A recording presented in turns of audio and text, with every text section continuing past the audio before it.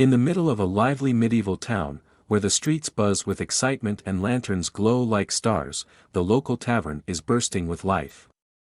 Inside, the chatter of patrons and the clinking of mugs mix together in a symphony of celebration. It's one of those nights where everyone seems to be in a great mood, especially one particular cadet who just got accepted into Aplia Academy. With a loud thud, a mug hits the table, and the young man stands up, raising his tankard like a victorious hero.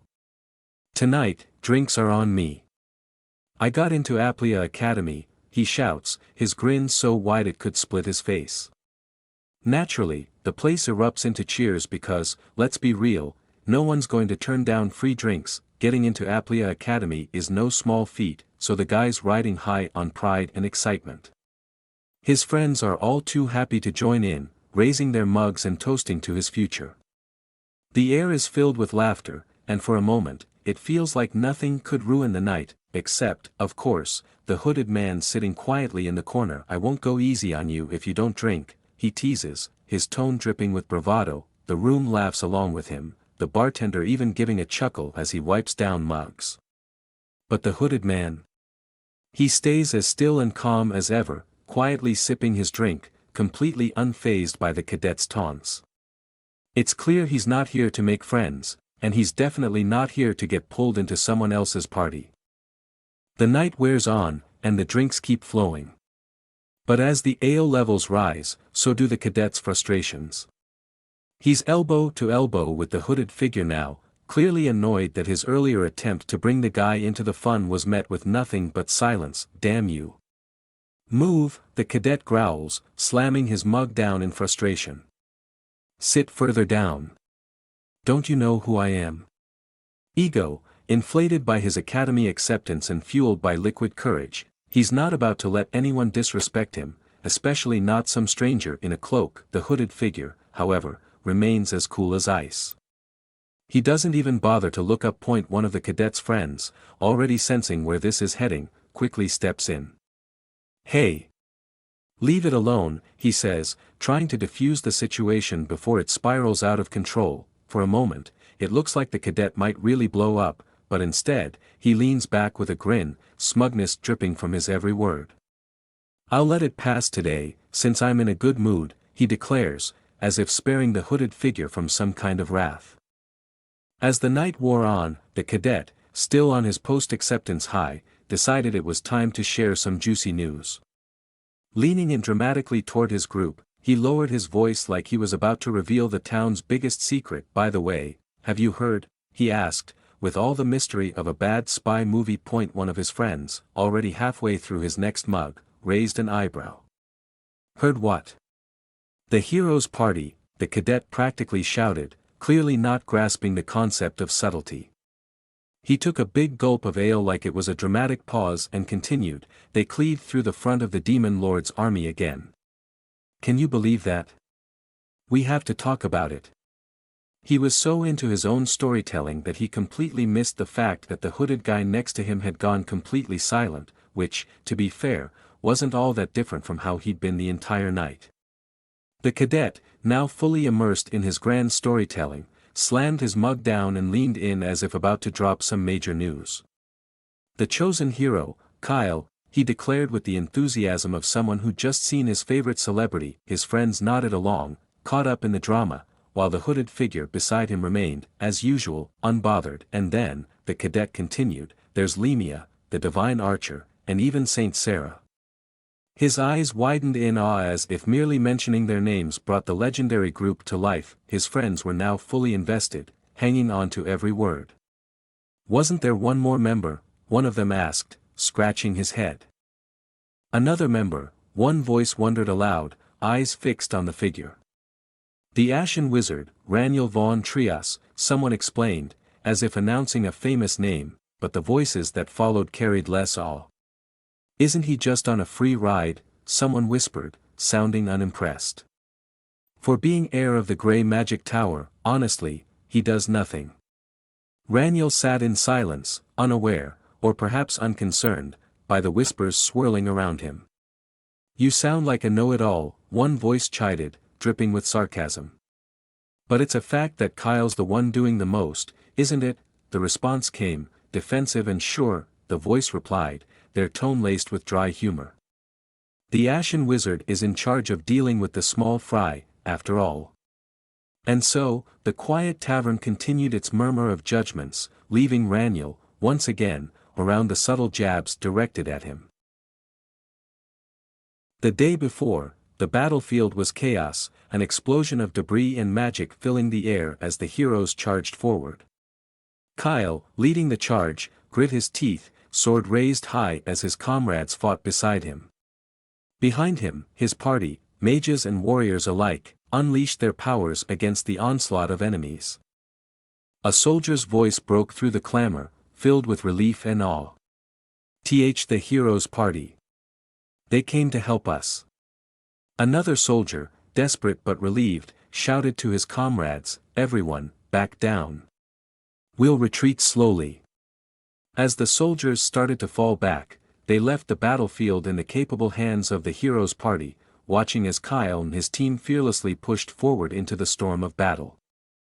In the heat of battle, hero Kyle Thorben makes a powerful entrance, his boots hitting the ground with enough force to make it seem like even the dirt should be afraid. His comrades stand with him, Lemia, the fierce divine archer, and Sarah, the ever-serious saint. Together, they cut a dramatic figure against the backdrop of chaos. Lemia, however, is less than thrilled. This isn't what they told us, she exclaims, her face twisted in frustration.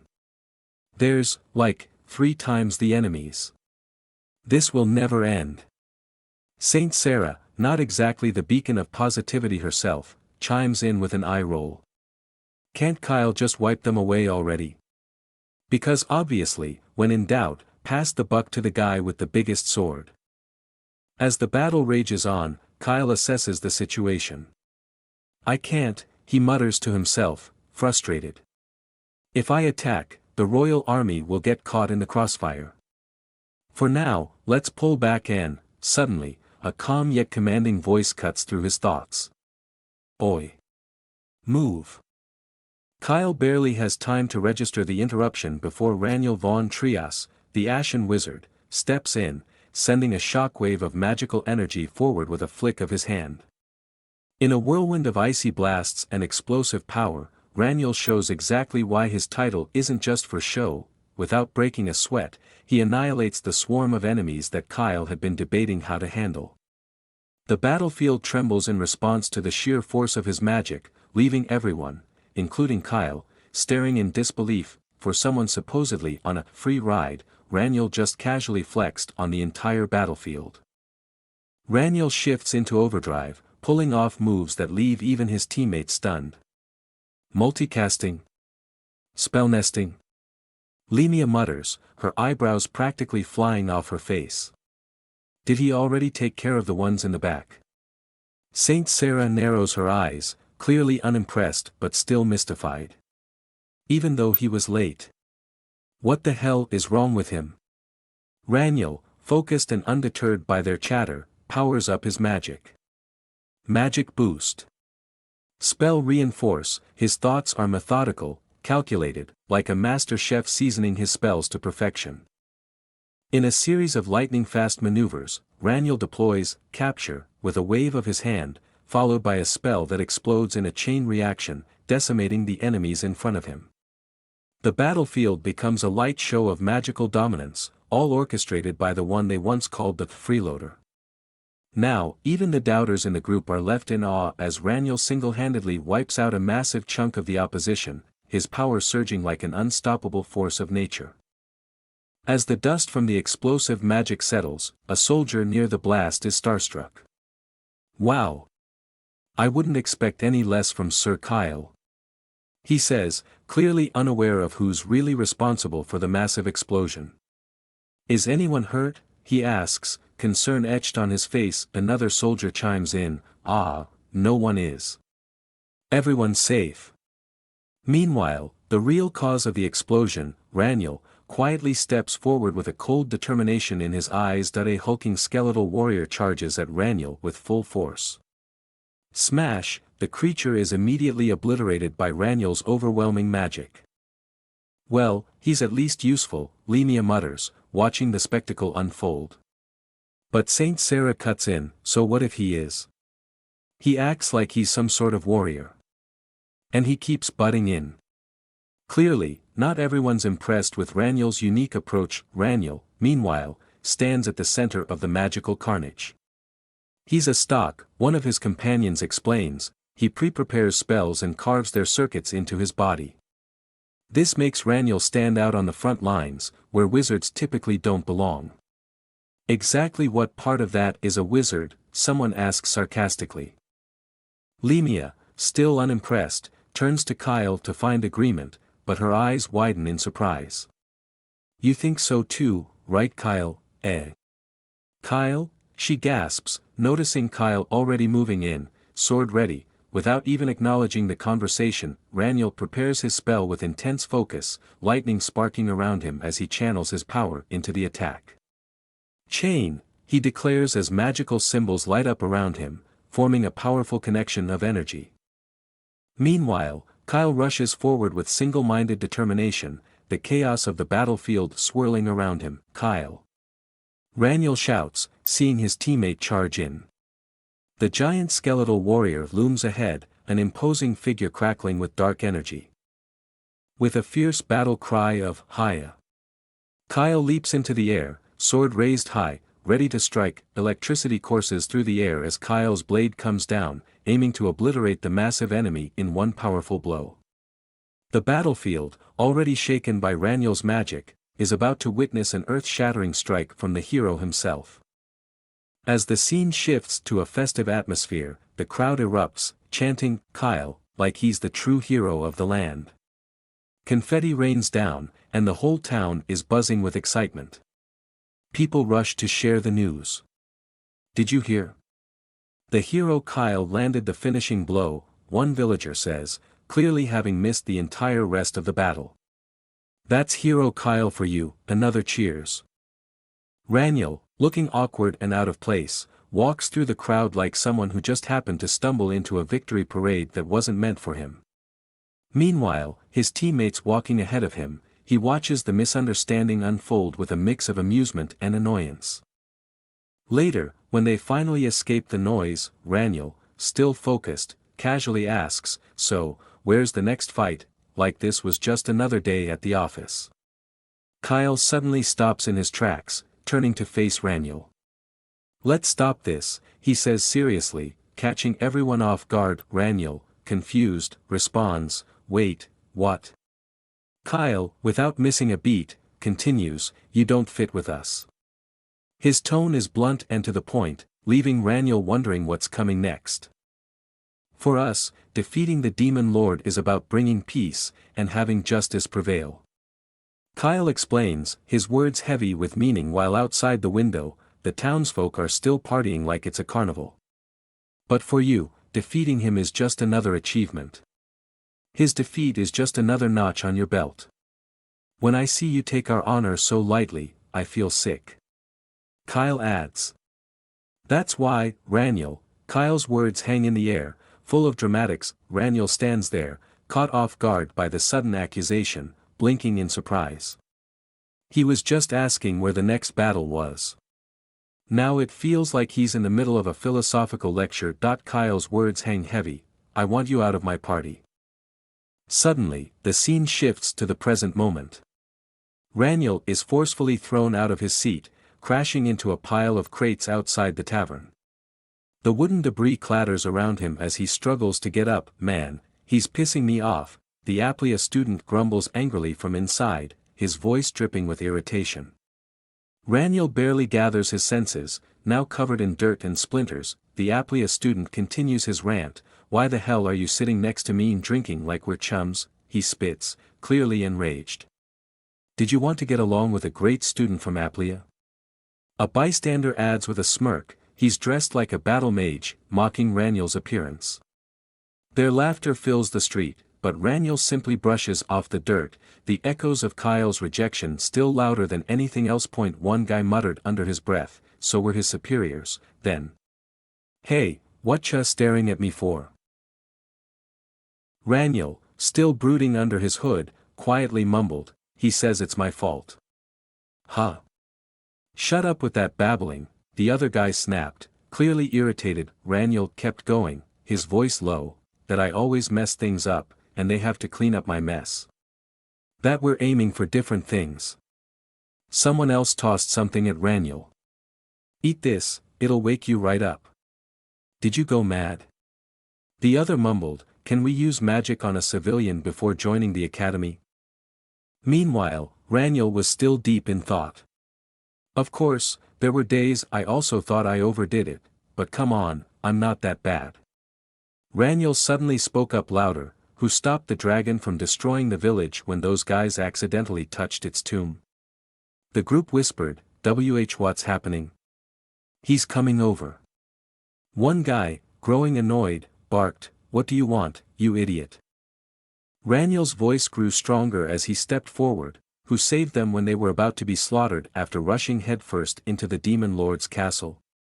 Who bought them time when they had to decapitate the black dragon, one of the 4 heavenly kings.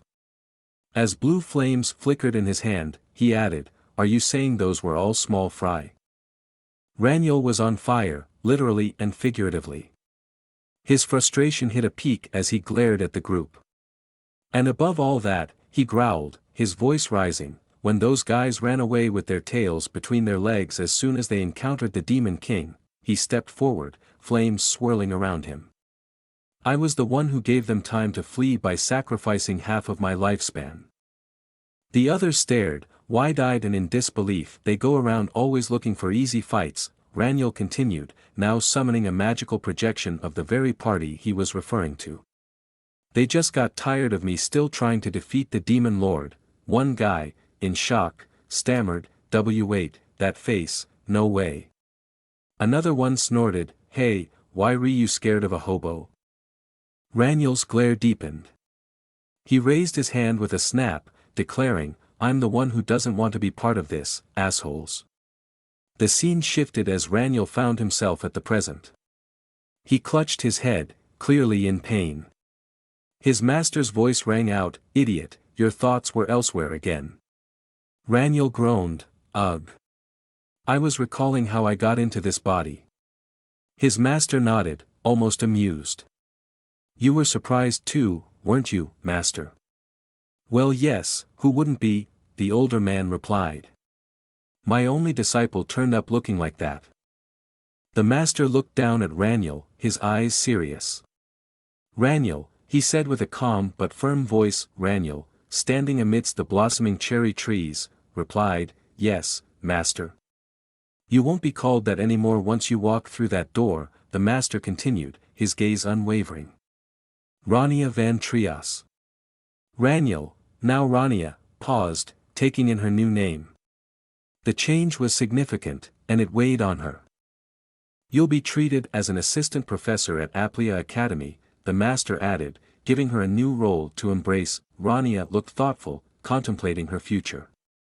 Are you prepared for your second life? The master asked, his question hanging in the air. Rania's eyes narrowed, focusing on her next chapter.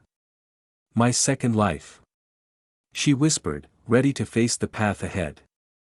As Rania reflected on her past, the memories came flooding back. I was only fighting against the Demon Lord's army for 5 years.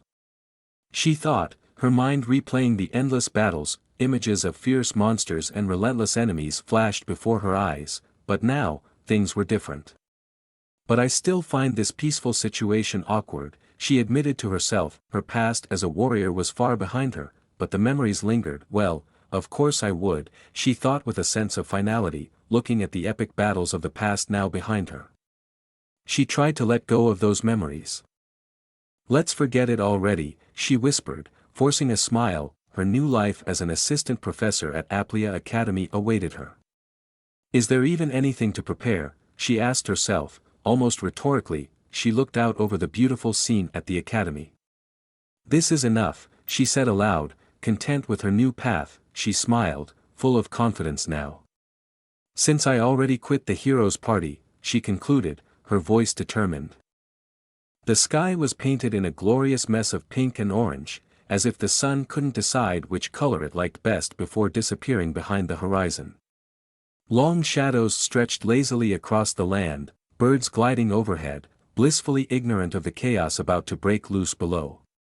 In the distance, the silhouette of a grand castle sat majestically over the treetops, completely unaware of the sheer ridiculousness about to unfold. It was a picture of peace. For about 3 more seconds, suddenly, the tranquility was shattered by a scream that could have come from either a horror movie or someone who just stubbed their toe. Taking a step back, his arms flailing in what could only be described as an interpretive dance of panic, he waved at the creatures, like he was trying to swat away mosquitoes. "Gee, go away. There's nothing for you to eat here," he stammered, as if that would somehow convince 2 oversized monsters that they had mistaken him for a salad bar. His voice trembled so much that even he seemed unsure of his dietary claims. Negotiating with these beasts was about as effective as convincing a cat not to knock something off a table. They didn't care about his reasoning, or his existential crisis, for that matter. They were hungry, and his panic probably just added a nice seasoning to the whole situation. The young man screamed like his life depended on it, because, well, it did. He spun on his heels, attempting to flee, but fate, it seemed, had other plans for him. A sudden spray of blood splattered across the ground, freezing him in place. His eyes widened, and his feet faltered as he stumbled forward, wondering if he had just been turned into a human ketchup packet. He blinked, wiping the blood from his brow in a daze, squinting through the carnage. But something was wrong. He wasn't dead. Well, not yet. "Wait, huh?" he muttered in confusion, his voice cracking under the weight of disbelief. The monsters, for reasons unknown to him, had stopped advancing. Instead, before him stood a mysterious figure, cloaked in shadows with an arm outstretched, glowing with a radiant, swirling blue light. The air crackled with energy, and the nearby trees seemed to bow in deference to the immense power filling the atmosphere. "Who are you?" the young man stammered, staring wide-eyed, part in awe and part still confused as to why he was not being digested by now. The cloaked figure didn't bother with formalities. With a voice smooth yet commanding, they replied, "Sent by the Ashen Wizard, Raniel." The beasts, who had once seemed unstoppable, were now looking a bit hesitant. The ground beneath them rumbled ominously, and with a simple flick of the figure's hand, a blast of energy erupted. Symbols and runes whirled in the air around his hand like they were performing their own little light show. The creatures, moments earlier so eager to snack, were now airborne like a couple of giant, confused ragdolls. The creatures went flying, tumbling through the air like they'd just been smacked by the magical equivalent of a fly swatter. The young man watched in awe, his brain desperately trying to reboot and process what had just happened. 1 minute, he was lunch, and the next, his would-be killers were spinning like they'd signed up for a roller coaster without knowing the height requirements. The wind was still buzzing with leftover magic when one of the creatures let out a sharp "kre" as it was hit by yet another gust of energy. Claws and teeth flailed wildly as if they were trying to swim through a hurricane. A swift slash echoed through the clearing, slicing the air like the whole scene was being edited for extra drama. Amid the chaos, the cloaked figure spoke, their voice calm and almost casual, like they were narrating a documentary. "In the past, I made a deal with the stars to escape from the Demon King." The young man, still processing the fact that he hadn't become a chew toy, stumbled backward as the figure, now hovering slightly above the ground in a display of casual godlike power, continued, by using balance. The creatures didn't care much for balance or diplomacy, though. One of them, clearly not getting the memo, let out a final, furious snarl and made a move. But with a simple gesture from the cloaked figure, it was slammed back into the earth with the force of a toddler's tantrum. Stomp. As a side effect of that deal, she thought to herself, her breath quickening with each step. The world around her seemed to blur as she sprinted, the sound of her footsteps echoing in the dense forest. "I can no longer run away from the Demon Lord." The realization hit her like a punch to the gut. The sky, painted with hues of pink and orange, contrasted sharply with the turmoil swirling inside her.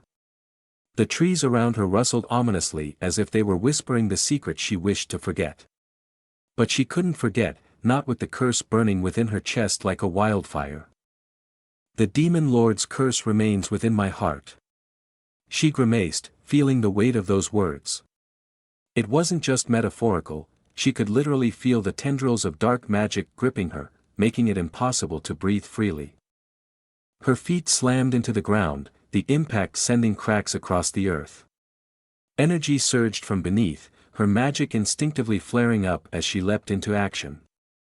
Because of that, I've decided that I can't continue adventuring, she thought. It was ironic, adventure had once been her freedom, her escape. Now, it felt more like a cage closing in around her. As the lightning crackled around her, the storm of power forming in her wake, she couldn't help but chuckle dryly. Boom! The earth shook, and with that, the last of the beasts was down for the count, leaving the young man standing in stunned silence, a witness to the raw power on display. "What is this?" he muttered, his voice barely more than a whisper, his mind somewhere between amazement and panic. His mouth hung open like a fish gasping for air, but no coherent words came out.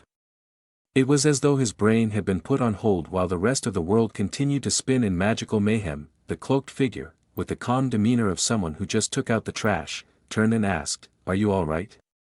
"Ah, yes," the young man stammered, trying to regain some semblance of dignity.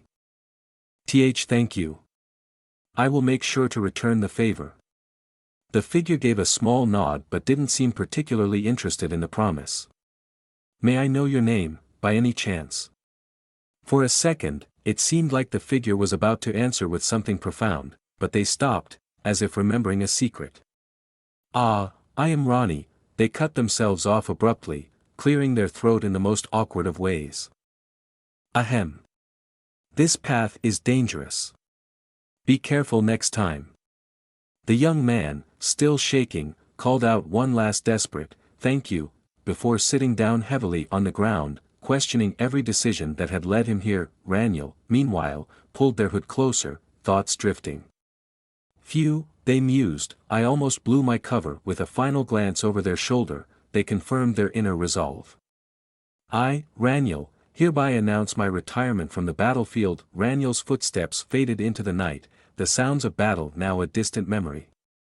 After what felt like an eternity, Raniel came to a stop at a familiar place. It had been a long time since they'd walked this path.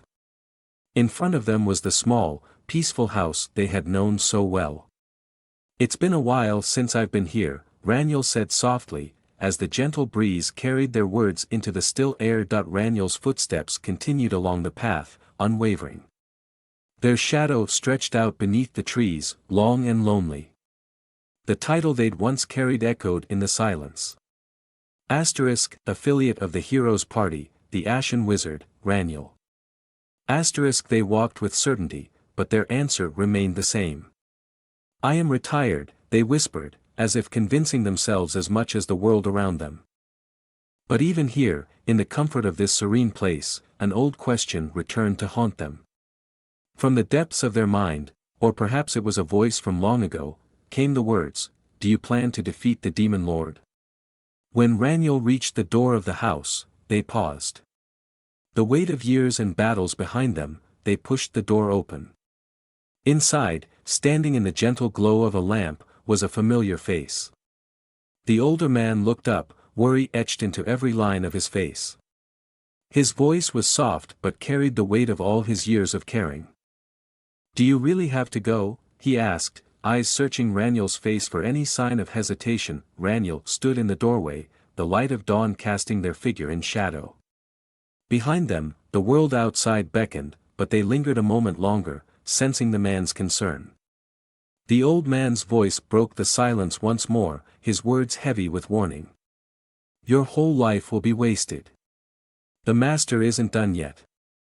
Everything you learned about the path of magic will be wasted," he warned sternly, eyes narrowing.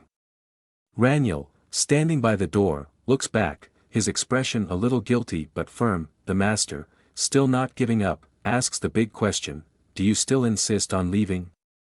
His face shows the weight of that question, as if hoping Raniel will have a change of heart. Raniel, however, knows what he must do. He bows deeply, his voice low but resolute, "I will return, master." Cue the emotional music, if there were any, as the scene tugs at the heartstrings. The master, realizing there's no stopping Raniel, lets out a sigh, almost rolling his eyes. "So be it, my foolish disciple," he mutters with a mix of frustration and fondness. As Raniel walks away, the master calls out one final challenge: "Bring the head of the Demon King when you return. Then I will take you back as my disciple."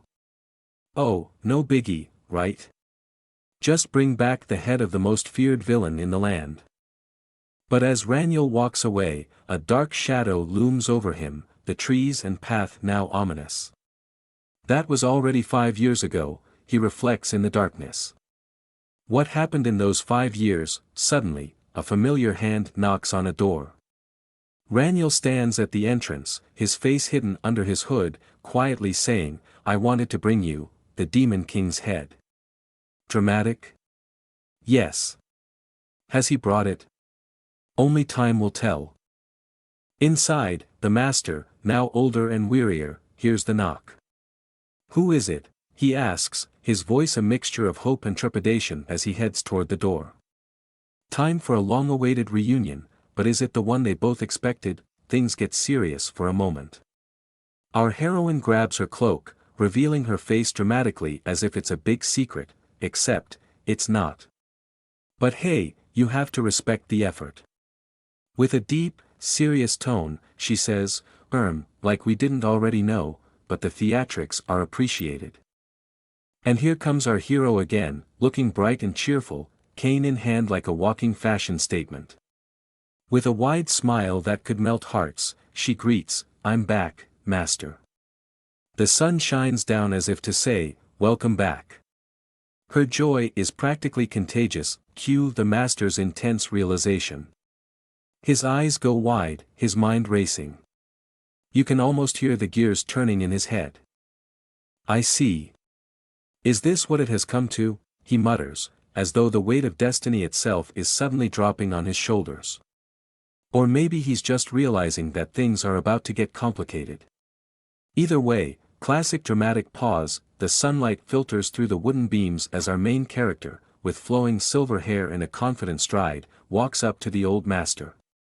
Without missing a beat, they exclaim with admiration, "As expected of you, master. You took one look at me and figured it out." Clearly, the master's reputation for being sharp is still going strong. Suddenly, the master grows more serious. "So, did he leave any last words?" he asks with a solemn expression. It's the kind of question that leaves a heavy silence in the air, like everyone in the room is holding their breath. The master contemplates deeply, hand on his chin, as beams of light cast a reflective mood on the scene. "I doubt he left only this staff," he says, clearly implying there's more to the story than just a walking stick. "This is no ordinary farewell. At first, I was worried about him," the master admits, thinking back to when all of this started. But then, in a dramatic change of tone, he adds, "But after seeing his achievements, I was proud." Ah yes, the classic master moment where concern turns into pride. Now visibly moved, the master places a hand on his chest. "I was especially proud, when I heard he subdued." He doesn't finish the sentence, but you can tell he's reminiscing about some grand feat, probably something epic and legendary. He's having a real emotional moment here. Raniel, sweating bullets, nervously tries to explain, "The black dragon Belial, one of the 4 heavenly kings." Her panic is real now, and she pleads, "Please, let me explain." You can tell she's hoping her master will hear her out before jumping to any conclusions. Nervously, the silver-haired character blurts out, I am Raniel, master," looking a bit flustered. Clearly, the situation is getting serious. She's trying to gather her confidence, but those wide eyes say it all. She's worried about how her master will react. The master responds with a chuckle, "You don't need to comfort me." That boy, clearly, he's not as distraught as Raniel might have thought. But before he can finish his thought, boom, Raniel's staff lights up with intense power, glowing bright blue. Something big is happening. And then, with a dramatic shwom, blue energy bursts from her staff, engulfing the entire area. Raniel looks determined, while the master stands in awe of the power surging around them. With a dramatic zwom, the master's eyes widen as he stares in shock. Isn't this Raniel's ashen mana? The realization hits him like a truck. This is no ordinary power, it's Raniel's, and it's intense. The master, still in shock, asks, "Is it really you, Raniel?" His eyes are wide with disbelief, like he can't fully grasp what's happening right now. Raniel, meanwhile, remains focused and composed. With a confident smile, Raniel begins, "Yes. Master, I am BA," but before she can finish, a sudden VZZT interrupts her. Clearly, something's going wrong. Suddenly, a bright blast of energy appears as Raniel shouts, "Lightning bolt." The powerful magic explodes forward, leaving no doubt that she's ready for action. The master watches, astonished, as her abilities unfold before him. Crackle, a powerful burst splits the scene, as lightning surges through, violently cracking something in half. Sparks fly as the energy erupts, leaving destruction in its wake. Subtlety? Not today. She turns around, a look of realization dawning on her face, only to be met with a bright flash of light and the shocking sensation of the energy surging through her. Meanwhile, a calm figure with long silver hair turns slightly, seemingly unfazed. She simply says, "Come in." Like she didn't just hear the loudest crack in history, her face shows utter shock as the energy passes by, her mind racing. What just happened? The scene cuts to her softly chuckling, "Ha, ha ha."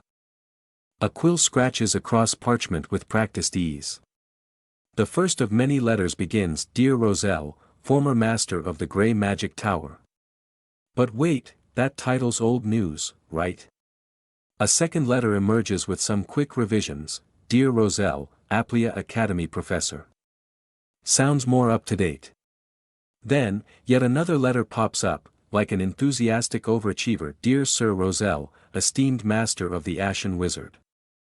The ink isn't even dry on that one before the sky above seems to transform into a postal office for wizards. Letters flutter and twirl through the air with a sense of urgency only bureaucrats would truly appreciate.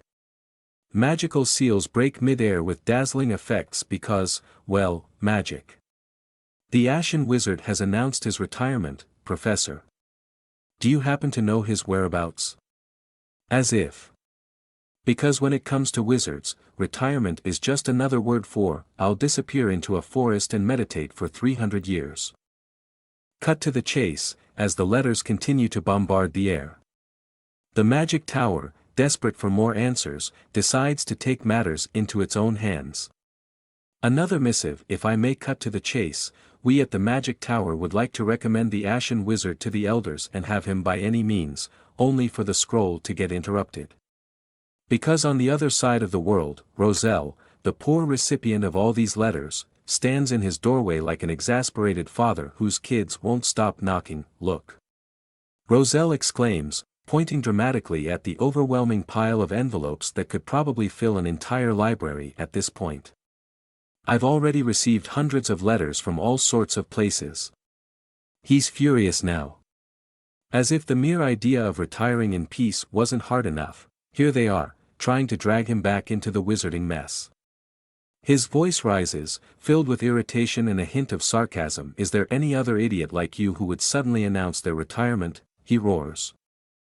Roselle's assistant stands nearby, looking overwhelmed as more letters cascade onto the desk. She looks at him, then at the pile, then back at him. "You didn't contact me," she blurts out, throwing her hands up in exasperation. "I had all these letters arriving. I thought you were dead already." Roselle stares at her, a touch amused. "Bring them," he says with a smirk. "I'll burn them all, okay?" Another letter floats in at that exact moment, its seal pristine, probably thinking it's safe from destruction. Roselle's eye twitches slightly. "Another one?" he grumbles as he grabs it out of midair. He takes a look at the sender. Sender, Principal of Aplia Academy, Aaron Van Tyrant. He glances at it, unimpressed, and sighs. This one's a normal one. Elsewhere, the principal, Aaron Van Tyrant, is penning yet another letter. His desk is immaculate, his writing deliberate. He begins, to my dear friend, Roselle Van Trias, spring has sprung at Aplia Academy, the cradle of learning. Oh yes, the usual pleasantries. Flowers blooming, students eager to learn. But the letter soon takes on a more serious tone. How are the preparations for the new semester going? Then, the crux of it. Aaron's brow furrows slightly as he continues to write. I am not contacting you as the principal, but as a friend with a concern. In a final, desperate plea, Aaron's letter closes with, do you know where your disciple, the Ashen Wizard, is? Somewhere, in the scenic countryside, Roselle stands under a pink and orange sky with even more letters in his hand, looking out into the horizon as if contemplating whether to toss them into the wind and forget about the world entirely. The stars twinkled as if holding a secret, while shadows of 4 figures loomed against the shimmering cosmic backdrop. Aaron's words hung in the air like an unspoken challenge, you know, don't you? Our upcoming freshmen have the talent to lead the way in our times. The glowing energy surrounding the students radiated with potential. It was as if the fate of the world rested on these individuals, no pressure, of course. Somewhere, someone probably thought, what could go wrong? But the professors, naturally, were already in a tizzy. The professors are in an uproar. We need to bring in the Ashen Wizard as soon as possible. Because who doesn't love a good crisis? Another letter fluttered in the wind. It was probably the 100th one of the day. Roselle's patience had long since burned out. He held the stack of letters and read the last plea, I ask you to at least let me know his whereabouts. His response was simple, even borderline dismissive. Burn them. The assistant, as incredulous as ever, blinked. Are you sure? She asked as flames erupted, crackling with a menacing glow, as if the letters themselves were offended at being dismissed so easily. As the flames continued to consume the letters, the assistant couldn't shake the feeling that this was a terrible idea. A gust of wind blew through, scattering ashes into the horizon. Her eyes flickered with doubt. If there's a problem later.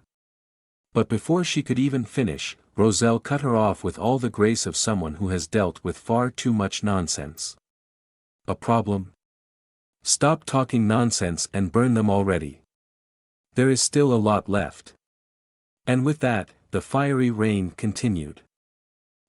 Nothing like a casual letter-burning session at sunset to cap off the day. The sun dipped lower on the horizon, casting an orange glow across the field. Roselle's face softened slightly, as if contemplating something deeply profound, or just really tired, so, he murmured, pausing for dramatic effect. His assistant, meanwhile, was staring at the swirling flames, wondering how on earth things had escalated to this point. How did they go from a simple request to a bonfire? How did this happen to you? She asked, her tone half sympathetic, half bewildered. Roselle's casual demeanor didn't exactly give off wise sage vibes at the moment. Her question was met with a half-hearted shrug. He scratched his head and sheepishly replied, So you see. Roselle's memory flashed back to that night, his expression darkened as he recalled the not-so-glorious moment. After I quit the hero's party, I went drinking at a bar and got into a quarrel, the scene replayed like a bad tavern story.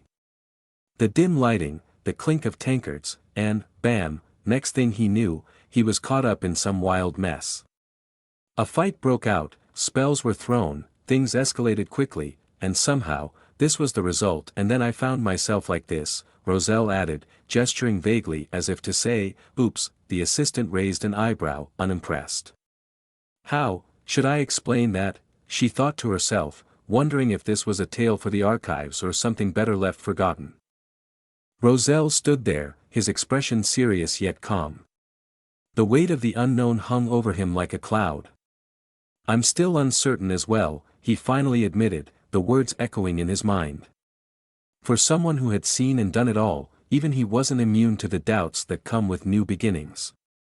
Whatever, he muttered, brushing off the lingering feelings of unease. His assistant blinked in confusion, trying to understand Roselle's nonchalant attitude, but Roselle, ever the pragmatist, wasn't one to let things linger unnecessarily. "It's you we're talking about, so there must be a reason," he said, directing his words toward his disciple. His gaze softened slightly as he continued, "Tell me about your plans from now on." Roselle stood there, his expression serious yet calm.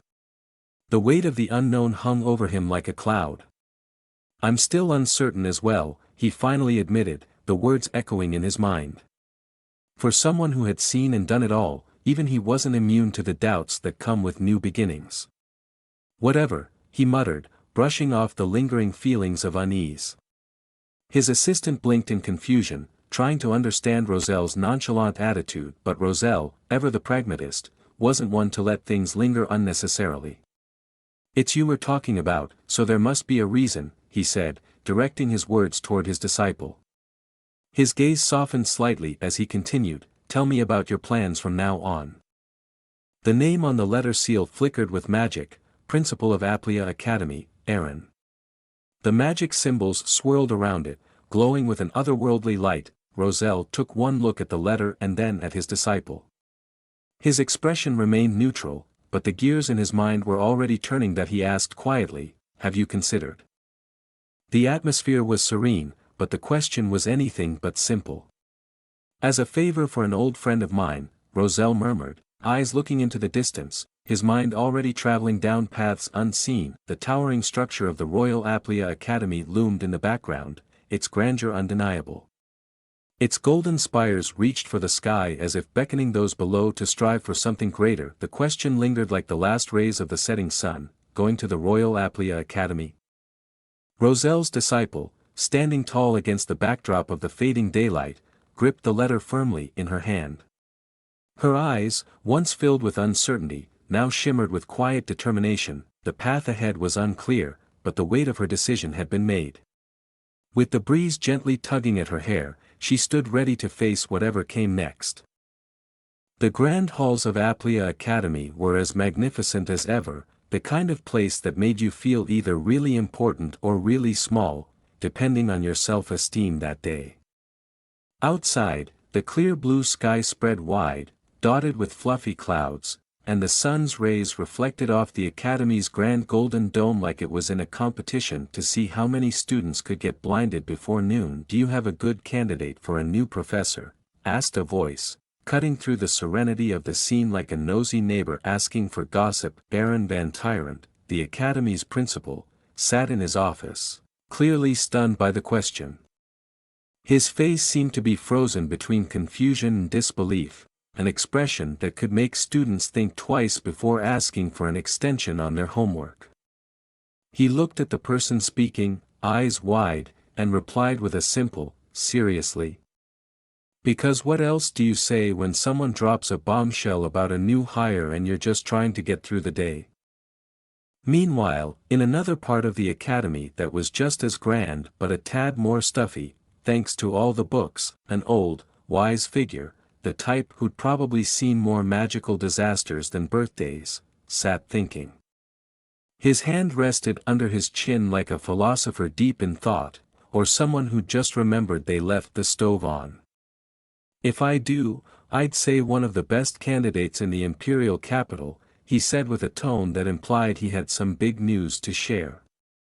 "You'd be surprised if you saw their ability," he continued, as if this professor was some sort of magical prodigy. The other person in the room, eyes glistening with anticipation, was clearly on the edge of their seat, possibly waiting for a name drop or at least a hint. "There's no doubt," the old man added dramatically, "he's talking about the Ashen Wizard." And there it was, the legendary Ashen Wizard, whose name alone probably inspired the kind of awe that makes people drop their coffee mugs. This wizard must have been something else. The eager listener, unable to hide their excitement any longer, muttered under their breath, "I can't wait." Honestly, The look on their face suggested they were about to fanboy out right there in the middle of this scholarly scene. Back in the principal's office, Aaron Van Tyrant tried to maintain his composure. "Then let's quickly get the contract handled," he said, the business-like tone of someone who has probably signed more magical employment contracts than he'd care to admit. But before he could even touch a quill, something odd caught his attention. He paused and looked at the paper stack on his desk as if it might explode, which, in a magical academy, wasn't entirely out of the question. "It's my newly adopted daughter," he stated, emphasizing the word like even he wasn't sure how the whole adoption process had gone down. It had that sense of, "Oh yeah, did I forget to mention I adopted someone? My bad." The other person in the room blinked in surprise. It wasn't every day you found out someone casually adopted a daughter, let alone a mysterious one. But then, this was Aplia Academy, and anything was possible. Just when the air of mystery and excitement was thick enough to cut with a butter knife, the conversation took an unexpected turn. "Her skills are reliable," the older man continued, trying to sound reassuring. "Her basics are solid, and she holds a lot of strength." The other person in the room, looking as if they had been transported into the Twilight Zone, asked in a half-confused, half-exasperated tone, "And the Ashen Wizard?" What are you talking about?" came the reply. The older man's obliviousness hung in the air, and for a moment, it seemed like he had forgotten the entire point of the conversation, as if he'd just been chatting about his grocery list instead of legendary wizards. Elsewhere, Aaron Van Tyrant's face darkened, his expression like that of someone who had just bitten into a lemon and decided to embrace the bitterness. "I can't accept that," he declared, his voice dripping with frustration. It was the tone of a man who had clearly run out of patience. "You've always put impartiality first, but now you're recommending a relative?" There was a moment of awkward silence, the kind that follows any family drama or heated board meeting. The kind of pause where everyone holds their breath, waiting to see if someone's going to flip the table or storm out. Aaron's frustration deepened. "It's something we can't have here at Aplia Academy, the cradle of learning." His dramatic proclamation hung in the air, and for a moment, it was as if he was in a Shakespearean play rather than a conversation about hiring policies. The old man across from him simply sighed, clearly used to Aaron's dramatic flair. "Tisk, he's so stubborn," he muttered under his breath, barely masking his annoyance. But really, when your academy principal starts waxing poetic about learning institutions, what else can you do but roll your eyes? The tension in the room was palpable as one of the academy's senior figures slammed his hands down on the desk, a loud and authoritative gesture that immediately demanded attention. "Do you even understand how significant this year is?" he said, frustration evident in his voice. "This is the time where we need to be absolutely transparent about the hiring process for our professors." He gestured dramatically, as if trying to emphasize the gravity of the situation, and summoned forth a cascade of documents, more like a whirlwind of paperwork, before him. "Look at this," he commanded, pointing at the floating forms as if they were holy relics. "Every one of these people wished to enter the academy." His voice grew more intense with every word. It felt as though the weight of the future of education was hanging on his every syllable. Clearly, this was more than just a conversation about new hires. The older, bearded man sitting across the room let out a low whistle, clearly impressed with the display. "Incredible," he murmured, as though speaking to himself. His eyes scanned over the floating applications with interest. The elder seemed less fazed. In fact, he was smiling through his cup of tea. "All the more reason why you should use my daughter," he said with a wry smile. He might as well have said it as if offering someone the last slice of cake at dinner. "You damned," muttered the other man, grumbling under his breath. Meanwhile, far across the academy, the grand and ornate royal library stood as a beacon of knowledge. A massive collection of magical tomes and texts awaited those who dared to study them. It was a place where intellect thrived and where even the most mundane of students could feel like a sage just by walking in. Well, most students.in walked the protagonist, yawning. Clearly, the mystique of the library wasn't doing much to combat her exhaustion. As she gazed around at the grand halls, it felt both familiar and foreign at the same time. I haven't been here in 6 years, I think, she mused aloud, slightly nostalgic but mostly unimpressed. I only came because Master told me to, but nothing's really changed. The sound of her footsteps echoed in the grand hall as she strolled inside. It wasn't exactly awe-inspiring for someone who had, at one point, probably already read through every book in the library. Studying here? A cakewalk. Still, her master's voice echoed in her head, "You're going to be an assistant professor soon, so go study seriously." She let out an internal sigh, eyes narrowing a bit in boredom. Seriously, she thought to herself, I've already read everything here eons ago. It wasn't just overconfidence, it was the simple truth. The girl had devoured books like a voracious dragon hoarding knowledge.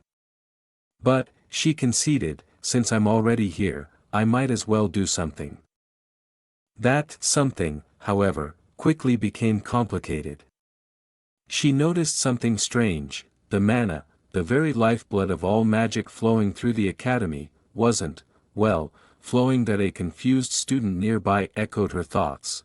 Why isn't the mana flowing? Now things were about to get interesting. That's weird, one of the students muttered, staring intently at his enchanted pen as if it had personally offended him. He held it up in front of his face, his brows furrowing in confusion. Why isn't the pen's mana coming out? He asked, looking at the blank piece of paper before him. The pen, once flowing with the essence of magic, now seemed as useful as a dried-out quill. He tapped the pen on the paper in vain, trying to coax out any remaining magic like someone desperately squeezing toothpaste from an empty tube. Another student across the room sighed, obviously irritated, and snapped, "You there, be quiet." His tone was sharp but masked with a thin layer of exasperation, clearly done with the day already. But before the first student could respond, another voice chimed in, panicking as if the world was ending. "Please, look at this." The mana suddenly stopped flowing out, he wailed, his paper similarly blank, almost as if mocking their abilities. The second student, catching on quickly, raised his own paper and muttered, "Same with mine." His voice cracked slightly, a mix of nervousness and disbelief creeping into his tone. "Is this the first time any of you have been in the Royal Library?" A cool, calm voice cut through the commotion like a hot knife through butter. The girl leaned against the table, adjusting her glasses as though this was all too predictable.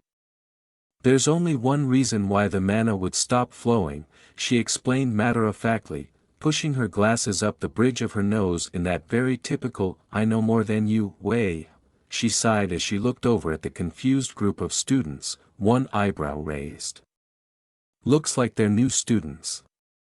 One of the students, who had been silently watching from the corner, chimed in, eyes wide with disbelief. "The mana doesn't come out?" He tilted his head, not quite grasping how the magic, that they had grown so accustomed to, could just disappear. "If you focus just a tiny bit. It means that the fourth princess, Lady Yahello, is currently in the Royal Library," someone whispered, with awe in their voice. There was always an air of mystery surrounding Lady Yahello. As the words sank in, papers rustled softly, as if the wind itself had bowed to her presence. Suddenly, in her deep thoughts, Lady Yahello bumped into another student, the scattered papers flying in the air. "Yuwa, are you okay?" the other student asked in concern, snapping out of their own bewilderment about the mana situation. Isla blinked, clearly embarrassed, shaking her head as she quickly collected herself. "I'm sorry, I was lost in thought," she replied softly, lowering herself to pick up the papers strewn around them. The other student gave a gentle nod, brushing off the incident. "I'm fine," they assured, though they clearly looked a little starstruck by being so close to her. As Isla reached down, she paused for a moment, her eyes widening ever so slightly. Her hand hovered over a particular piece of parchment, and for the briefest moment, a soft, knowing breath escaped her lips. "Ah," she whispered to herself, recognizing something profound. Images and stars began to swirl in her mind's eye as a delicate voice echoed within her. The fourth Princess Isla. A stella loved by the stars. There was a brief flash of the cosmos, stars sparkling in the dark like a soft dream. Even someone as great as her wishes to enter the academy. A man exclaimed, pointing dramatically at the piece of parchment in his hands. His voice was tinged with disbelief, as though he couldn't fathom why someone of such high standing would want to go through the trouble of attending classes with common students. "I've heard that you've been receiving reports on the war situation as of late," the man added, now addressing someone with authority. His face grew serious, the weight of their discussion pressing down. "That's right," his superior confirmed, nodding solemnly. As he said this, he thumbed through the reports, glancing at the grim details scrawled across the pages. "It seems the front-line knights have been crushed again," he muttered darkly. His eyes narrowed as he scanned through the reports. It must be because of the Ashen Wizard's retreat. As the discussion began, a stern-faced elder looked at his companion with piercing eyes. His thoughts were heavy, the weight of responsibility evident in his tone. "Thanks to that," he began, "the princess had to start learning the circuit diagram." His frustration was palpable, though it was masked under layers of composure. Inwardly, he wondered how this situation escalated to such a degree. Another figure, standing across from him, casually flips through a document, his old hands steady yet tired from years of experience. "Exactly where is he? That disciple of yours?" the elder asked, his patience thinning like paper in a storm. The words hung in the air, like a threadbare robe caught in the wind. The scene shifts to a bustling library.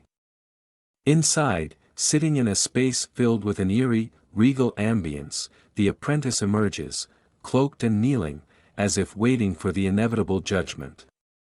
Her mind drifted briefly, but her thoughts snapped back to the present. "Raniel van Trias is," her words trailed off, as her memory flooded her thoughts. The sight of a familiar figure caught her eye. There was no denying it, she had seen this face before. There's no doubt. That's the fourth princess, Isla. Ah yes, the one from 6 years ago. She had pestered him relentlessly in the library, asking for guidance on each diagram. "She's the kid who kept asking me to teach her each time I came to the library 6 years ago," he thought, unable to suppress a hint of nostalgia. How could time have flown so quickly? The princess, once small and eager, had grown. "She's gotten so big already," he murmured to himself, remembering the small, inquisitive face he once knew. However, his musings were cut short. A sharp voice pierced through the moment. "Aren't you staring too much?" Princess Isla shot him a withering glance. The apprentice flinched, caught red-handed in his reflections. Hey. "Ah, I'm sorry," he stammered, rubbing the back of his neck awkwardly. The princess's attention shifted, her gaze trailing over his robes. "That robe. Are you a wizard?" The question held an edge, a subtle interrogation in her tone. "Yes, well, everyone in here with these clothes are wizards, right?" His response was not as confident as he would have liked. He wasn't sure if his shaky answer made him sound more knowledgeable or like a lost tourist in a magic show. She sighed, unimpressed. So pointless, her remark was laced with disappointment, a sentiment often reserved for beings she deemed incompetent. Adding more incompetent wizards. With no problem-solving or circuit analysis skills, she muttered under her breath, though it was loud enough to sting. The apprentice winced. Helpless wizards, unlike him. Her scorn was clear, even if she didn't say who he was. Another wizard approached, his voice calm, yet filled with a strange guilt. How many people have been sacrificed because of wizards like that? It was a rhetorical question, but it dug deep. He continued, his tone challenging, "You call yourself a wizard, but do you truly understand what that means?" The apprentice looked down, the weight of the question heavy in the air. Well, I guess. Before he could continue brooding, the princess interrupted his reverie. "Thank you for picking that up." She gestured towards some papers scattered across the floor, and with that, it seemed the moment of tension had passed. Or at least, it lessened somewhat. "Ah, take this too," the apprentice added, handing over another document that had gone unnoticed. "Oh, there was one left," he muttered to himself. At least, the awkwardness was wrapped up with the simple act of handing over a paper. The apprentice squinted at the intricate document in his hands, holding it up in the dim light. His brow furrowed in mild confusion, trying to make sense of the arcane symbols on the page. "Isn't this a barrier circuit?" he asked, hoping to sound knowledgeable, though his voice wavered just slightly. The other figure barely glanced at him, her expression impassive. "Skeeble." She uttered the name as if it carried the weight of 1,000 forgotten battles and lost mysteries. The apprentice blinked. Skeeble. Wait, wasn't that the infamous Licht who terrorized? Never mind. He was sure it was important, but the details were fuzzy at best. He clenched the document tighter and shot a sideways glance at the princess, his mind racing. "It's a circuit that skeleton guy built, am I right?" He needed validation, anything to confirm that he wasn't just talking out of thin air. He felt the pressure rise. Was it getting hot in here, or was it just his nerves? As if to twist the knife in his growing insecurity, the princess didn't hesitate. Who is she? He wondered, clearly rattled by her cool demeanor. How could she know this with just a glance? It took him a solid hour just to figure out the title of the paper. In his growing panic, he remembered. She knew with just a glance that this was a barrier circuit by the ancient Lich Skeeble, who destroyed the Order of Knights. His mind wandered briefly, imagining legendary battles and circuits too powerful to comprehend.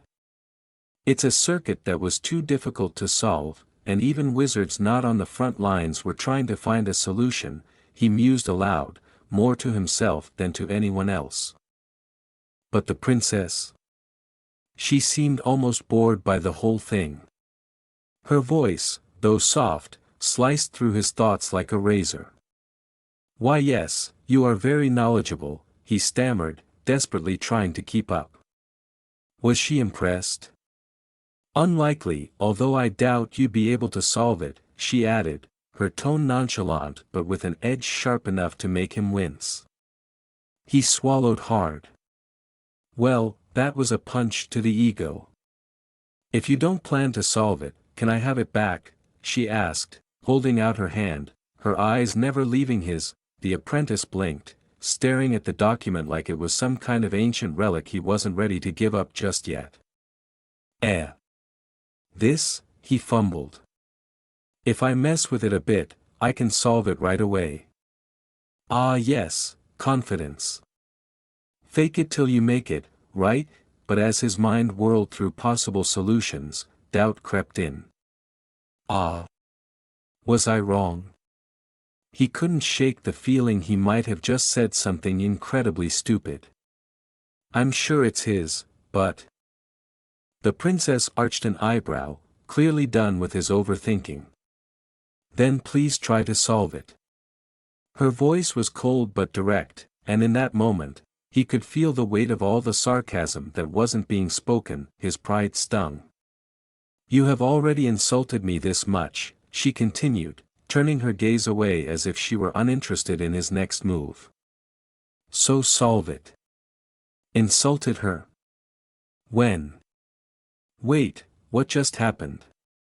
The apprentice, now thoroughly confused, stood frozen in place.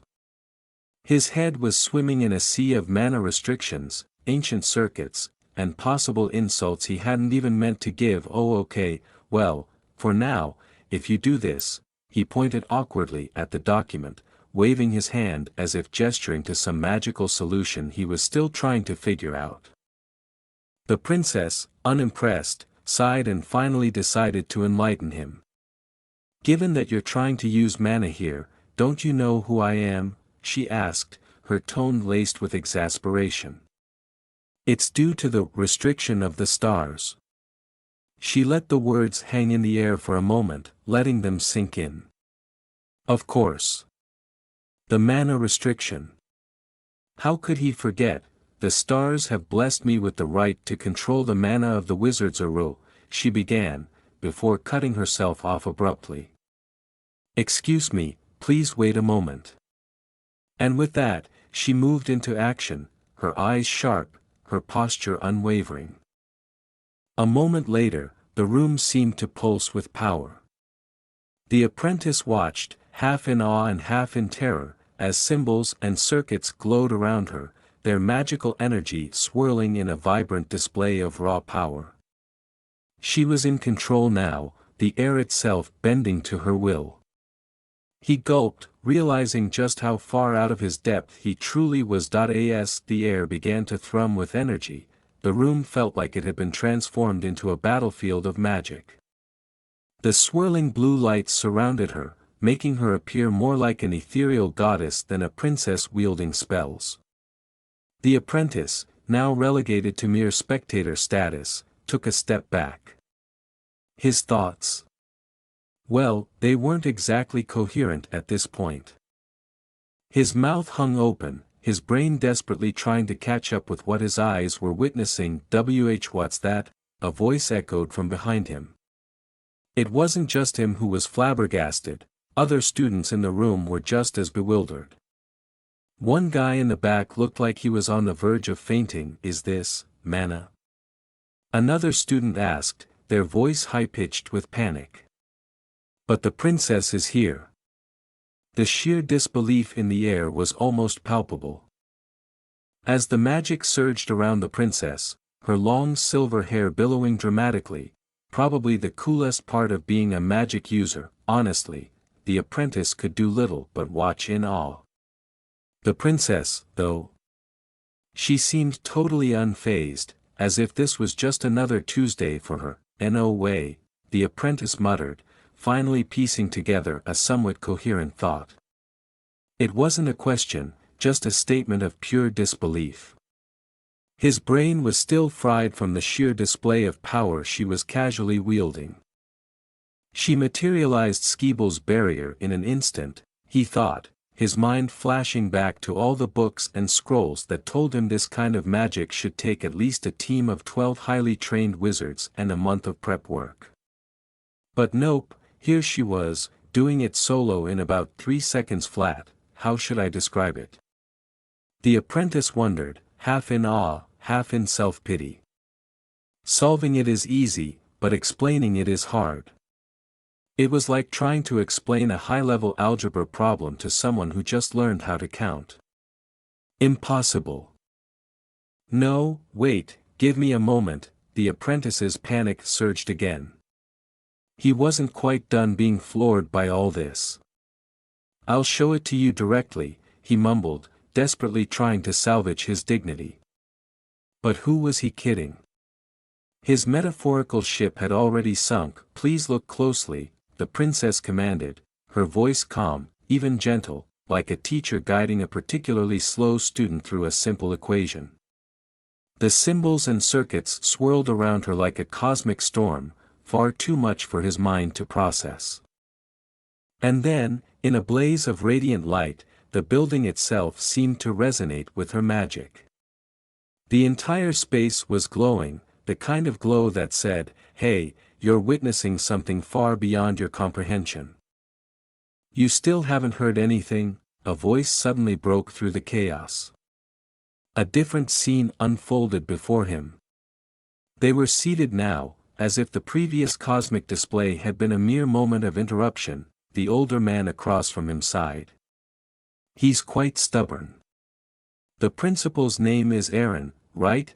the princess asked, her tone casual now, like they were talking about the weather and not a wizard who could single-handedly upend the laws of magic. "Yeah," the older man replied, his voice laden with the kind of weariness that only comes from dealing with impossible students.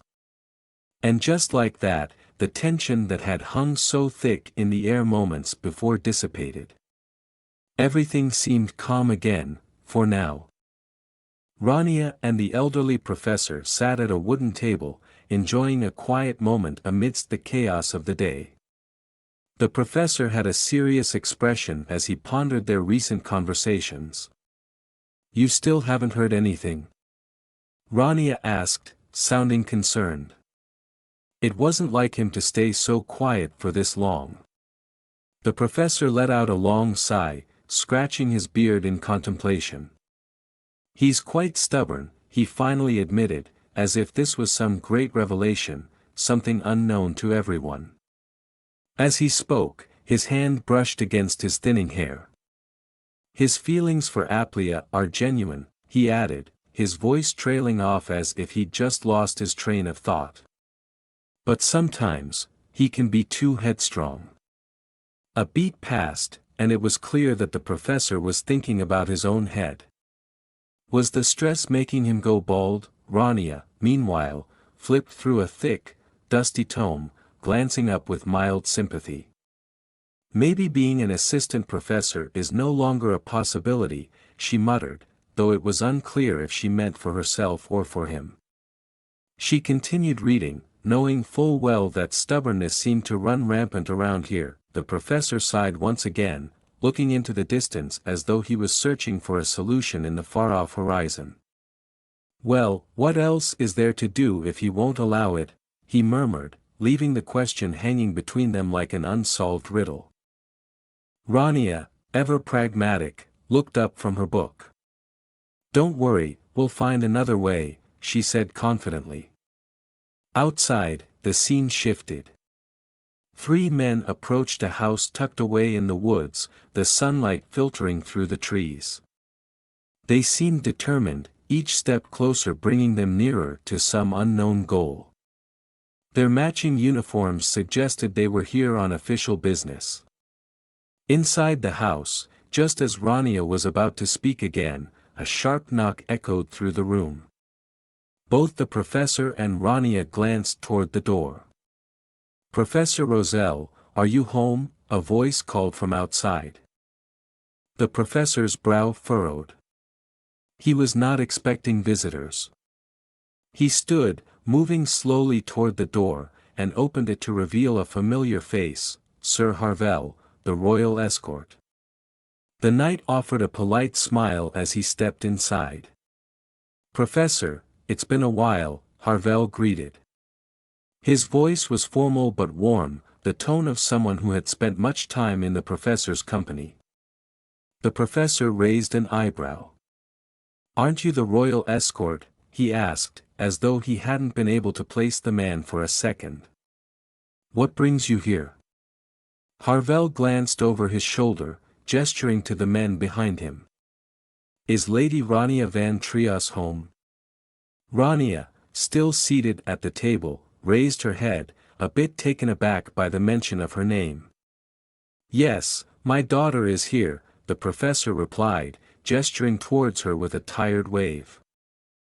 Harvel stepped forward, lifting the lid of the box to reveal a stunning piece of fabric. "I have something to deliver to her," he explained, holding the box delicately, as if its contents held the answer to some grand mystery. The box itself looks like it can feed a family of 3. How much does the gift inside cost? With lighting effects and background music that sounds like angels are singing, it was revealed that the content is a robe. Harvel nodded. It is from the 4th princess, he declared, stepping aside to allow one of his companions to step forward with a beautifully ornate box in his hands. Rania stood, curiosity piqued as she approached. From the 4th princess? Isla, she repeated, as though trying to wrap her head around it. Rania looked down, surprise crossing her face. A gift? And from the 4th princess, no less.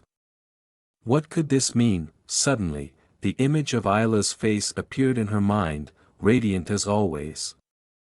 The memory of her friend's smile softened Rania's expression. Isla had been someone she deeply admired, and now, it seemed, there was more than just a gift involved.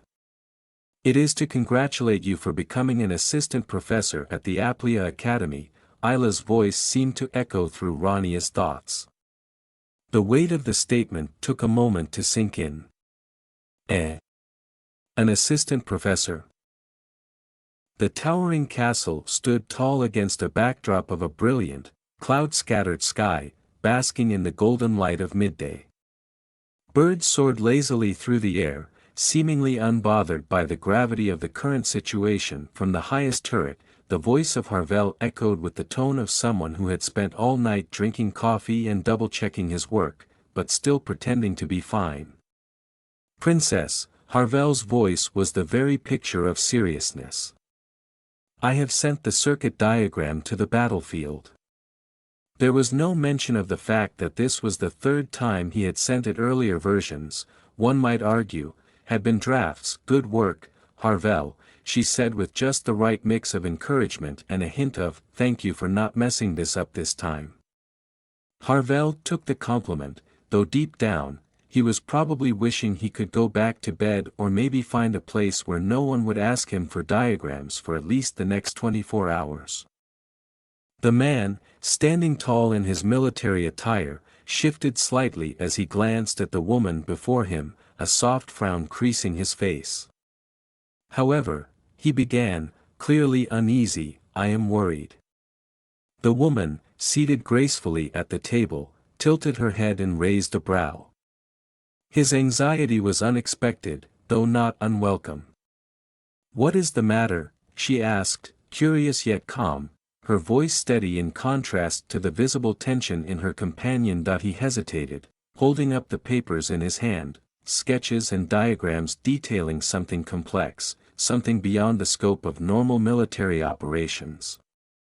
I'm worried about Rania van Trias, he said, glancing down at the intricate designs before lifting his gaze back to her. Skeeble's barrier circuit diagram she analyzed. I wonder if it will be used correctly on the battlefield. The weight of his concern wasn't lost on her, but the woman, accustomed to such challenges, remained poised. It's normal for you to think that, she reassured him, her tone soft, yet confident. He shifted again, somewhat sheepishly, before apologizing, I apologize for speaking out of line. She shook her head slightly, a gentle smile playing on her lips. No, it's perfectly normal, she assured him, her tone kind, if not a little teasing. After all, who wouldn't be worried when dealing with matters as important as magical barriers on a battlefield? The woman straightened in her seat, her fingers lightly tapping the papers before her as if weighing the gravity of the situation. That is what today's meeting is for, she reminded him, refocusing their attention.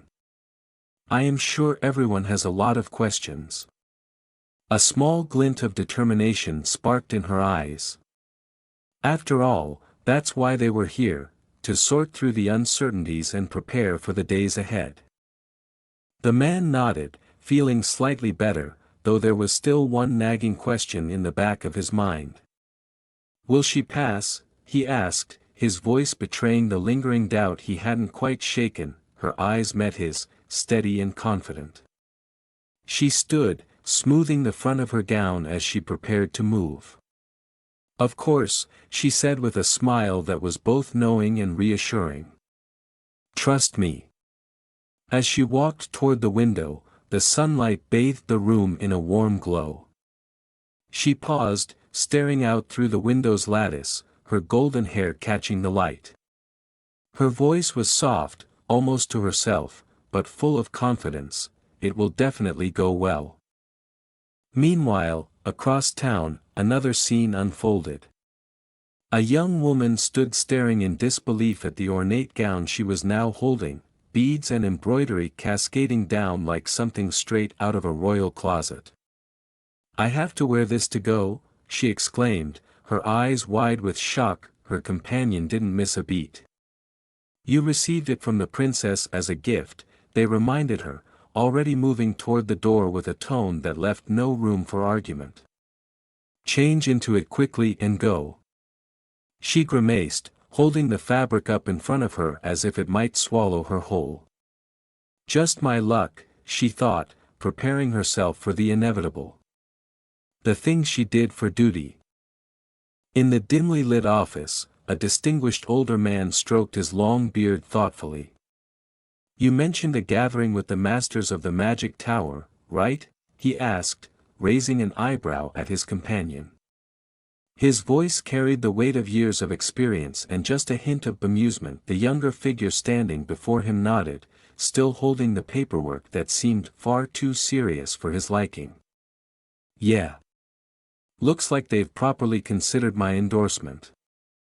He tried to sound nonchalant, but the truth was, anything involving the magic tower was always nerve-wracking, no matter how seasoned you were. The older man tapped his papers lightly on the desk with a knowing smirk.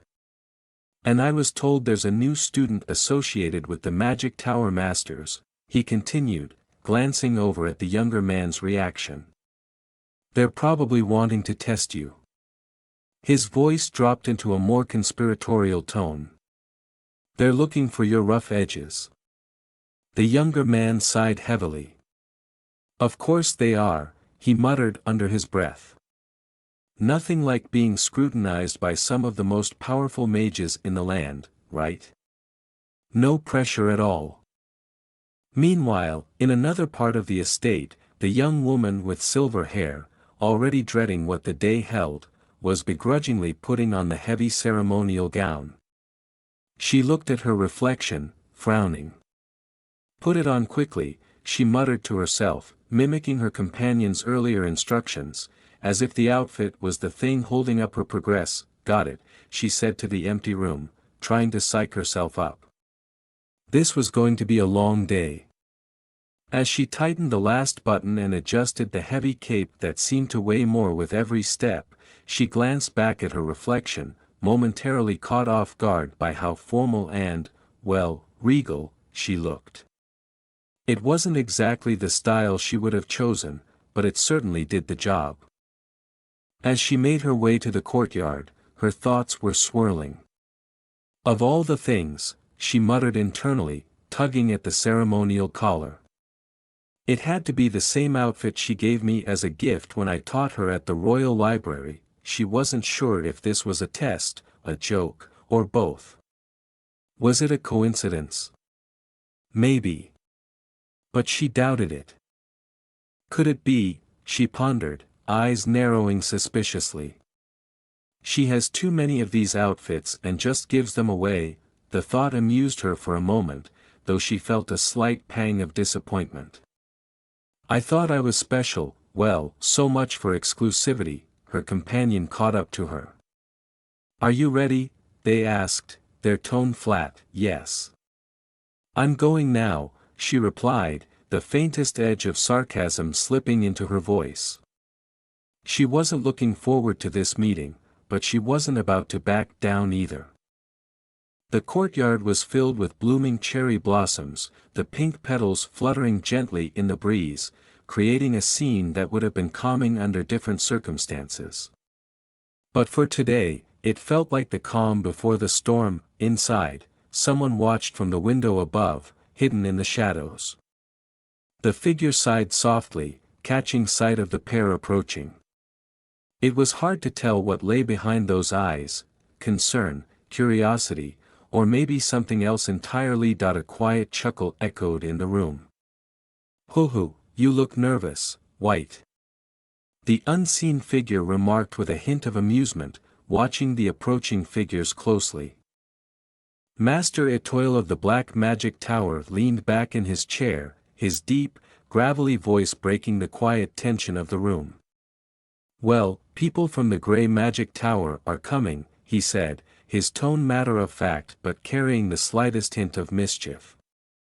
"I can't blame you for being a little nervous," he added, glancing over at his companions, knowing full well this statement would ruffle some feathers. In the background, the golden-haired woman let out a small puff of air, exasperation creeping in.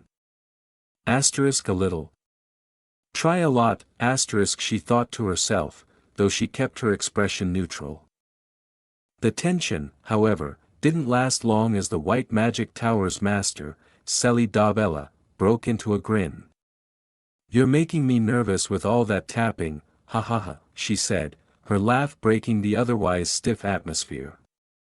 There was something about her relaxed posture, with her chin resting comfortably on her hands, that made it hard to tell if she was ever truly serious. Without missing a beat, Selly teased, "Oh my, it looks like your eyesight is getting worse with your old age." She flashed an innocent smile that was anything but innocent. "This isn't nervousness," she explained, still tapping the table, "it's a wah." Etoile, of course, wasn't going to let that jab slide. "Well, of course, I'm getting old," he shot back with a smirk. "I'm not wasting money on elixirs and putting my life on the line to look young, unlike a certain someone." His words hung in the air like a challenge, aimed directly at Selly. Her eyebrow twitched in response, but her smile never faltered. "I've always had a baby face," she replied, tilting her head slightly, her voice dripping with mock sweetness. Between them, a figure silently groaned, clearly used to their bickering. Have they forgotten why we're gathered here? They're fighting again, the bystander thought, pinching the bridge of his nose. The door creaked open, silencing the room as a new figure entered. "Ahem," the attendant coughed, signaling the arrival of someone important. "Professor Roselle Van Trias has arrived," he announced, stepping aside as an older man walked in, followed by another figure, his assistant. Everyone straightened up a little more, except, of course, for Etoile and Selly, whose expressions were carefully composed but eyes sharp. "She's here," one of them thought, their inner alarm sounding as the assistant, Rania Van Trias, stepped forward with confident grace. The older professor walked calmly, but the energy in the room had shifted. The Grey Magic Tower, under their leadership, had gained a considerable advantage in recent times. No one could ignore the disparity in power created by Raniel Van Trias, the overwhelming force behind their lead. From the corner of the room, one of the seated observers narrowed her eyes, her lips quirking upward ever so slightly. If Elder Roselle brought that monster with him again this time, she mused, her thoughts trailing off as she acknowledged Rania's arrival. As the assistant entered the room, the woman finally allowed herself a small smile. Whatever was about to happen, one thing was certain, it was going to be interesting. Rania walked forward, her footsteps soft yet deliberate, the click of her shoes echoing slightly in the hall. Her entrance caught the full attention of the room, even those who would prefer to look elsewhere. The murmurs were silent, but the tension was loud. In front of her, a few faces tensed up visibly, masking their thoughts poorly. Rania noticed but said nothing. This should be fun, she thought, her gaze unwavering as she took her seat. The shadows whispered amongst themselves, their eyes trained on the girl who had just entered the room. What is it?" one muttered, puzzled by her appearance. "She seems to be able to control mana, but, she doesn't look like a big deal. There was clear disappointment in their voice, as though they'd been expecting a grand display of power and received none. Another figure chimed in, echoing the sentiment. She's more normal than I had thought. They glanced at her with mild confusion. There doesn't seem to be a need to be on high alert. Whatever concerns they initially had were clearly beginning to fade. The rumors swirling around her had clearly been exaggerated. One of the shadows whispered again, "It looks like the rumor that she used mana in front of the princess was just a rumor." The conversation below them shifted, with someone stating firmly, "Obviously, the princess is a Stella. There's no way she could use mana." The tone implied that this was common knowledge, a fact so obvious that it shouldn't even be up for debate. As they all took their seats, the girl's discomfort became clear. She thought to herself, "It's already super awkward. They won't stop whispering about me." Her eyes shifted nervously as she sensed the tension in the room. One of the elders finally spoke, breaking the silence. "Princess, let us begin." His voice was steady, filled with the authority of someone who had done this countless times before. The princess, looking composed despite the situation, simply nodded and replied, "Yes, go ahead." One of the elders leaned forward, introducing himself with a sense of superiority. "It is an honor to meet the new assistant professor, Rania van Trias." He paused for effect, then continued, "You do not need me to explain who we are, do you?" Rania stared at him, not intimidated in the slightest, and responded plainly, "I don't know you, please explain." The elder blinked, momentarily thrown off by her bluntness. "We have gathered here today," he said, maintaining his composure, "to assess Rania van Trias's qualities."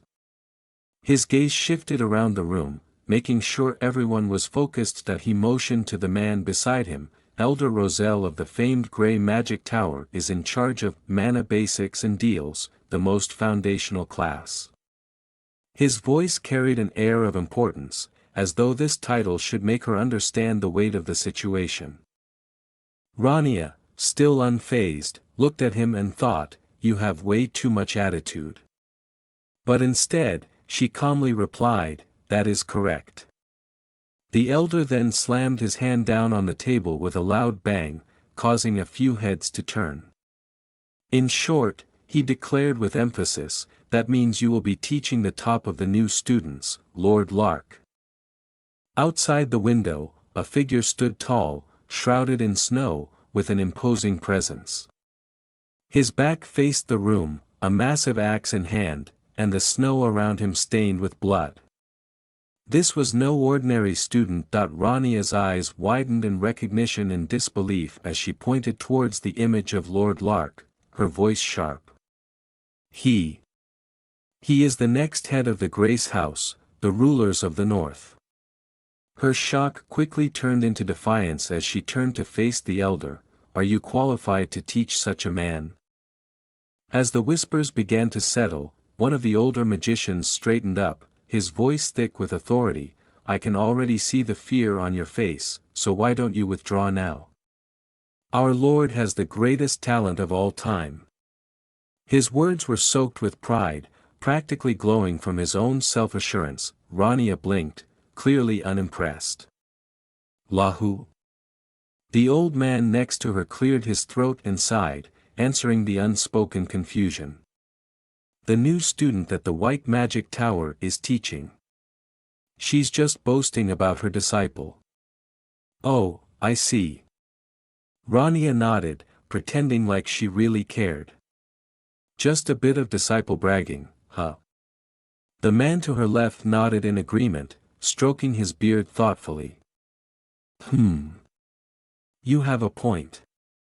The elder woman, not missing the opportunity to keep the spotlight on herself, chuckled gleefully, "I knew it.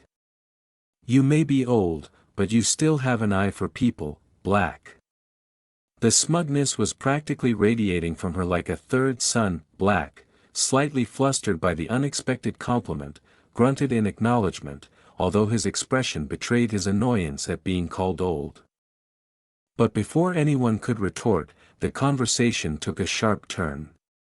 "You see," she continued, waving her hand in the air like she was delivering some divine revelation, "no matter how strong your students are, ours is Belnoa, the strongest of all new recruits." Her smile widened, waiting for the reaction. Rania's head tilted in confusion once again. "Eh? What do you mean?"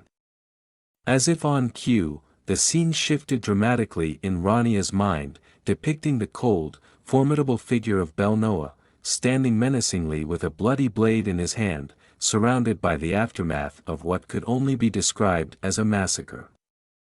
The air was thick with power, and even through the memory, Rania could feel the weight of his presence. Back in the present, Black leaned forward, his voice filled with a grim seriousness. "No matter how good your kid is, they'll never be able to destroy a slumlord's organization like that. He's a monster. A beast," he added, his face twisting with both fear and admiration. Rania barely flinched. "Bel who?" she asked again, genuinely trying to keep up with all the names being thrown around. Her older companion beside her finally couldn't take it anymore, facepalming. "A new student the Black Magic Tower is raising. Don't listen to him." Hearing that, the other magician exploded in anger. "Huh? Are you insulting me?" "Yes, you heard that right," someone else chimed in, backing him up. One of the students standing nearby tried, unsuccessfully, to calm the situation. Please, calm down, masters." The tension in the room was rising again until a new voice cut through. "May I have a word?" It was the elder magician who had been silent for most of the proceedings, stroking his beard in thought. The room fell silent. "I understand the feelings which all the Magic Tower masters hold toward Aplia." His words were calculated, slow, almost too diplomatic. The kind of speech that usually meant nothing would actually get resolved. Rania glanced at him, her lips curling into a small, knowing smile. "However," he continued, "what does this assessment care for your whims?" His eyes swept the room before landing back on Rania. "I believe that the ones evaluating her should be the students she will teach." There was a moment of quiet as his words sank in. Rania, clearly enjoying the validation, gave a small, approving nod. "Quite right." Ahem. She tried to sound modest, but her smirk told another story. "Well, you're right." The older magician leaned forward again, presenting a proposal. "Here's my suggestion. For the class placement test that all students in the upper range shall take before the entrance ceremony," he explained, as if this was the ultimate solution to the brewing tension. The class placement test.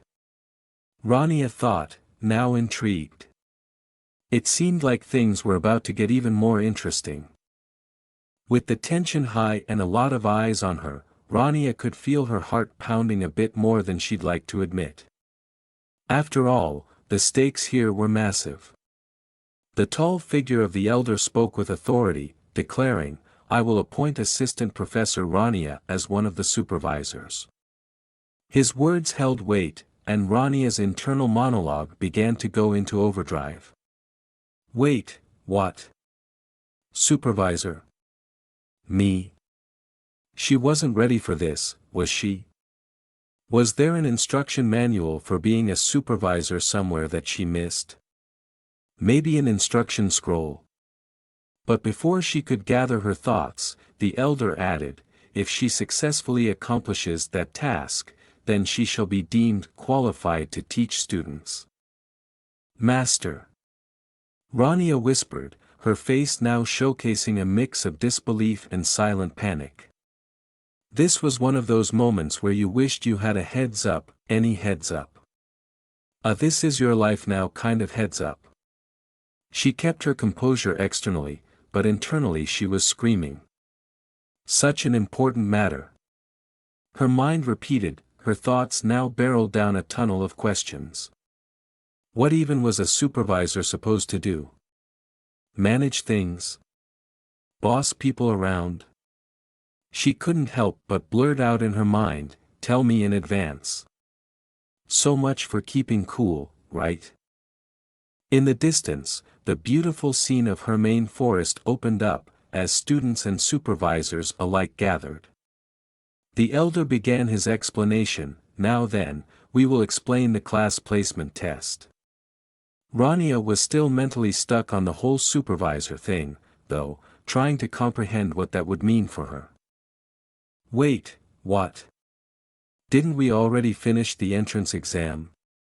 A student's voice broke through the forest's calmness, a valid concern after all. Another student, trying to sound like the genius of the group, muttered, if they're doing a class placement test, then there must have been a lot of skilled students. I can already hear the sound of grapes dropping, the first student muttered back, clearly not thrilled at the possibility of even more tests. Who would be? But then came the real kicker, and why did the test have to be in the Hermain forest? Great question. Couldn't they have picked a more normal place, like a cozy library or a magic study hall? But no, forests were the trend these days for high-pressure exams. As the students continued gathering, one of the instructors raised their voice to regain control over the murmuring crowd. Pay attention. Those students who don't apply themselves will be asked to leave. All students in the upper range and supervisors, please gather. Rania, fighting a yawn, internally sighed. This was it. The real deal. And all she could think was, so sleepy. Hey, hey. Over there. Those four. Someone shouted, eyes now glued on the elite group that was making its way forward. They are the strongest of the new students. Even the princess is there, came the hushed whispers. The rumor mill was already spinning at high speed. The strongest students had arrived, walking with an air of quiet confidence. Among them, their faces as sharp as their reputations, were students so gifted, even their peers could only whisper in awe. They say the most powerful wizard in all of history is among them. One student muttered under their breath, why do all these monsters have to be in our generation? They looked on as envy and admiration swirled inside them, all while another student whispered almost reverently, they're so cool. Amid all the commotion, Rania yawned, completely unbothered. Her sleepy eyes betrayed no emotion, not even acknowledging the competition that seemed to spark excitement in others. Man, it's so noisy so early, she thought, rubbing her eyes as though waking up in the middle of a boring lecture. Don't they all want to sleep? Her disinterest was almost comical given the magnitude of the test. She glanced around, her face practically screaming, I need a nap. And then, without warning, the master's voice boomed again. Everyone's here, he declared, holding up a sheet of paper like it contained the secrets to the universe. After I explain it once more. He began, his voice carrying through the clearing. Behind him, a large board with strange symbols swung gently in the breeze. Rania let out a deep sigh, her mind already wandering far away from the task at hand. I want some coffee. The air is crisp, the colors of autumn swirling around a forested academy nestled deep within the mountains. The type of place you'd expect to find magical duels or at least a dramatic coming-of-age moment. But today, it's all business. I'll begin explaining the class placement test for upper-range students, announces the bespectacled man, his tone exuding the sort of seriousness only school administrators can master.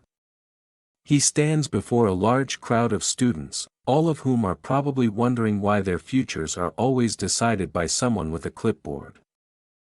The backdrop is picturesque, a stunning contrast between the vibrant fall leaves and the faraway mountains, but this man isn't here for sightseeing. No, he's here to make sure you know the exact procedure for the upcoming test. First, I'll do the introductions, he adds, as though delivering news that someone has definitely been waiting for, even though we all know no one really enjoys this part. His pen taps against the clipboard, and he gives a slight nod, as if confirming that yes, this is indeed important. The students are likely whispering among themselves, not quite ready for the serious mood that's about to hit them. Still, the introductions must be done. Tradition demands it. Department of Elemental Magic, he begins, looking as though the words have been rehearsed in front of a mirror this morning. Assistant Professor Caesar. It's at this point you wonder whether these students actually know who these professors are or if they're just good at pretending to recognize important sounding names. One thing's for sure, introductions, no matter where you are, can feel like a quiz with no answers. And this, the announcer continues, not letting anyone catch their breath, is the newly appointed assistant professor, Rania van Trias. The spotlight, figuratively, shifts to Rania, who, by the looks of it, wasn't quite expecting to be called out so soon. Her eyes widen just a touch, her silver hair catching the sunlight in a way that might distract the entire audience if they weren't too busy wondering whether they'll make it through this placement test alive. A pleasure, she begins, but the words seem to get stuck somewhere between her mind and her lips. It's not every day you get thrown into the center of attention like this, after all, and just like that, the introductions wrap up, leaving the students both enlightened and slightly unsure of what they just witnessed. Just another day in the world of magic academia. The professor stands in front of a captivated crowd of students, clipboard in hand, and glowing magical runes swirling around his fingers like he's about to drop the most important announcement of the century. But in reality, it's just another set of instructions for a class placement test. Well, to the students, it might as well be the most important test ever. Now, I'll explain how the class placement test will be carried out, he says, as if the students weren't already trembling at the mere mention of this test. The exam shall be held in the Hermain Forest, he continues, and immediately, a low murmur ripples through the crowd. Some students exchange nervous glances, probably thinking, great, a test in the middle of a forest, just what I needed today. That's Professor Roselle's assistant, whispers one student excitedly. The other nods in response, deadpan, seems so. Clearly, the gravity of the situation isn't lost on them. The professor, oblivious to the students' chatter, powers through his explanation. Students will be divided into 4 regions for the test. The magical map appears before everyone, each region lit up by a massive glowing crystal. The students' eyes widen, either from excitement or fear. Maybe both. The map feels like something out of a fantasy video game, only this time, there's no save point to help them out. In the center of each region is a magic stone, he explains, as if it were a perfectly normal thing to expect during an exam. Yup, no big deal, just some ancient magical stones that may or may not be hazardous. Totally standard. Students are nodding along, but the tension is building. You will receive points only for the amount of time you spend touching the magic stone in your region. Suddenly, this doesn't sound like a test of knowledge but more like an extreme sport. Who knew the final exam was a contact sport? But wait, there's more. Of course there's more. Defense and offense are allowed to a certain degree, the professor casually mentions, as though he's talking about a light sparring match and not the potential for magical chaos. Because nothing says educational testing like a few magical brawls, right? However, he adds, his tone growing serious, if the supervisor determines that students have gone too far, they shall intervene. Gone too far, the students wonder what exactly constitutes too far in this context. Lightning bolts? Summoning a dragon? Either way, it's clear the teachers will be watching, and probably with popcorn in hand, but then, just as they think they've heard it all, he drops the real kicker. And the most important thing, here it comes, the rule that no one's going to want to break.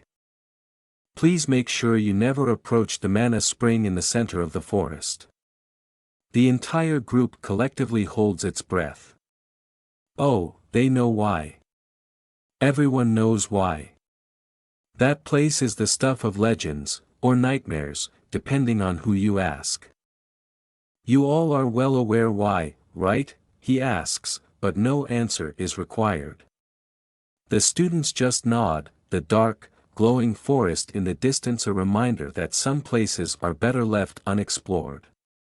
No one in their right mind would want to get too close to the spring, unless they were feeling particularly adventurous or particularly reckless, and thus, the stakes have been set, and the students are left with a mix of anticipation, fear, and perhaps the slightest glimmer of excitement. This placement test is not just a measure of their abilities, but a trial of endurance, strategy, and, apparently, self-restraint. Rania stands there, hands folded, trying her best to maintain a composed and professional look. But her expression can't quite hide the confusion bubbling beneath the surface. She tilts her head ever so slightly, the gears turning in her mind as she gathers the courage to speak up. "What is it?" she asks, cutting through the tension with the simple question, her voice calm, but you can tell she's bracing herself for something unexpected. The professor turns to her with a casual nonchalance that suggests he's about to drop some information that is both obvious and baffling at the same time. Then why go to the trouble to take the test here? Good question, Rania thinks, blinking slowly as she processes the moment. Wait, what?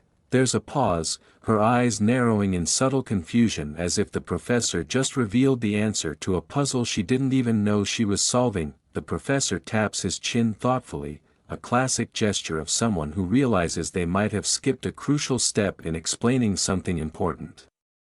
"Ah, now that I think of it," he trails off, looking as if the revelation just hit him like a magical scroll to the face.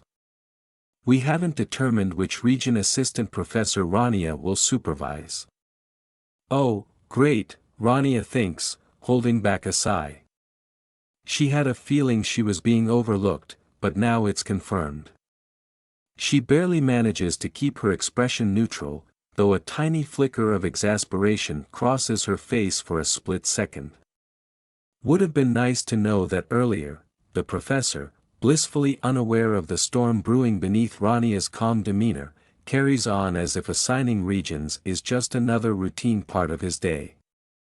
Since Assistant Professor Rania arrived a bit later than the rest.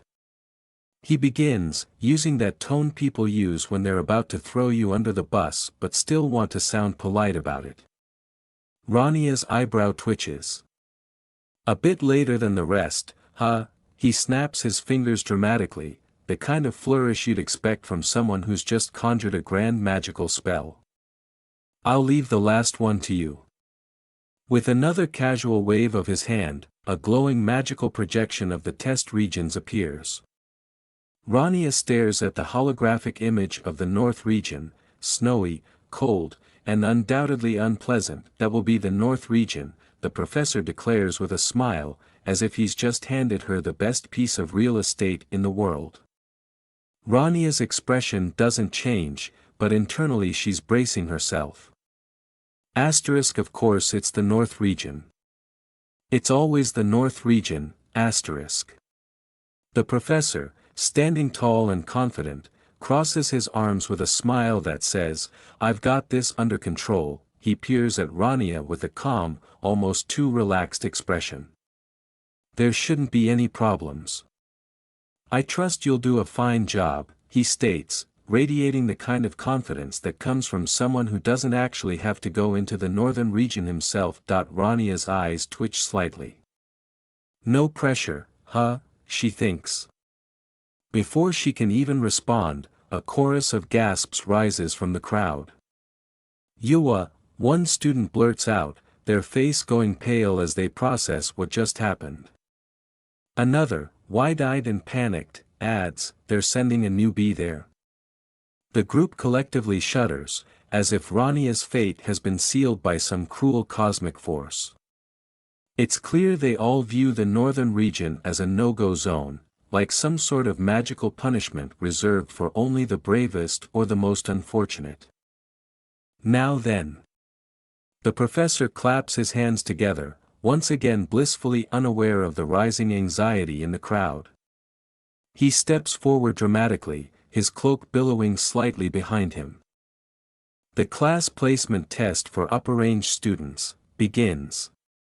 His voice rings out like the start of a gladiator match, as if he's just unleashed chaos upon the world. Suddenly, the students spring into action. One bold individual steps forward, his cloak whipping behind him as if he's the hero of his own story. "I'll go first."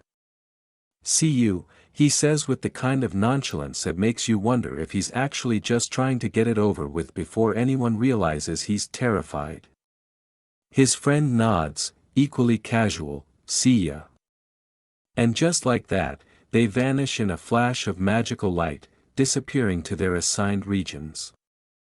A buzz fills the air as students begin teleporting away, like workers clocking in for a shift, except this shift involves surviving magical combat in a forest.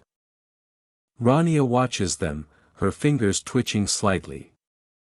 "I'm going to the north region," she reminds herself, trying to keep her cool despite the ominous dread hanging over her like a cloud. The professor's voice rings out again, and this time, it's personal. "Assistant Professor Rania," he says, his voice dripping with an almost too cheerful tone. Rania doesn't turn to face him, but she can feel it, the smirk. "This guy keeps smirking at me," she notes, her eyes narrowing ever so slightly. She doesn't need to look to know he's probably wearing the same smug smile that has haunted her since this conversation began. Great, she thinks. Just what I needed, a boss who thinks he's funny. With a deep breath, she steels herself for what's to come. Rania stands confidently, her silver hair flowing slightly with the breeze as she addresses the professor. "Ah, yes, what is it?" she asks, her tone calm and measured, though there's a hint of curiosity in her eyes. The professor, not missing a beat, responds, "I have some things to explain about the north region you were assigned." His tone shifts ever so slightly, indicating that this is not just any region, it's special. Rania's gaze sharpens as she listens. The professor gives her a knowing smile. "That region is a special one, like you." Rania raises an eyebrow, but before she can respond, the professor continues, his voice carrying a weight of importance. "Black Magic Towers Belnoa," he starts. And Rania's mind flashes to the imposing figure of Belnoa, a student whose presence alone radiates power. His connection to dark magic is legendary, and Rania knows that dealing with him will not be easy. And White Magic Towers Lark Van Grace. Another flash of imagery strikes Rania. Lark, with his piercing gaze and mastery of white magic, is equally formidable. His reputation precedes him, known for his precise control over powerful spells. Together, these two students make quite the dangerous pair. The professor's expression grows more serious. "Those two students were assigned to the north region," he says, watching Rania closely for her reaction. "Will you be fine?" Rania pauses, taking in the information. These aren't just any students, they're prodigies from two opposing magic towers. But Rania stands firm. She's not about to be intimidated. She nods subtly, showing no hesitation. The professor smirks, almost playfully, as if he's enjoying the tension. "Hoo, what's the matter? You don't think you can handle that, do you?" Rania remains stoic, her eyes narrowing slightly. She doesn't dignify the professor's taunt with a response, her silence speaking louder than any words. "She'll handle it," whatever it takes.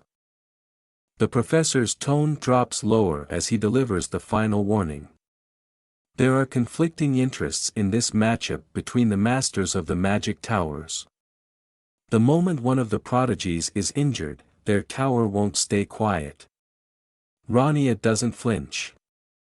She understands the gravity of the situation now. As Rania stands calmly before him, the professor struggles to keep his own emotions in check. Inside, however, his thoughts are far less composed. I've waited years to become Professor Roselle's assistant, and yet. He muses, bitterness bubbling up as he watches Rania. She, the newcomer, had swooped in and taken the opportunity that he had worked so hard for. It stings. I can't let a nobody come in and steal that position from me. His mind seethes with frustration. He's not about to let someone like her, who hasn't endured the same struggles, just walk in and claim the role he so desperately wants. Meanwhile, on the surface, he maintains his professional demeanor. Those two are amazing battle mages. Please take good care of them, he says aloud, his words polite, but internally, he's practically sneering. Take care of them, he chuckles inwardly. This is going to be the end of the blatant show of nepotism. His glasses catch the light, a glint of his own scheming satisfaction visible. Hoo hoo hoo, his laugh is low, quiet, laced with hidden malice. Let's see how long she lasts. Rania, seemingly unfazed by the brewing storm within him, simply responds, "You're right." She meets his gaze, calm and resolute, as if his attempts to intimidate her mean nothing. Then, she turns, her movements composed, as if she's already dismissed him from her mind. Then, "I'll be going," she says, leaving him behind. But as she walks away, she can't shake the feeling that he's watching her with condescension. I feel like he's looking down on me so hard, she thinks, though she doesn't let it bother her. She knows her path, and no bitter colleague is going to derail her now. As Rania heads toward her destination, students around her prepare for the test, teleporting to their respective regions. This place is full of weirdos, she mutters under her breath, steeling herself for what's to come. Behind her, the professor watches her go, his bitter thoughts still swirling. This is my chance. Meanwhile, in the distant tower, the preparations are complete. A subordinate informs the tower master, the test has started. The tower master, seated in a grand room with a view over the academy grounds, simply replies, "I see." His voice is calm, controlled, yet his eyes suggest he's waiting for something more. He knows this test holds more significance than it appears. The tower master sits in his office, his hands folded under his chin, deep in thought. Papers and magical scrolls lie scattered across his ornate desk, yet his attention is fixated on a single document before him. He hums, staring down at a profile picture, the name on the file catching his eye. His thoughts drift for a moment, reflecting on his intentions for the day. I was going to patiently wait for the results of the test, he thinks to himself, but something nags at him, pulling his attention away, but I got distracted by something odd, his brow furrows, and he focuses on the image of a silver-haired woman, the one now overseeing the northern region. Rania Van Trias, he thinks, her name weighing heavily on his mind. His eyes narrow as he contemplates her presence. She turned out to be the supervisor for Belnoa. The implications of this connection aren't lost on him. There's more to this situation than meets the eye. He continues his internal monologue, reflecting on the magical anomalies that he noticed. I think I'm the only one who noticed back then. His thoughts trail to the research conducted by the Black Magic Tower, a line of study he's intimately familiar with. Because the Black Magic Tower has done research on the stocks, those who accumulate spells in their bodies. His mind drifts to the complex magic circuits that intertwine within a person like Rania, holding vast amounts of magical potential. But despite that, he muses, I couldn't tell just how many spells she had stocked, a curiosity, even for someone as knowledgeable as him. Nor what circuits they were. The depth of this mystery intrigues him more than he anticipated. Even for him, a master of a magic tower, someone accustomed to reading and understanding the complexities of magical circuits, Rania's abilities remained unreadable. Even I, a master of a magic tower, couldn't read them. He admits to himself, a subtle acknowledgement of the enigma that is Rania van Trios. He leans back slightly in his chair, folding his hands together thoughtfully. But for now, he pushes those thoughts aside, turning his attention back to the ongoing events. A faint smile plays across his lips as he decides, for now, let's enjoy the placement test. His eyes gleam with anticipation as he watches everything unfold, fully aware that this test may hold far more surprises than anyone expects. The Tower Master, still seated in his grand office, contemplates the test unfolding before him. His fingers steepled, eyes narrowed in thought. A wry smile spreads across his face as his thoughts swirl like a cunning storm. Whatever happens, he muses, shouldn't affect the results of the placement test. He speaks aloud as if reassuring himself that his grand plan will continue unhindered. His confidence, or perhaps arrogance, seems to fill the room. He leans back slightly, his smile deepening. Hoo-hoo, a small chuckle escapes him. No matter if he's White's disciple, he'll never be able to beat that monster. There's a satisfaction in his voice, as if the entire situation is playing out exactly as he had envisioned. The gears of his mind churn with strategies, anticipating each possible outcome. He can already picture it now. I can see the dumb look on that White Tower Master's face, he thinks, his inner amusement barely contained. The thought of his rival's frustration is, clearly, one of the highlights of his day. What a priceless expression that will be. As he revels in these thoughts, we shift to the scene of the challenge at hand, Hermain Forest, North Region. A place of dense trees and ominous mist, the landscape is hauntingly beautiful, with the air thick with magic. But this isn't just any forest, it's the stage for what's about to unfold. Footsteps crunch against the ground, steady and deliberate. We see a single figure moving swiftly through the shadows. Each step echoes with intent. This isn't someone who's merely walking. No, they are gliding with purpose, like a predator stalking its prey. His foot falls on something dark and sinister, liquid-like, that slithers underfoot. It writhes and moves as if alive. The shadows beneath him seem to twist and shift, obeying his every move, as if they are an extension of him. Sorcery. Shadow weaving, the narrator's voice echoes the technique's name. The forest almost seems to bend to this magic, responding to the dark aura that envelopes this mage. Then we see him, Belnoa, the black magic prodigy, suspended just above the ground, cloaked in the shadows he commands so effortlessly. His expression is calm, cold, and calculating. This is no ordinary spell, this is his domain. The dark energy surrounding him hums with power, as if the forest itself has come alive under his influence. The tension rises as the shadows writhe beneath him, waiting for his command, ready to strike at a moment's notice. Whatever challenge lies ahead, Belnoa looks ready, no, more than ready, he looks like he owns the battlefield. The forest is eerily quiet, save for the faint crunching of footsteps against the forest floor. A lone figure strides through the trees, his cloak swaying lightly behind him. The trees around him seem to whisper secrets in the breeze, but Lark Van Grace isn't listening. His eyes are sharp, focused, his senses attuned to his surroundings.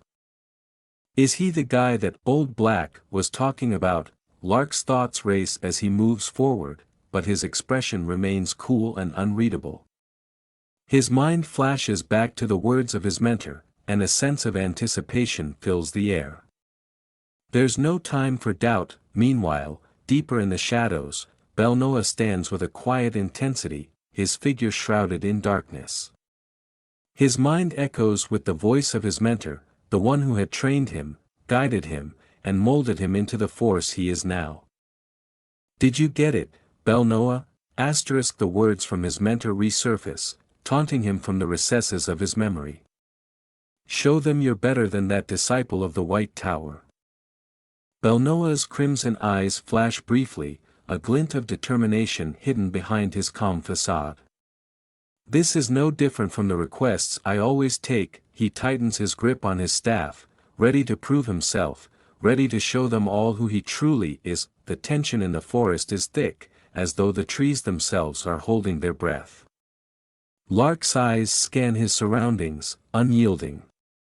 Then, his gaze locks onto something in the shadows, something that feels different. Lark's eyes narrow, his instincts kicking in. He doesn't hesitate. With a sudden motion, Lark steps forward, the ground beneath him cracking under the sheer force of his energy. His hammer swings out, cutting through the air with precision, as if daring the forest to challenge him. Don't hide. Come out. His voice rings out, strong and commanding, reverberating through the forest like a battle cry. His tone leaves no room for hesitation. Warriors don't hide, his thoughts reaffirm, as if reminding both himself and his unseen opponent that this battle isn't for the faint of heart. The moment is charged, the air thick with anticipation. Both mages, now locked in an inevitable confrontation, are ready to clash, their abilities and pride on the line. The calm of the forest shatters in an instant. The ground erupts as Belnoa's dark magic surges forward, splitting the earth beneath him. His magic slices through the air with terrifying precision, black tendrils of shadow tearing apart the landscape like claws. The sheer force of the attack sends chunks of debris flying in every direction, the very trees groaning under the pressure. But Lark Van Grace isn't one to be caught off guard. As the wave of destruction charges toward him, Lark's body moves with speed and precision, sidestepping just as the shadow tendrils come crashing down. His expression doesn't waver. This isn't his first time facing overwhelming power. Belnoa's magic lunges again, black and crimson energy swirling in deadly arcs. With a swing of his arm, Belnoa unleashes another blast, and this time, it aims directly for Lark's chest. But Lark's sharp instincts kick in again, his hammer flashing with brilliant blue energy as he counters the attack. The impact sends sparks flying, the dark and light magic colliding in an explosive clash. The forest trembles from the sheer force of their exchange. Belnoa, eyes narrowed and focused, doesn't relent.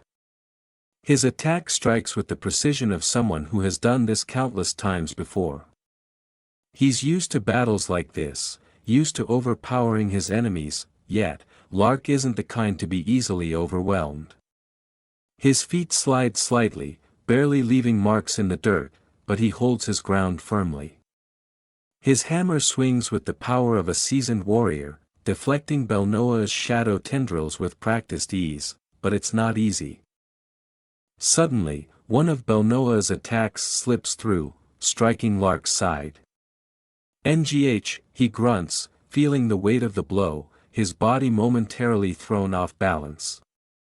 The sharp sting of the magic pulses through his veins, but Lark's eyes remain focused that he quickly regains his stance, his feet digging into the dirt as he prepares for the next move. This isn't a fight that either of them can take lightly, there's too much at stake.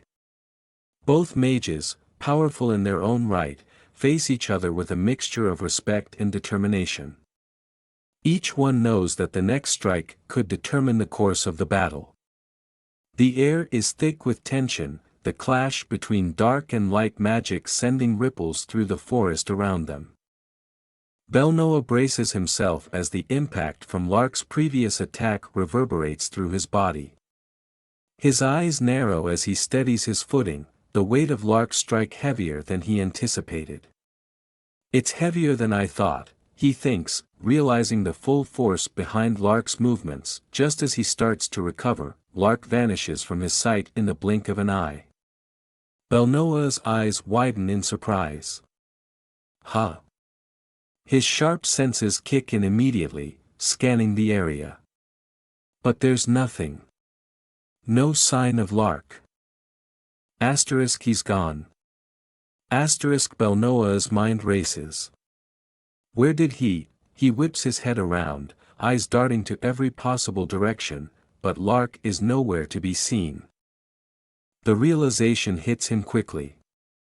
He really does look like a battle mage. Belnoa's thoughts carry a grudging respect, but the tension in the air remains thick as ever. He can't afford to lose focus now. Then, without warning, Lark reappears. "Haste. Wait." Lark's voice is low and controlled as he mutters the spell, his hammer now glowing with enhanced speed and density. His movements are lightning fast, almost impossible to track with the naked eye. Belnoa barely has time to react before Lark comes crashing down from above, his hammer swinging with deadly precision. The weight of the strike, combined with his magical enhancement, sends shockwaves through the air. The ground cracks and shudders under the pressure as Lark's weapon moves with terrifying force. Belnoa grits his teeth, summoning his dark magic in response. His shadowy tendrils lash out, ready to meet Lark's attack head-on. But the sheer force of Lark's hammer sends ripples through his defenses, the clash of magic and weaponry sending sparks flying in every direction. Their powers collide, dark magic against battle-hardened strength, each strike echoing through the forest as the two mages refuse to give an inch.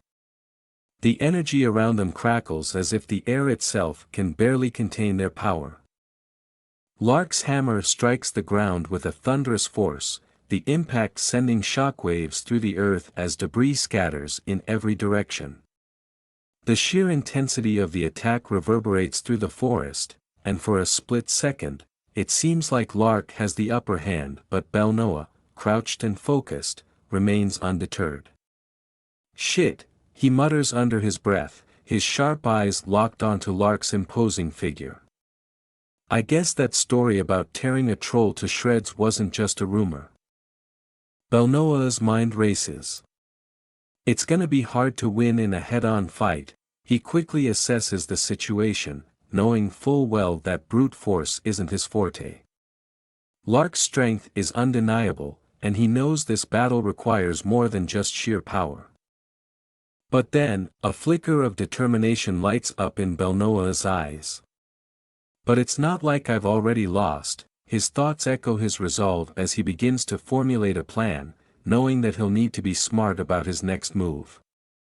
There's no backing down now. Belnoa extends his hand, his expression hardening with focus. Dark, crimson energy swirls around his fingertips, as he prepares for a counterattack that might just shift the tide of battle. His lips move silently as he casts his next spell, the shadows around him twisting with malevolent energy. "Offering," he whispers, his hand moving in a swift, deliberate motion. The air thickens with dark magic as Belnoa taps into his deeper powers. Suddenly, the ground beneath him cracks open, and from the depths, black tendrils of shadow erupt, spiraling into the sky with terrifying speed. The forest groans under the strain as the dark energy surges forward like a tidal wave, crashing toward Lark with deadly intent. The shadows pulse, almost as if they're alive, responding to Belnoa's command with a vicious hunger. The crimson-tinged energy barrels forward, swallowing everything in its path as Belnoa stands tall, his eyes filled with unshakable determination. The battle has entered a new phase, and he's ready to show exactly why he's known as one of the Black Magic Tower's most formidable students. Rania crouches high up in the trees, observing the unfolding battle with a mix of curiosity and mild amusement. Her gaze sharpens as she watches the two prodigies clash, their raw power evident with each strike. "Ooh," she says quietly to herself, her voice a little playful, "these youngsters are pretty good." She can't help but be impressed by their skill and the intensity they're showing in the test. It's almost like watching an intense duel unfold for real, not just a test. She leans in slightly, getting a better view of the action.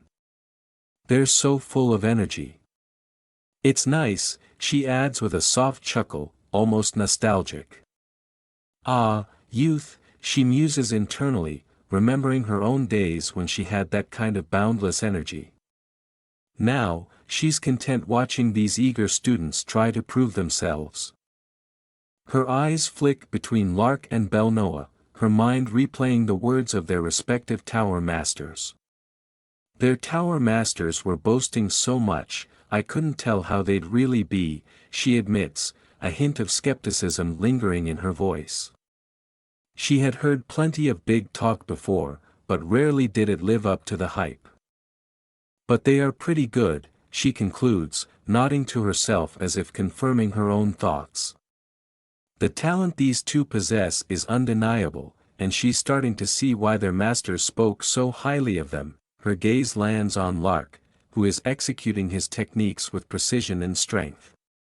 That one in particular looks like he could be sent to the battlefield right now, she muses.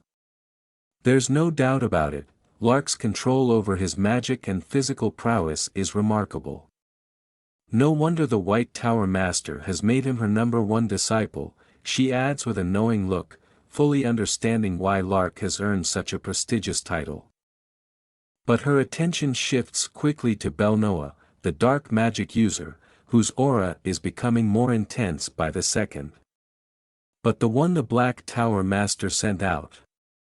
She trails off, eyes narrowing as she senses something off. Rania frowns, her previous amusement fading slightly. Even if they're fighting as if this was a real battle. Her voice lowers, a hint of concern creeping in. She watches Belnoa as the dark energy around him grows stronger, more unstable. "This is a bit too much," she finally says, her expression growing serious. For a test, she thinks, this level of intensity might be crossing a line. The shadows swirling around Belnoa are no joke, and Rania can't help but wonder how far this fight will go. Stars. Yes, stars. The all-powerful, glowing balls of gas that seem to control everything. Not just for astronomy anymore, they are the so-called truth, they are this world in all its glory. Because nothing says truth and glory like distant burning spheres. Forget life lessons or self-discovery, the stars have you covered. The stars provide wizards their power according to the price they pay. You want magical powers? Better be ready to cough up something valuable, your lunch money, perhaps. The stars don't give discounts. And the foundation of this exchange is. Alright, here comes the big reveal. What are we trading for all this cosmic power? Gold? Good vibes? The divine scale. Oh, of course. The divine scale. Because nothing screams cosmic justice like a scale that judges your life choices. It's like a cosmic version of those scales at the doctor's office, but way more judgmental. An extraordinary skill, perfect understanding of the divine scale is required before one can use it. So it's not just hey here's a scale have fun. Nope.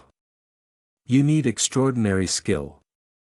As in you better have read the user manual and completed a 12-part online course on Divine Scale Operations 101.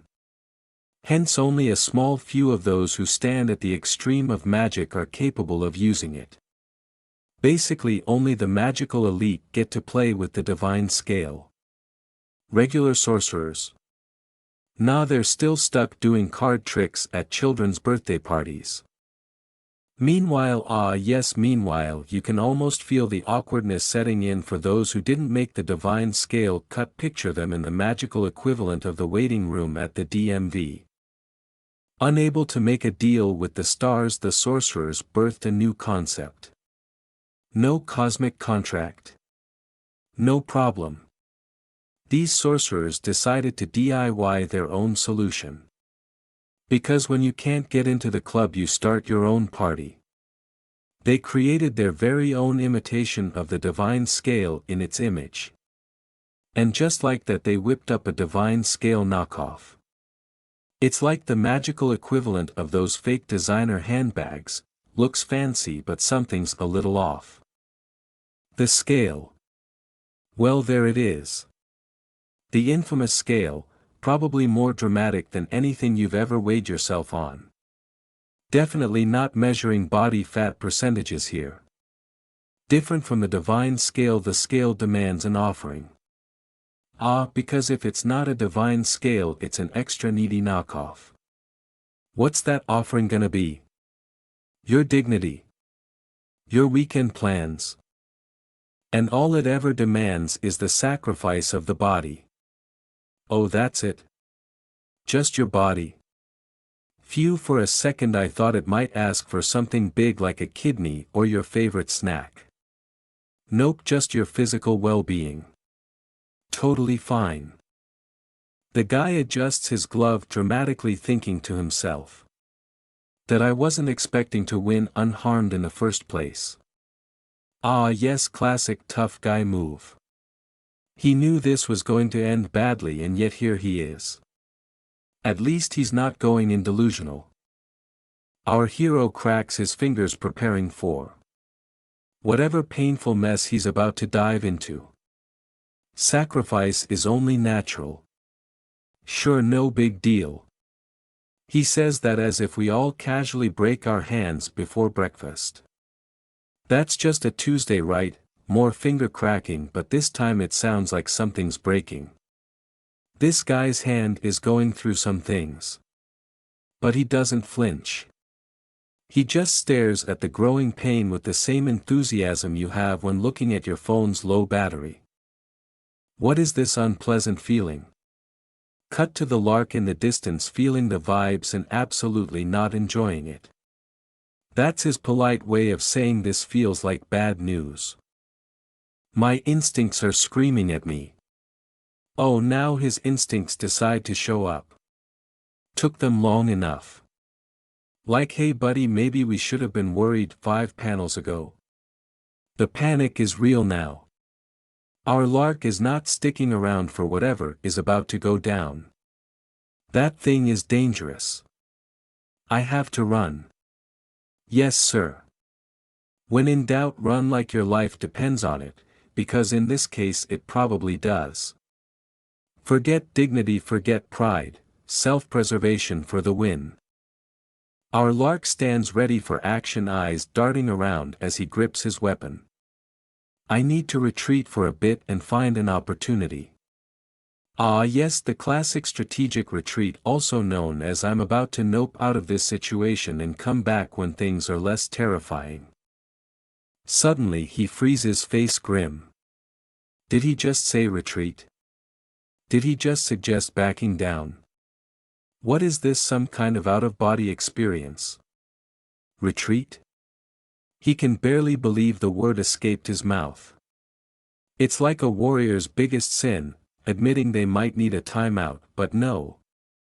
Not today.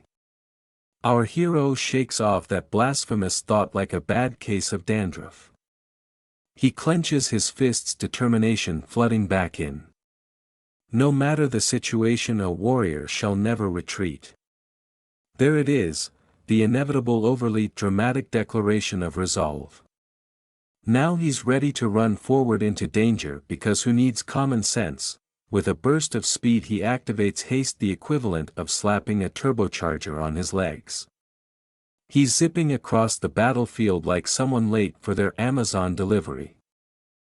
Meanwhile our Belnoa is watching all this with a raised eyebrow and a smirk. Clearly he's not impressed. I never expected you to retreat, you barbarian.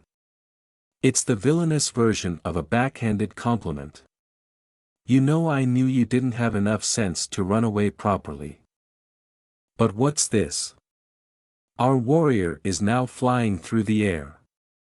Yes, actually flying, cape billowing majestically like a superhero, if superheroes forgot capes are more decorative than functional. And then bam! He slams straight into his opponent with a force that screams, I'm taking you down whether you like it or not. Blood splatters dramatically as if they hired an overenthusiastic special effects team. Both warriors land with a thunderous crash. Our lark winces, but it's not the pain that concerns him. Nope, it's the fact that something feels off. Something about you clearly changed. He exclaims as if his opponent just swapped from decaf to double shot espresso. But your majesties can't possibly be normal. Well, when someone's majesty is clearly up to something sketchy, calling them normal is off the table. Our Belnoa stares with fierce determination, looking like someone who's just been insulted by the last person on earth they wanted an opinion from. Normal? Who are you to dictate what is normal? Yeah, pal. Who needs your normal? Maybe throwing red ominous energy everywhere is totally normal in his world. Suddenly the word offering flashes in bold red letters like it's the world's most terrifying pop-up ad. And this isn't just any offering, something crackles ominously as if bones are protesting whatever is about to happen. Cut to our lark looking like he just walked into the wrong end of a horror movie. What is this ominous feeling? You mean the evil red energy swirling everywhere wasn't a clue already? Good instincts, buddy. Without wasting time, our Belnoa goes full send, rushing forward with all the finesse of a freight train surrounded by tendrils of red power that scream, I am not here to play. Suddenly there's chaos. Red energy lashes out like a wild hose and our lark is desperately dodging it. It's like trying to avoid laser tag, but much worse. Just as things are heating up and it looks like someone's about to get seriously blasted, a calm voice cuts through the madness. Enough. It's the classic parental tone, one that promises grounding if everyone doesn't stop immediately. Stop fighting. Enter the mysterious figure who, despite all the drama happening around, just strolls in like it's no big deal. Everyone freezes because when someone with this much authority says stop, you stop. They don't even need to raise their voice. Our lark is in full panic mode, wide-eyed and wondering what on earth is happening. What's happening? The question every protagonist asks when they've lost control of the situation. Spoiler alert, it's probably not good. Cut to the Belnoa equally distressed. My body can't move. Well, when you're being magically paralyzed by a random third party, that tends to happen. Welcome to the club, pal. Enter the mysterious figure of authority striding calmly onto the scene like they're about to discipline two kids for fighting in the schoolyard. Offensive acts must not go too far or else I will stop you. Translation: you both need to chill out before I put you in a timeout. A bright blue restriction flashes across the screen like an unwanted software update, and it's clear this person means business. With a piercing gaze and all the confidence in the world, they look at the two frozen fighters.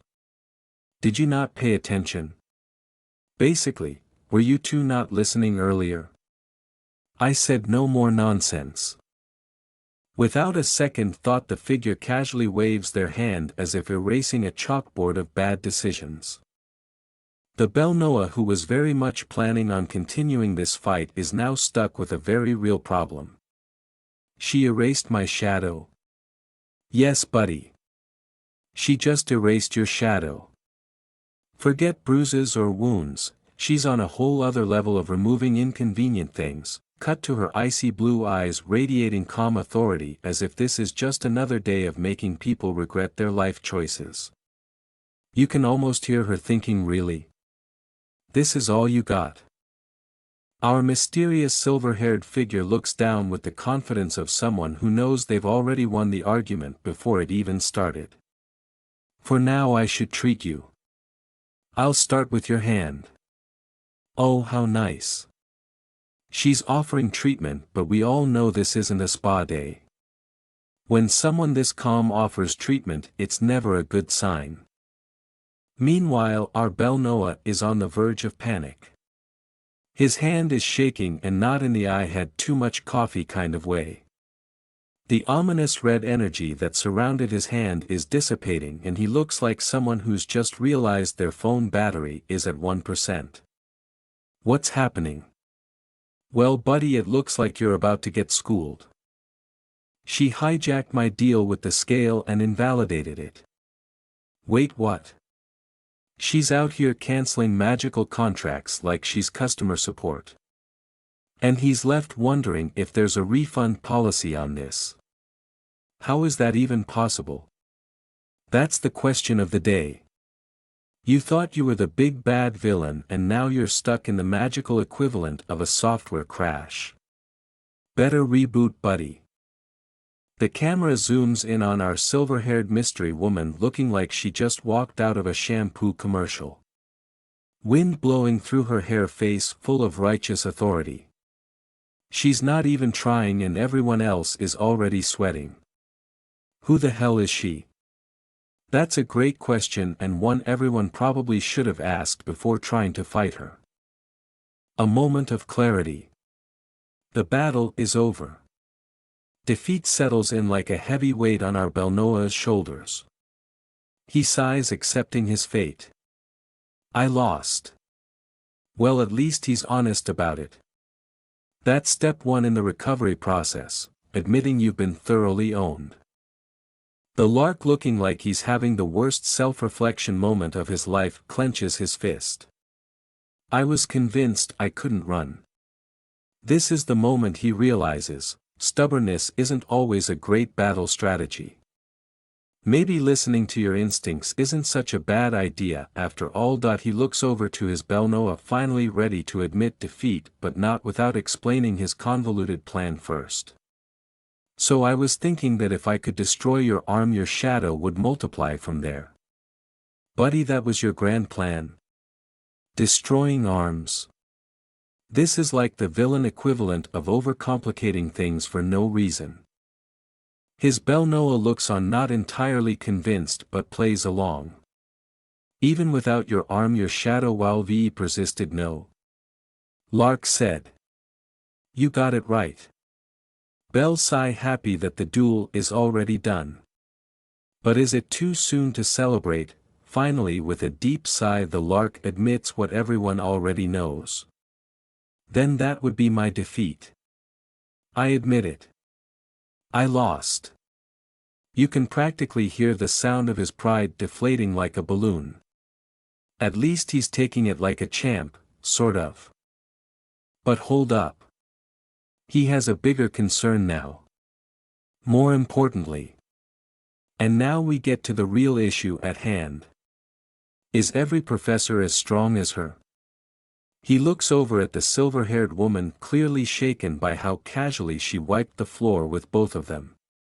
His real problem isn't the fight, it's the idea that everyone at this academy might be this terrifying. The other guy's also trying to process it, staring at the professor like she's some kind of mythical creature. I still can't believe she managed to seize this region while we're both at full power. Yeah, that's called being outclassed, guys. Welcome to the realization that you're not the main character in this story. Cut to the professor standing there like she just finished grading a really disappointing test. Ha, what a pain. You can almost hear her thinking, ugh, why do I have to deal with these amateurs? Why are two high-leveled individuals assigned to the same region? She's not impressed. It's like someone sent her two strong but clueless students who didn't read the syllabus. Does the academy need to get rid of one of them or something? She's genuinely wondering why she's babysitting two overpowered children who don't seem to know how to play nice. The camera zooms in on her as she thinks I'm pretty sure both of them are worthy of being taught. Yeah, she'll teach them. Just not in the way they're expecting. This is going to be a tough love kind of lesson. Our two warriors glance at each other completely confused. Supervisor. What? She's their supervisor. It's like finding out your substitute teacher is actually a ninja. The professor is deep in thought, contemplating how on earth she's supposed to turn these two into functional members of society. Looks like it's going to be a long day for her. Suddenly the Rania's face lights up with an idea. Her eyes go wide and a light bulb practically appears above her head. This is the face of someone who just remembered something very important, probably the magical equivalent of I left the stove on. Come with me, both of you. No explanation. Just a sudden authoritative command. She's on a mission now and these two have no choice but to tag along. The group walks through a serene mystical forest that looks like something out of a fairy tale. But our two warriors aren't in the mood to enjoy the scenery. They're too busy wondering where in the magical world they're being dragged to. This place. Yeah, it's definitely not your typical weekend hike. The Rania stops at a clearing, turning to face a beautiful spring with sparkling water. Isn't that the mana spring? Oh great, because nothing screams fun times ahead like a mana spring. You know, just a casual, probably dangerous, magical fountain of power. She smiles, but it's the kind of smile that doesn't put anyone at ease. In fact, it feels more like a dare. Enter the spring for 1 minute. Just 1 minute. Sounds easy, right? Except when has anything been easy so far? Everyone knows this isn't going to end well. Then she delivers the kicker. Belnoa, if you can withstand a minute in the spring, I'll turn a blind eye to your use of sorcery. It's like a game show challenge but with much higher stakes, and no prize money. You can see the gears turning in their heads. A minute? That's all I have to do. How bad can it be? The two warriors exchange worried glances. They're not sure whether to be excited or terrified. The lark looks like he's calculating the risk, while the Belnoa is already questioning all his life choices that led him here. The Rania turns her gaze to Lark, flashing him a challenging smile that screams, "Are you ready for this? You too, Lark. If you can withstand it for a minute, then I'll ask Professor Rosal to put you into the upper range." Translation: Hey, want to be promoted? All you have to do is survive a magical spring that could maybe kill you. No big deal. She continues, already knowing exactly how to play on Lark's ego. Your pride won't allow it otherwise, right? She's got him there. Lark's face tightens. Yep, there's no escaping this one, his pride has been officially cornered. Lark's expression is priceless. He's glaring like he's just been dared to do something incredibly stupid, but he knows he has to do it. But then his brain catches up with the danger. But I heard that going near mana springs will make the mana in your blood vessels go berserk. Ah yes, he's starting to second-guess this life decision, and honestly, who can blame him? The professor is unfazed, her smile turning into the kind of casual reassurance that somehow makes everything worse. That only happens if you're submerging yourself in it up to your neck. Oh cool. Just up to the neck, no biggie. Clearly she's a big fan of "it's only dangerous if you push it too far" logic. Aren't we pretty far from the center? She says this like they're talking about the local swimming pool, not a life-threatening mana spring. No big deal, right? Just a casual stroll. Now she lays out the real dangers, still in the most casual tone possible. At most your blood vessels will be a bit ruptured. And your lungs will fill with blood. There's also a teeny tiny chance of death. But not much. Just a little bit of lung blood and death, don't worry, it's Phythian. Her words are like a cheerful warning label for a particularly dangerous roller coaster. Lark's eyes widen in pure horror as he absorbs this. With enough luck you won't die, you know. She says it like it's the magical version of hey, maybe you'll win the lottery. Only this time the lottery is not dying. The Belnoa just stares off into the distance, fully rethinking his choices in life. Both of them are speechless. They exchange looks. There are no words. Just the quiet internal screaming of two guys who realize they've been tricked into the worst challenge ever. They both start walking toward the spring with the enthusiasm of two kids who just got grounded. Are you entering? It's the ultimate question. One that neither of them knows the answer to. Lark shrugs, utterly defeated. That I don't know. You. This is it. This is their collective resignation to their fate. No one knows what's coming, but whatever it is they are not ready for it. I don't know. The Belnoa, after what seems like a lot of internal back and forth, finally takes a deep breath. I'll do it. His tone is the kind of resigned determination that says, well, I've already made enough bad decisions today, so what's one more? Not to be outdone, Lark immediately jumps in. Then I'll do it too. Because obviously if one person is going to risk their life, Lark isn't about to be left behind. Peer pressure, thy name is Lark. Lark clenches his fist, getting more dramatic by the second. A warrior of the North shan't accept defeat so easily. He's basically just written himself a movie tagline. You can almost hear the epic music playing in the background.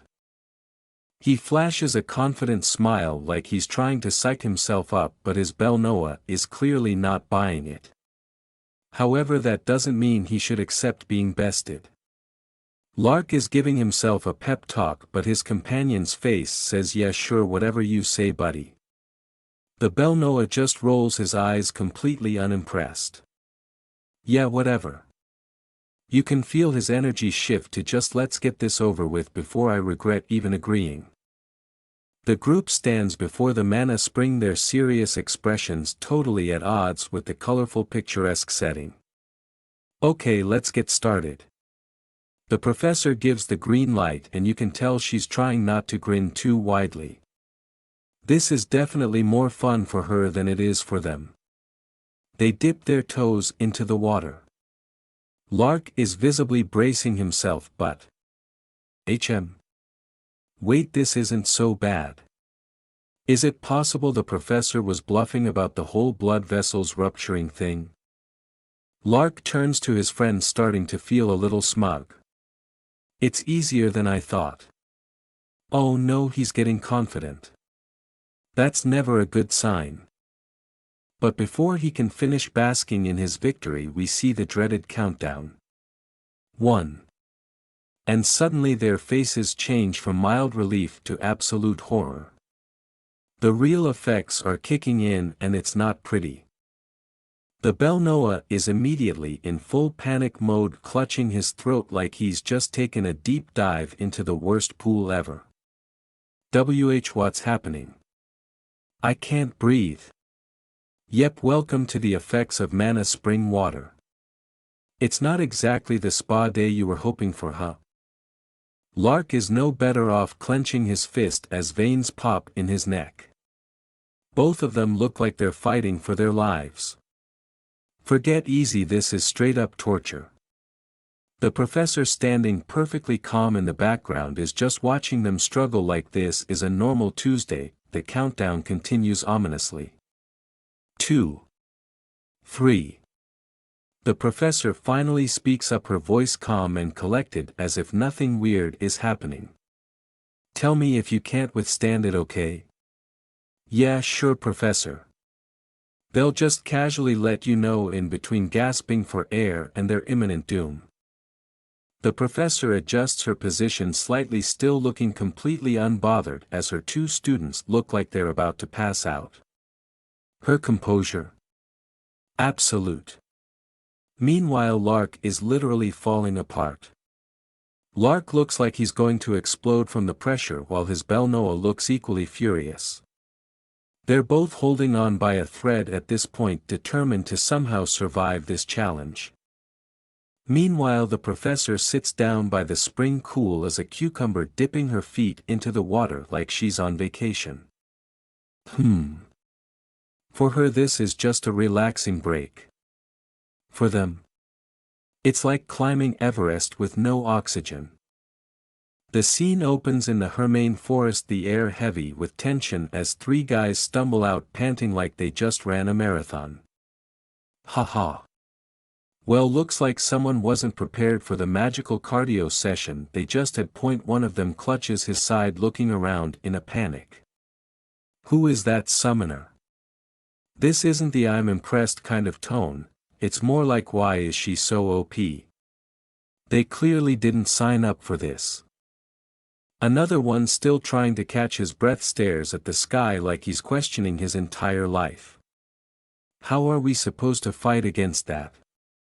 Yeah, you probably should have checked the difficulty level before jumping into this mess. The third guy wipes sweat from his forehead, looking like he's ready to just lay down and quit. I didn't think those four would be so strong. Oh, they thought this was going to be easy. Rookie mistake. Still huffing and puffing, one of them rubs his head, piecing together the nightmare he just survived.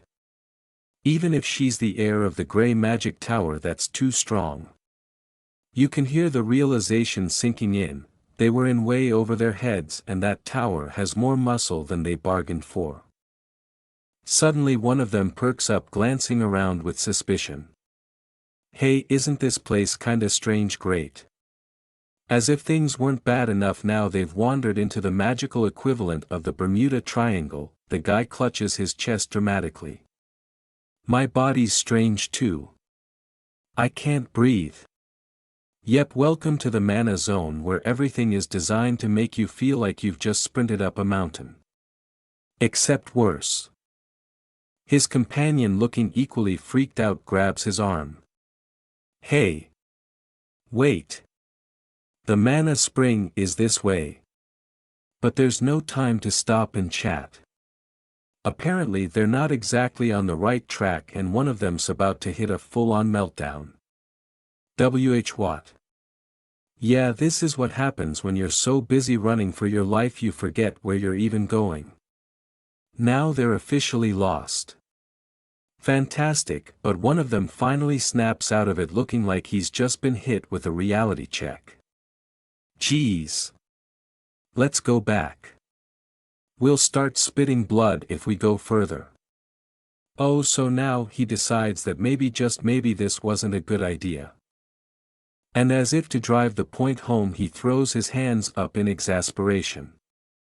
There's no wizard who'd just waltz in there. You can feel the panic in his voice. He's done with this situation, and honestly, who can blame him? This whole Mana Spring misadventure is turning out to be a major health hazard.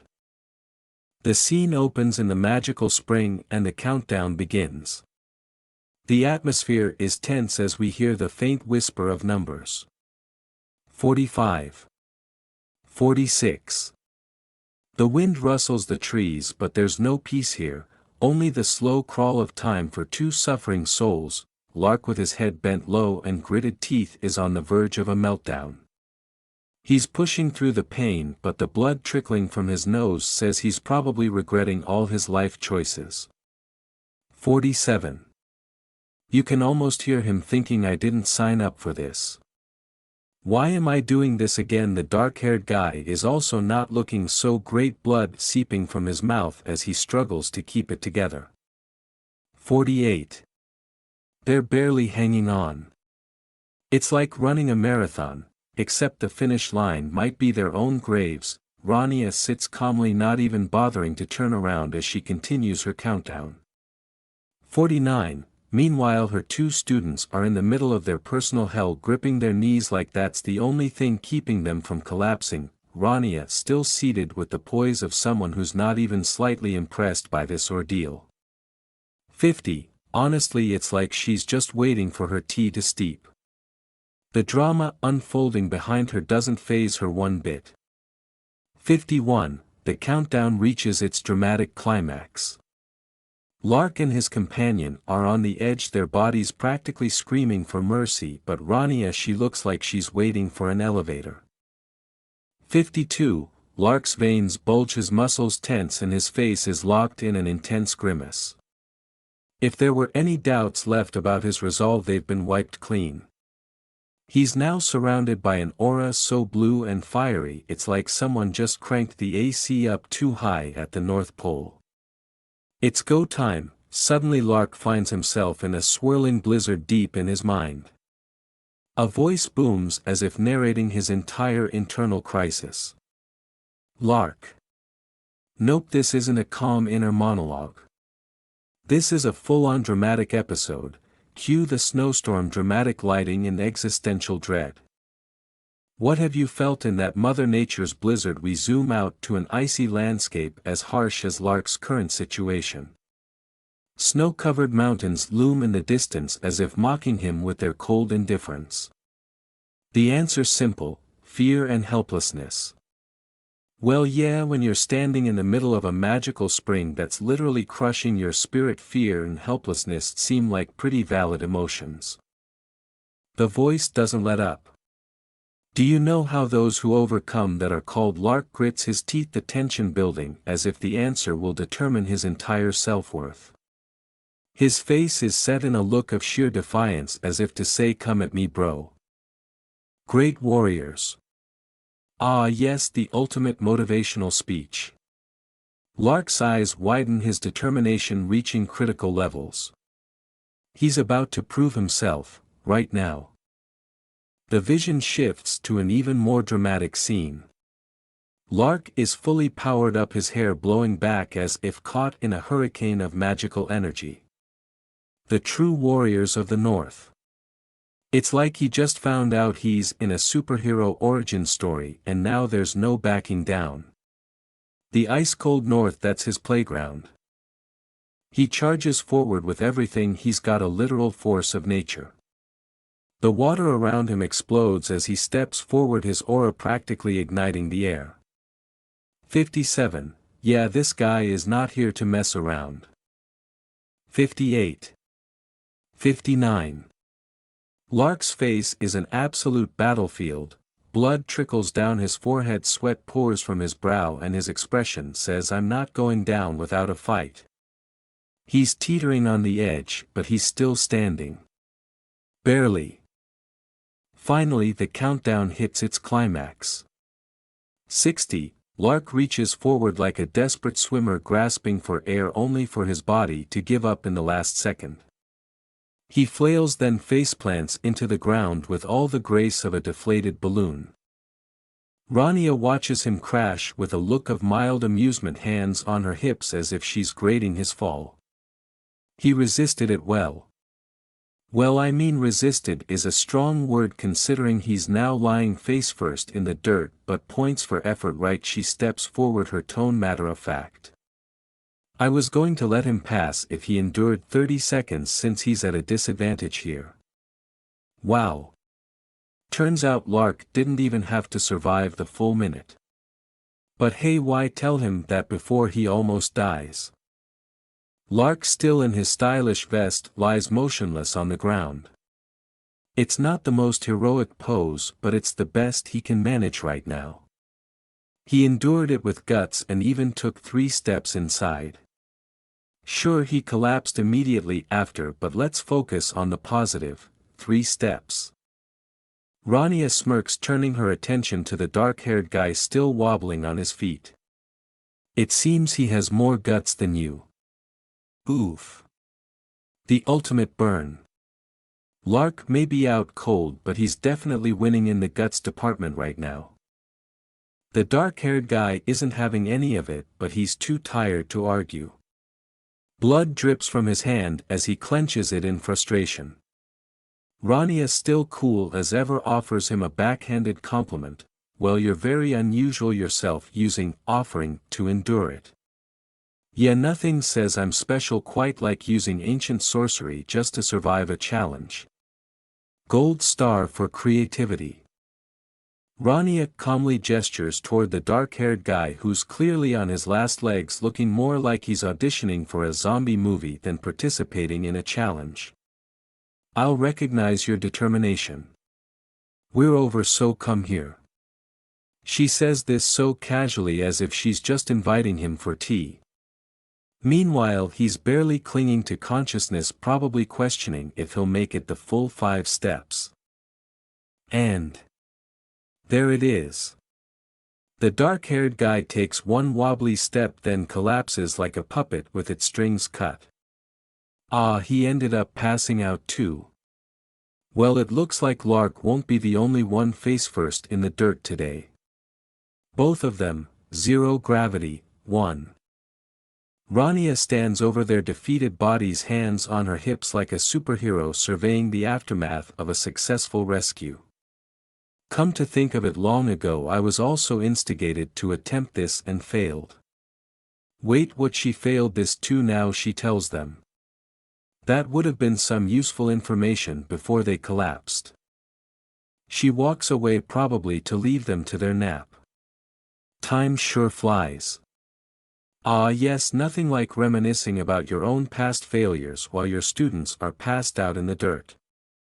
It's practically poetic. With a thoughtful glance toward the sparkling water, Rania muses to herself, then the question is. The tension builds. What deep, insightful question will she ponder? How about the me of now? And there it is. A classic case of I'm still pretty awesome, right? Even in her reflection, Rania is having a little moment of self-appreciation. Because hey, if she doesn't hype herself up, who will?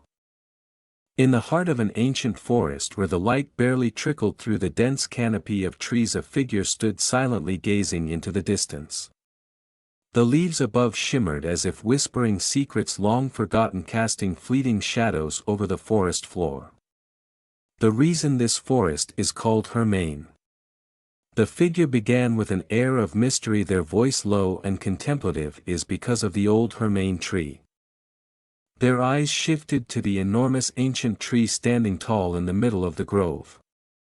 Its roots were twisted and gnarled, resembling a spider's web that had claimed the earth as its own. A profound stillness lingered in the air around the tree, as if it had witnessed far too many centuries and was simply tired.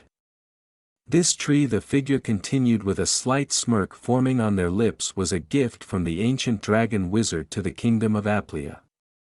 As far as gifts go, I guess it beats socks. They turned slightly, looking around at the crystal-clear waters pooling at the base of the massive tree. Tiny bubbles rose to the surface, reflecting the soft glow of magic that clung to the air like morning mist. Beneath the tree lies the spring of accumulated mana, they added with a hint of awe, staring down at the water. Basically, it's a giant puddle of power. Mana overload, if you will.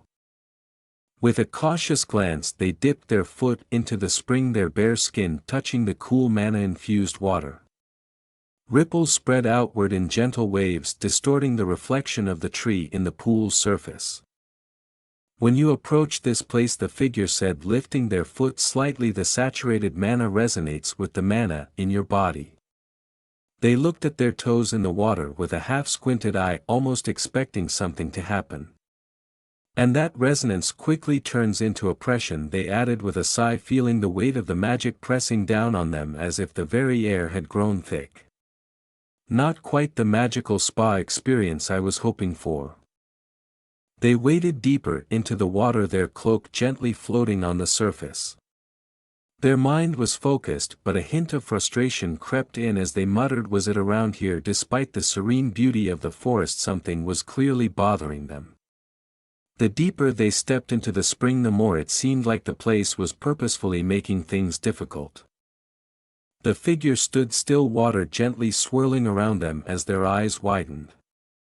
My blood vessels screamed, they muttered under their breath, feeling the intense pressure build up. The sensation wasn't pleasant, it was as if their entire body was caught in a vice grip of mana. As the resonating mana shrinks them, they continued, barely keeping their voice steady, it squeezing them tight like trying to wring out the last bit of toothpaste. Their expression remained calm, but internally they could feel the discomfort rising. That a memory flashed before their eyes, a time long ago. And I was going insane, tormented by hallucinations. Their face showed no emotion, but inside they were vividly remembering the bizarre visions. Not exactly the most comforting thoughts when standing in a mystical pool of mana. It's been about 7 or 8 years since then. They glanced down at the water, the surface shimmering with a strange energy. How much can I endure now? There was a brief pause, the figure reflecting on their past feats as if to reassure themselves. Of course, I attacked the territory of the Demon Lord's army and withstood their demonic energy. Their voice carried a hint of dry sarcasm, as if comparing that battle to their current situation was a bit excessive. But this is a mana spring, they reminded themselves, eyes narrowing at the pool around them. I should be feeling something soon. They waited, expecting the usual overwhelming sensation of mana surging through their body. They blinked, puzzled as they glanced around. I'm all ready. In the middle their voice was filled with confusion.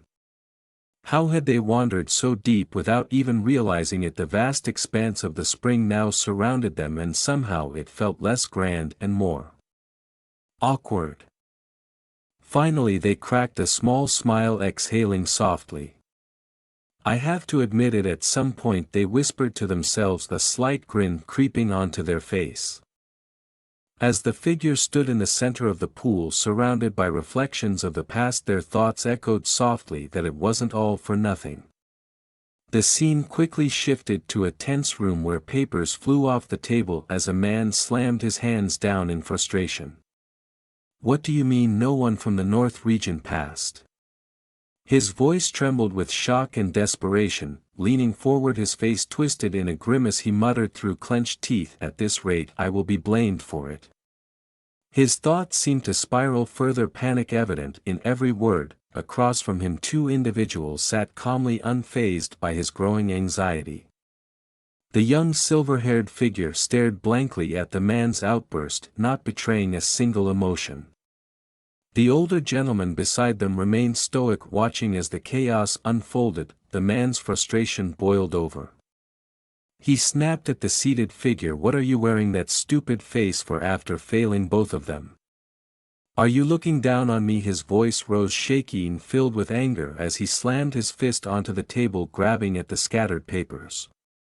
It will be my fault as the one in charge.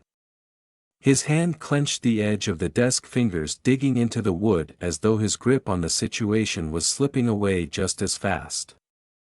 As the tension hung in the air, the old man sitting across from the frantic, frustrated individual let out a sigh, rubbing his forehead slowly as if the situation was beginning to give him a headache. It's not that no one passed, he said softly but firmly, like a parent trying to explain why broccoli wasn't actually the worst thing in the world. He glanced at the younger figure beside him and then back at the man who was losing his grip on reality. The older man continued, his tone level yet carrying a weight that could cut through the chaotic emotions in the room. The frantic individual, clearly on the edge, wasn't having it. If you're taking her side because she's your doll, his voice trailed off, too angry to even finish the accusation. The old man wasn't fazed in the slightest. He'd probably heard worse and was in no mood to entertain these theatrics. I believe you've also seen the report, he interrupted calmly before getting right to the point. He wasn't about to let the conversation spiral into personal accusations. Lark Van Grace shows a high awareness and excellent mental strength, the old man stated as if reading from a well-rehearsed script. You know, the kind of person you don't want to argue with at 3 a.m. when you're both exhausted. Images of Lark appeared in the frantic man's mind, flashes of her skills in sorcery and combat. It was like watching a highlight reel of someone who never let a moment go to waste. The guy had to admit she was impressive, and his frustration simmered slightly, though it didn't vanish completely. And then there's Belnoa Eckel, the old man continued, pointing to yet another student. Excellent in comprehension and strategy. The kind of person who would win every board game night and probably have fun doing it. The man's expression shifted as the truth started sinking in. Both students had undeniable talent. We can say they're both talents who deserve a befitting education, the old man stated with a matter-of-fact tone, as if he was discussing the weather rather than two incredibly powerful and skilled individuals. He gestured towards the institution's grand building, the shining beacon of knowledge and status they were all standing behind. Therefore they were put in the upper-level class at the request of the supervisor, right? He asked rhetorically, his eyes sharp as he drove the point home. There was no room for argument, and the man standing across the table was beginning to realize that. With a smooth flick of his wrist, the old man reached into his robe and pulled out an official-looking document. Here's the principal's letter of confirmation for them, he added with finality, placing it on the table as though it was the mic drop of the century. The room fell silent for a moment. It was clear, there was no going against this. The tension in the room began to ease, but only slightly. The old man continued speaking, his voice unwavering as he laid out the facts. They were evaluated objectively on their abilities alone, he stated, like a teacher explaining why two students got the highest marks on a test. He casually gestured towards the reports, emphasizing every word with precision.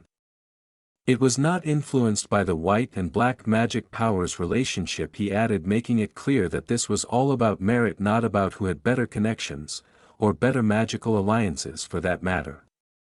His eyes flicked toward the two profiles on the table as though to remind everyone that they were the real deal, whether anyone liked it or not. And thus he concluded, his tone flat but with a hint of satisfaction, they both entered the same class. He turned his gaze toward the frazzled figure across from him. Isn't that thanks to you, Caesar? The old man's voice had a slight edge to it, almost like a verbal nudge in the ribs, forcing Caesar to acknowledge his role in all this. Caesar froze for a moment, clearly uncomfortable. Beads of sweat formed on his brow as he swallowed, his lips curling into an awkward, forced smile. Yes, he stammered. It is as you say. His face twitched slightly as if the words left a bitter taste in his mouth. The old man didn't seem to care about Caesar's discomfort, though.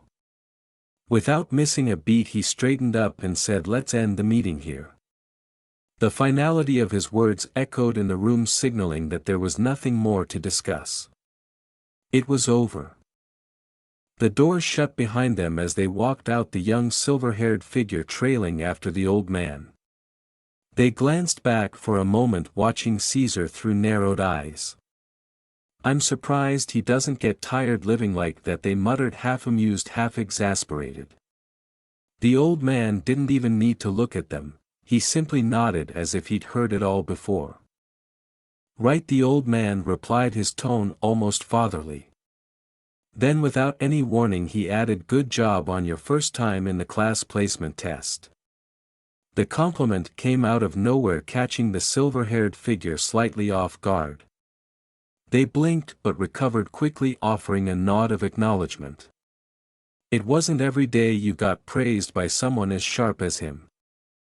Walking alongside the old man, the silver-haired figure's eyes lit up with enthusiasm. They were quite interesting. They raised a finger as if about to dive into a detailed analysis of the recent battle, their face almost glowing with excitement. Clearly this was a topic they found far more enjoyable than the recent meeting. Their way of using magic kind of resembles mine, they said, a grin spreading across their face. There was a distinct pride in their voice, as if discovering they had some secret magical twin in the world. But then they frowned slightly, their expression turning more serious. But they were fighting mainly hand to hand.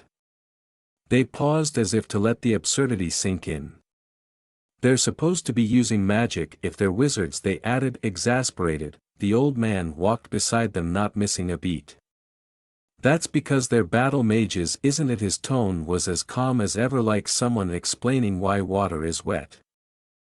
The silver-haired figure stopped mid-step, crossing their arms and frowning in disapproval. Anyway, I don't like it, they declared, as if their opinion would single-handedly change the entire field of battle magic.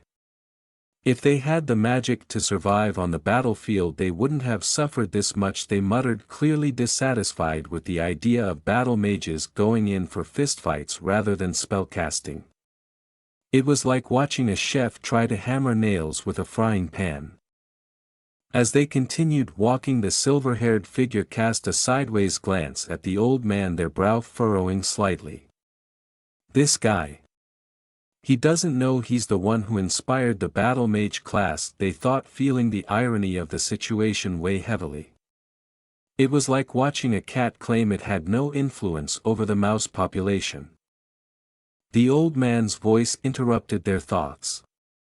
Stop complaining and go to the infirmary to see how those two are doing, he said with the patience of someone who's had this exact conversation far too many times. Ye's going. The silver-haired figure replied, rolling their eyes but following orders nonetheless.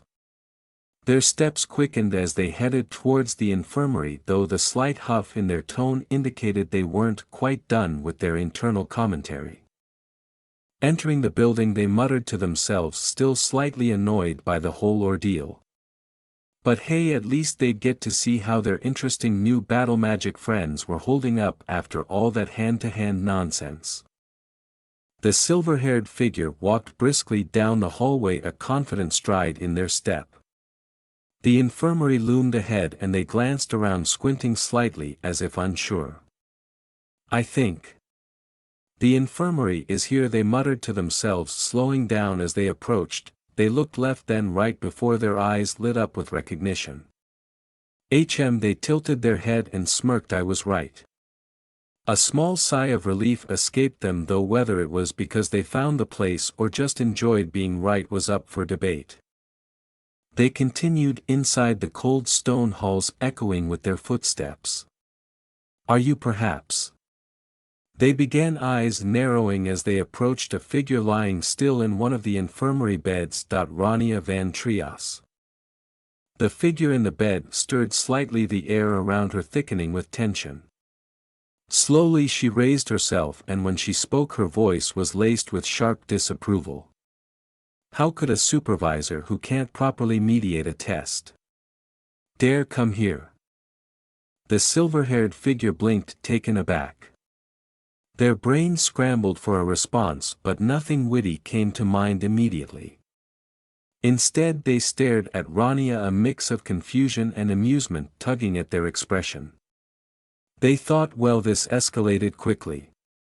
Rania's aura intensified, making it clear that this wasn't a casual conversation but more of a royal-level scolding. The silver-haired figure remained silent, thinking to themselves, great, just what I needed. A boss battle. But verbal. A powerful-looking woman with long, flowing silver hair and a stern expression strides confidently through the academy halls. Her cloak sways dramatically with each step, clearly announcing her presence. With a commanding tone, she addresses someone off-panel. You seem to be looking down on me, her voice filled with both irritation and authority. Her gaze is intense as she continues, while this is indeed within the academy grounds, I am still the master of the great water magic tower. Her posture is proud, and she seems to radiate a palpable aura of importance. It is basic courtesy for a mere wizard such as you to show me some respect, she demands with an air of indignation. The camera pans down, revealing the object of her ire, a younger mage who looks equally annoyed and unimpressed by her grand declarations. His posture is casual, hands at his sides, almost as if he's challenging her authority with his mere existence. Yet what do I find, she exclaims, leaning slightly forward as if to intimidate him further, you're frowning at me and acting like you own the place." Her words are sharp, cutting through the tension like a knife. The young mage is still unfazed, almost daring her to continue. "Well then," she pauses for dramatic effect, her eyes narrowing to a determined squint, "I guess it is only right for me to hammer some etiquette into you." A mischievous smirk appears on her lips, clearly enjoying the thought of putting this young mage in his place. White, the silver-haired mage, stands with her foot firmly planted, her posture radiating authority and irritation. Her expression is stern, her gaze focused sharply on the younger mage before her. She speaks with a voice that cuts through the air like a knife, "You're a wizard with nothing to your name. You nearly adopted your position." Her tone is condescending, and the air around her feels almost electrified with her presence. She looks down at the young mage as if he's nothing more than a fly buzzing around her. "So I'm just doing that sorry excuse of an old fart a service." Her disdain is clear, and she makes no attempt to hide it. The young mage, meanwhile, remains standing in front of her, her eyes narrowed, lips pressed into a thin line. She seems unimpressed, almost as if her words are washing over her like a light breeze. Black thoughts bubble up quietly, frustration evident in his inner monologue. "That crazy chick," his brow furrows, and he mutters under his breath, "Doesn't she know an unknown enemy is most dangerous?" The atmosphere grows thicker, the tension palpable. Black, who seems to have had enough of this spectacle, watches the scene unfold with exasperation. He mutters to himself, "I gotta stop her before things get ugly." He rolls his eyes, clearly used to White's over-the-top behavior, realizing that this is about to escalate further. Black decides to intervene. He waves a hand dismissively and shouts out, "Oi, White, give it a rest already." His voice carries a mix of annoyance and concern, hoping to de-escalate the situation before things get out of hand, but White, as usual, is having none of it. Her eyes are sharp, a flicker of amusement dancing within them. Her hand begins to glow with a crackling light, the energy building up rapidly. Sparks of electricity start dancing around her fingers, and it's clear she's preparing to unleash something powerful. The sound of electricity crackling fills the hallway, and the Black's face contorts in disbelief. He waves his hand more frantically, but it's too late. White is already charging up, a mischievous grin spreading across her face. White, with a mischievous grin on her face, lifts her hand, now glowing with an intense blue light. The crackling sound of magic fills the air, and sparks shoot from her fingertips. The Black, still trying to calm her down, yells, "Crap, this bitch is out of her mind. What are you doing, White?" But White is not listening. She is entirely focused on the young mage in front of her. Her expression is one of excitement, clearly enjoying the challenge she is presenting to the younger mage. The air crackles with electricity, the blue light growing brighter, and then, with a sudden surge, White unleashes a powerful blast of lightning. The sound of crackling electricity fills the hallway as the magical energy shoots toward the young mage with incredible force. Rania's eyes have no emotion, she doesn't flinch. Instead, she braces himself, her expression determined. White, still grinning, watches with anticipation, seemingly eager to see how he will respond to her overwhelming power. "No need to yell, I know how to hold back my power," she taunts, her voice filled with a mix of curiosity and amusement. "Who do you think dash?" The lightning continues to surge around her, lighting up the entire hallway in flashes of blue and white.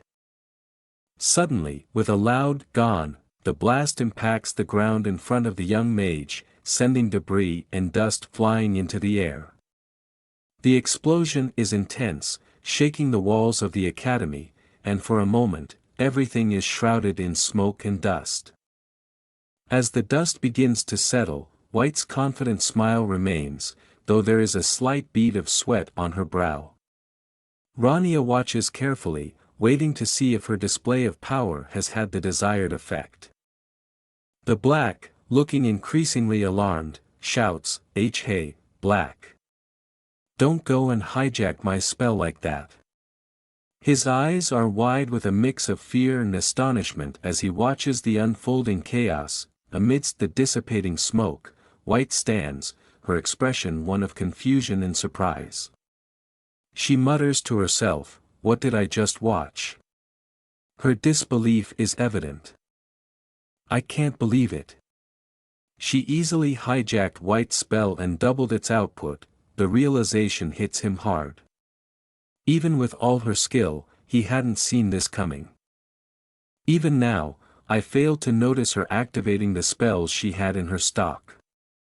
His thoughts are filled with awe and a hint of frustration, recognizing the gap in their abilities. White, still reeling from the unexpected move, finally snaps, "Why would you do that?" "Hello. I'm talking to you." Her voice is a mix of irritation and desperation, as if trying to make sense of what just happened. The Black coughs slightly, a clear attempt to regain some composure. Ahem. He's trying to diffuse the tension, sensing things could escalate even further. He turns his attention back to White, his expression more serious now. "What good do you get from acting out here anyway? Don't go and make yourself look bad." His words are cautious but firm, trying to bring some reason to the heated moment. White, however, isn't having it. She spins around to face him, her frustration bubbling over. "Are you messing with me? Hey!" She waves her arms, trying to get his full attention, feeling her authority slipping away. The Black sighs, turning slightly to address Black. "You're worried about your disciple, right? Come on." His tone is calmer now, almost as if he's trying to appeal to reason. But White isn't done yet. "Why are you always like this?" she mutters, frustration evident in her voice. Her stance is defiant, unwilling to back down. She stomps her foot, the sound echoing through the hallway. "It's my pride on the line here. Hello. Are you listening?" Her eyes are wide, demanding some acknowledgement, but the Black looks on, now more resigned than before. He mutters under his breath, almost regretfully, "I should have let her be." The scene closes with White still fuming, the Black deep in thought, and Black standing quietly, the tension still hanging heavily in the air. The tension in the air begins to subside. White takes a deep breath, letting out a relieved sigh. Phew, she seems to calm down a bit, her shoulders relaxing as she reflects on what just happened. "Well, I did bring their disciples into the mana spring, so I was ready to take a punch or two," White mutters to herself. Her expression shows a mix of self-reassurance and a touch of irritation. She glances down at her shoes and continues, "But leave my shoes alone, come on." Clearly, she's more concerned about her footwear than the magical skirmish that just took place. She looks around at the mess left behind, the cracked walls, and the dust settling on the ground. Her expression changes to one of mild regret as she realizes the extent of the damage. I sure messed up," she admits, a small bead of sweat appearing on her forehead. Inside the academy, another figure moves quietly along the wooden floors. A young mage with dark hair mutters, "Crap, that spooked me." He's clearly shaken by the recent events. "What's got you so jumpy?" a classmate asks, noticing his unsettled demeanor. He glances around nervously and responds, "I was running away from her all the way to the mana spring." His voice is filled with a mix of fear and disbelief. "I thought you got the West region," the classmate inquires, clearly confused by the young mage's frantic behavior. "I heard she's number 1 in the overall score for all areas combined," he explains, his voice hushed, as if worried she might hear him. "Hell if I know." "Don't look at her too much," he advises, looking around cautiously. Descending the staircase, a girl with purple hair, wearing a cloak and holding a book, catches everyone's attention. The whispers continue among the students. Well, she is the heir of a magic tower after all. They speak with a mix of awe and respect. The girl's name is revealed, Lesty Eleanor, heir of the Grey Magic Tower. She moves with purpose, her eyes focused, her expression serious. As she descends the stairs, she thinks to herself, the Mana Spring. Lesty thinks hard of what happened at the Mana Spring as she sit down, gripping her book tightly. She still thinks if what really happened at the Mana Spring is real, or just a rumor. Because you know what happens when you go to a spring, at a secluded region, right? 2 days ago, her main forest, West Region. The scene shifts to a serene forest setting with a crystal glowing in the middle, surrounded by trees and magical familiars. The air is thick with tension as multiple mages watch from the shadows. Impossible. She's perfectly handling 10 familiars at once. One of them whispers, their disbelief evident. She's on a whole other level. Another mutters, watching her carefully orchestrate the magical creatures. Just give up. Might as well head to a different region, someone suggests, knowing they stand no chance against her. Lesty remains focused, seemingly in her own world. Her eyes glow with a faint light as she activates a magical ability, Shared Vision. A beam of purple magic connects her to a bird familiar, and she gains a broader perspective of the surroundings. I guess all the nearby participants gave up, she thinks, realizing that she's cleared the area of competitors. Should I call it quits then? She wonders aloud, considering her next move. Suddenly, through the shared vision with her familiar, she spots someone unexpected. Rania Van Trias. She's a supervisor for the North region. Lesty recognizes the figure immediately. Her brow furrows, puzzled. But why is she soaked? The only water in the forest should be. Her thoughts trail off as she observes Rania, dripping wet and clearly out of sorts. No, there's no way. Lesty's eyes widen in realization, piecing together what might have happened. Lesty Eleanor looks out toward the center of the Mana Spring, her thoughts running wild. Not even Lord Raniel dared to come near the center of the Mana Spring, she reflects, her inner monologue filled with awe and disbelief. There's no way she could do it. It's not even a question, Lesty concludes, casting doubt on the possibility that anyone could surpass such a legendary figure. A flurry of thoughts surround her, echoing in the background like whispers. Lord Raniel is. Lesty is brilliant, but if only it was Lord Raniel. Compared to Lord Raniel, she is, they murmur with a mix of admiration and frustration.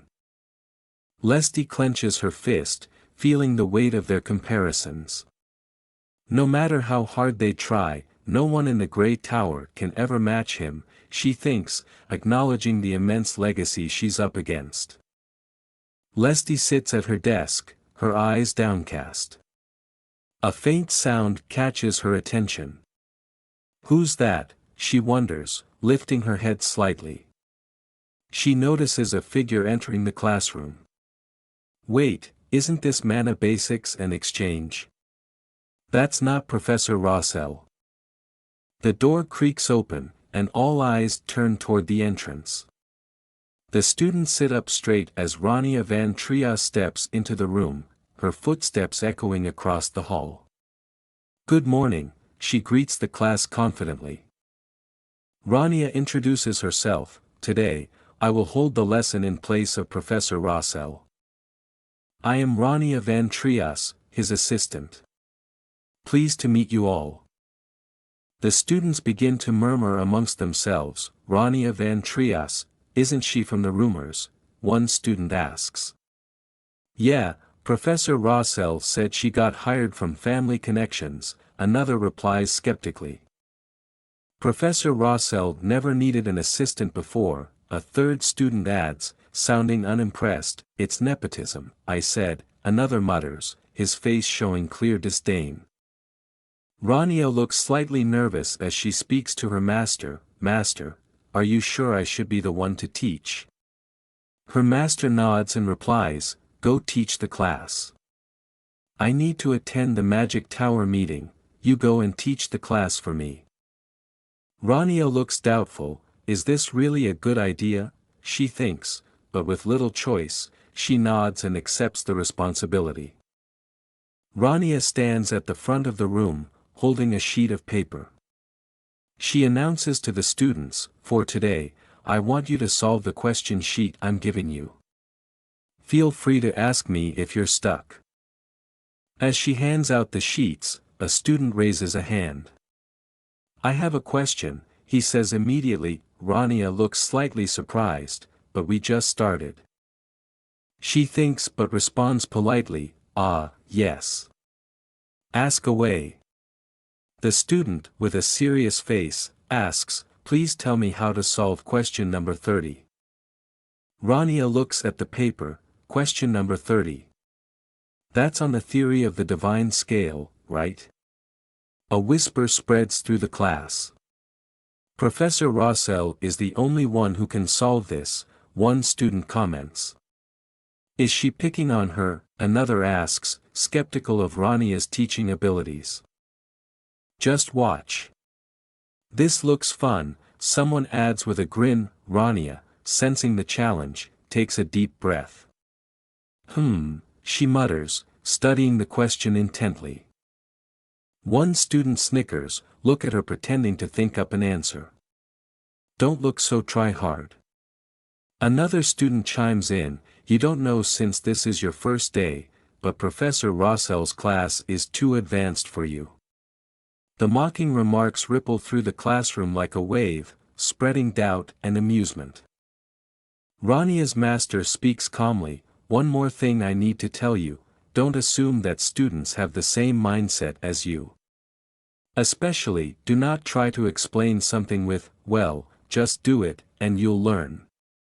He looks stern, but there is a hint of a smile on his face. Rania frowns, a bit defensive. But I always just do things to learn stuff, she mutters, crossing her arms. Her master chuckles, that's exactly why. They are not the same as you. He points at her playfully, trying to make his point. He continues, also, don't hold yourself back for me. Rania looks surprised, Sure, she responds, clearly confused by the advice. What, so you knew? Still surprised that her master knew everything she's done, so far. He knew that I was trying to keep quiet. But because of my temper, I guess it really shows. Rania suddenly remembers her encounter with the White Magic Tower Master. And the damage she has done to her reputation. And maybe the damage that she's done on the Academy's ceiling. Well, he said not to hold back, but I shouldn't cause any more trouble. As you should, because I smell something. Something like a pay cut from her salary. Back to the present, in the classroom. Rania takes a deep breath, her determination slowly returning. All right, let's take my time and teach, she begins to think, but before she can finish, the mocking continues. See, you don't know the answer, a student taunts, causing more murmurs in the room. Leslie's eyes narrow as she listens to the jabs from her classmates. I guess I put too much expectation in Professor Rossell's judgment, she thinks, feeling a twinge of disappointment. The tension in the room thickens, but Rania's resolve strengthens. She looks directly at Leslie and says, I advise you to work a bit harder. We know you got in with nepotism, but at least learn some basics. Her words are stern but carry an edge of challenge. Leslie's face remains composed, but her eyes flash with determination. She replies calmly, either way, I guess it's too soon for you to be an assistant professor.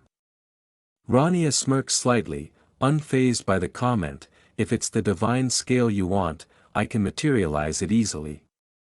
The class grows silent, and ever yawn. The sunny exterior of Aplia Academy, where the air is filled with murmurs and excitement. The academy building stands tall under a clear sky. A caption reads, Aplia Academy, in front of the principal's office. Inside, the halls are filled with students and teachers, all gathered near the principal's office. The crowd murmurs with curiosity and confusion. Honestly, one of the teachers sighs, looking around at the growing crowd. How much longer is he going to make us wait?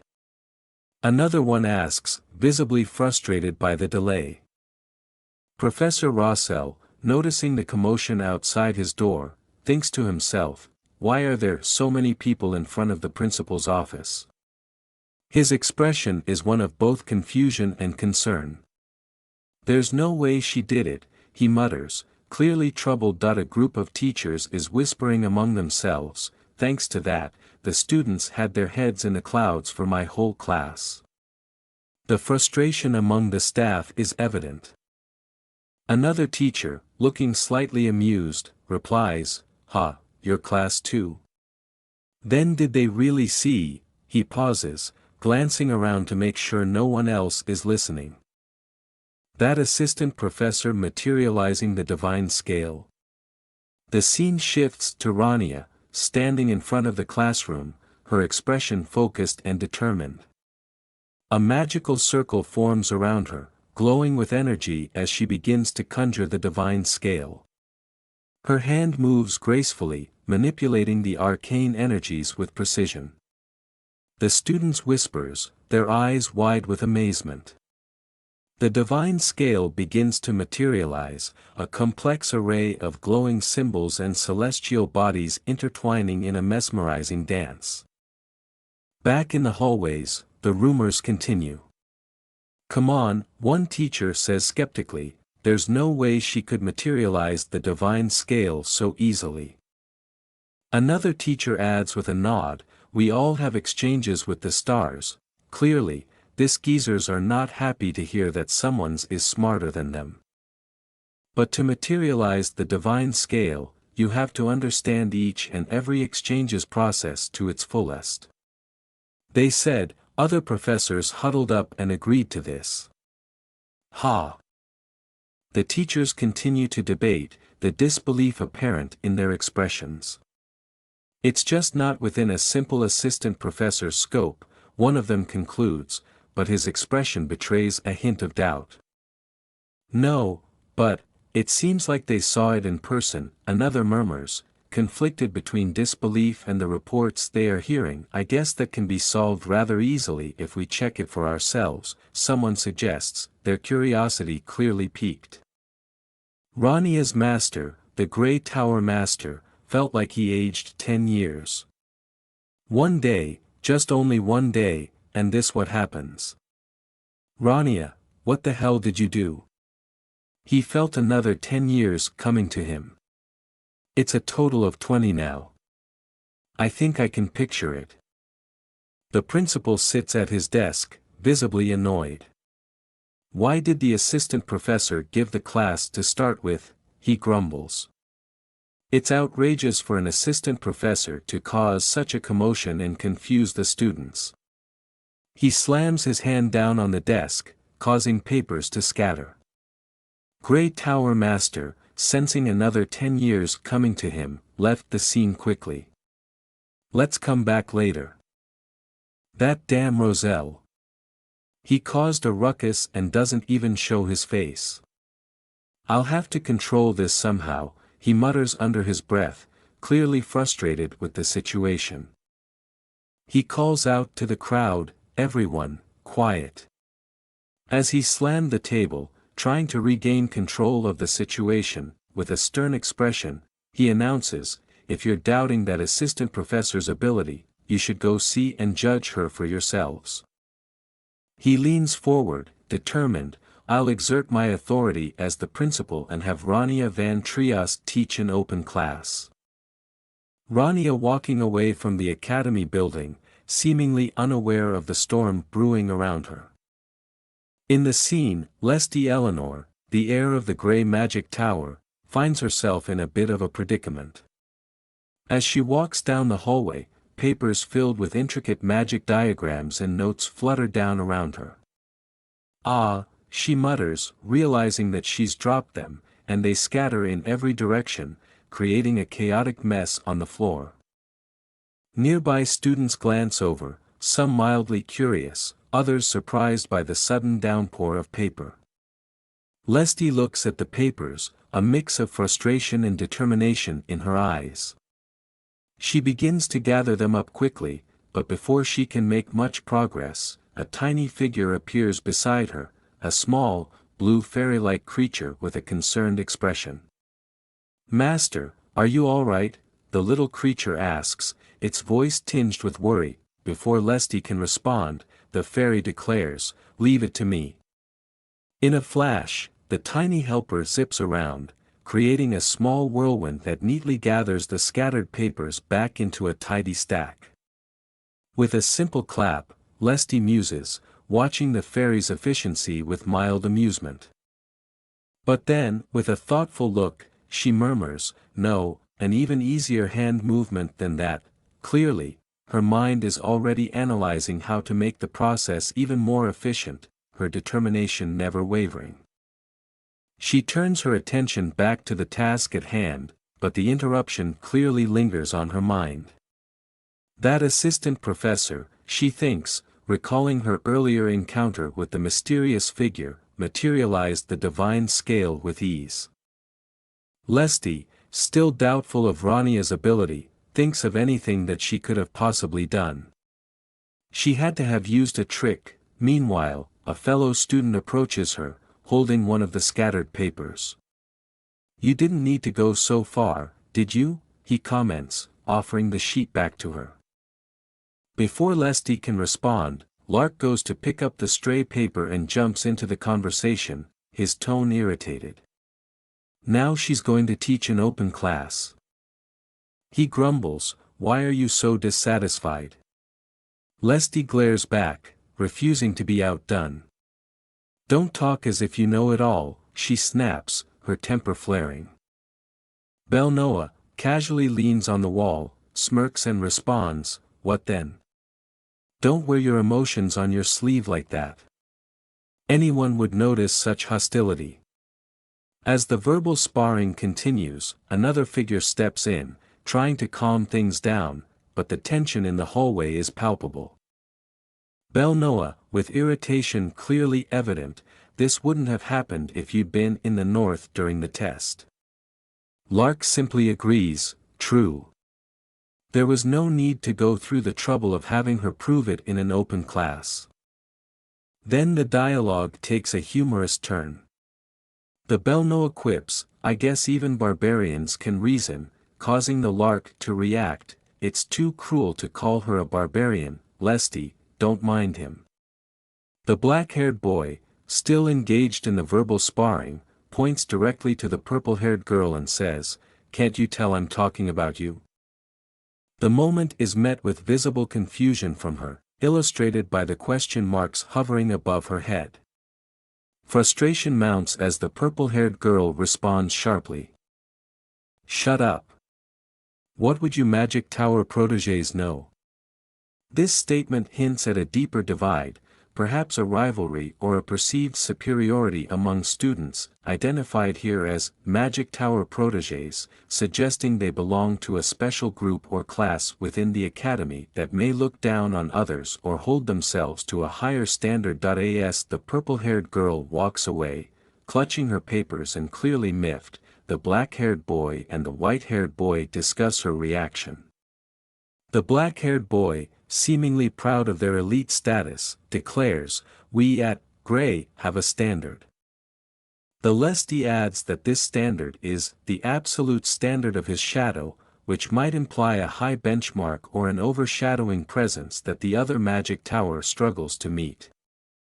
As she walks away, lost in thought with a stern expression, Lesti observes, "She must be draining her brain trying to prepare for the open class right about now."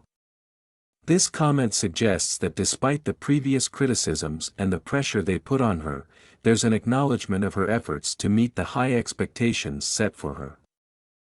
Far away, the conspiratorial voices continue, plotting. Since all of the professors and the tower will be there for it, her luck and tricks won't work anymore.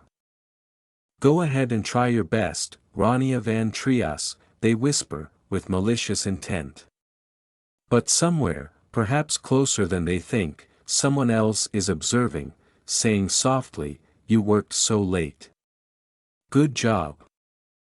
Back at a cafe, Rania sits with a warm cup of coffee in front of her. "Here's the coffee you ordered, Professor," says the server cheerfully, startling her slightly. Professor?" "Ah, yes, thank you," Rania replies, trying to sound confident. She stirs the coffee absent-mindedly, deep in thought. "Professor, huh?" Still not accustomed to her new title. Do professors normally give open classes like this? She wonders silently. I wonder if this is okay. Her musings are interrupted by a voice. "You're doing a good job," remarks a fellow student seated across from her. Was I thinking out loud? Rania asks, embarrassed. Yes, very clearly, the student replies with a chuckle. Rania blushes slightly. Because technically, she is still a he. Inside her, there is still Raniel. And in front of him is a very beautiful princess. Well, a student is inviting me for coffee after my first class. That means I didn't do badly, right? The narration humorously concludes, extremely positive. I thought it was wonderful. Princess Isla responds to Rania's worry. The first time we met, during the placement test, and in the class as well, she says as they take their coffee, drinking it while worrying it might get cold. You stick to your own styles. Princess Isla, clearly tired of the professors buttering her up, just because she is a royal. She smiles warmly, while holding the cup of coffee. I don't think she's ready to put it down either. You're always moving, even when you're lost. You remind me of someone, she says, hinting at a hidden admiration. Rania's eyes widen slightly. Ah. She responds, caught off guard by the compliment, her mind racing with thoughts of her next challenge. Rania sits at a small, round table in a serene, sunlit cafe, her expression calm but contemplative. She lifts her cup, savoring the warmth, when she suddenly speaks up, her voice earnest, "Princess, thank you." Her tone is sincere, filled with gratitude, and her hands tremble slightly, causing the teacup to rattle against its saucer. Princess Isla smiles with a knowing look, her eyes soft yet steady. She listens intently as Rania continues, "That means things are fine like this, right?" There's a hopeful glimmer in Rania's eyes, as if seeking reassurance. The princess nods gently, maintaining her calm demeanor. "I'm feeling better thanks to you," she replies warmly. There's a sincerity in her voice that seems to ease the tension in the air. Rania straightens up, a smile forming on her lips. "I'll go back and prepare for the open class," she declares with newfound determination, her earlier doubts seemingly washed away. The princess watches her with an approving smile, her eyes conveying silent encouragement. "Yes, I look forward to it, Professor Rania," she replies, her words filled with a gentle confidence that seems to bolster Rania even further. With a nod of understanding, Rania rises, her resolve firm, ready to face whatever challenges lie ahead. The scene at Aplia Academy is filled with an electric atmosphere as students and professors gather in front of the notice board, their eyes glued to an announcement. The paper reads, "Announcement on the open class regarding mana exchanges." A crowd murmurs in confusion and excitement. It's unheard of for the academy to hold an open class, whispers one student. A mix of professors and students went to look for the posted signage at the academy board. Right? Did the principal really give permission for this? Another responds, eyebrows raised in disbelief. I heard the class will be given by an assistant professor, someone chimes in, voice tinged with doubt. Seriously, I don't think the professors will stay quiet. Amidst the crowd, two imposing figures appear, their expressions tense and wary. One of them, with a wide grin, breaks the silence with a sharp comment, "Oh, my, I thought I smelled something aging somewhere." I was right. White's rival, not missing a beat, fires back with a smirk, "I see you can smell yourself as well." Annoyed, the first figure retorts, "Are you for real?" The second one crosses his arms, unimpressed, "It's better than having no pride." Clearly, the first figure isn't backing down. He steps closer, challenging, "I see you dared to come to the open class after picking that fight." His rival, with a hint of mockery, shrugs, "What do you care? I'm just carrying out my job as a tower master." The tension between them crackles, just like the mana sparking in the air around them.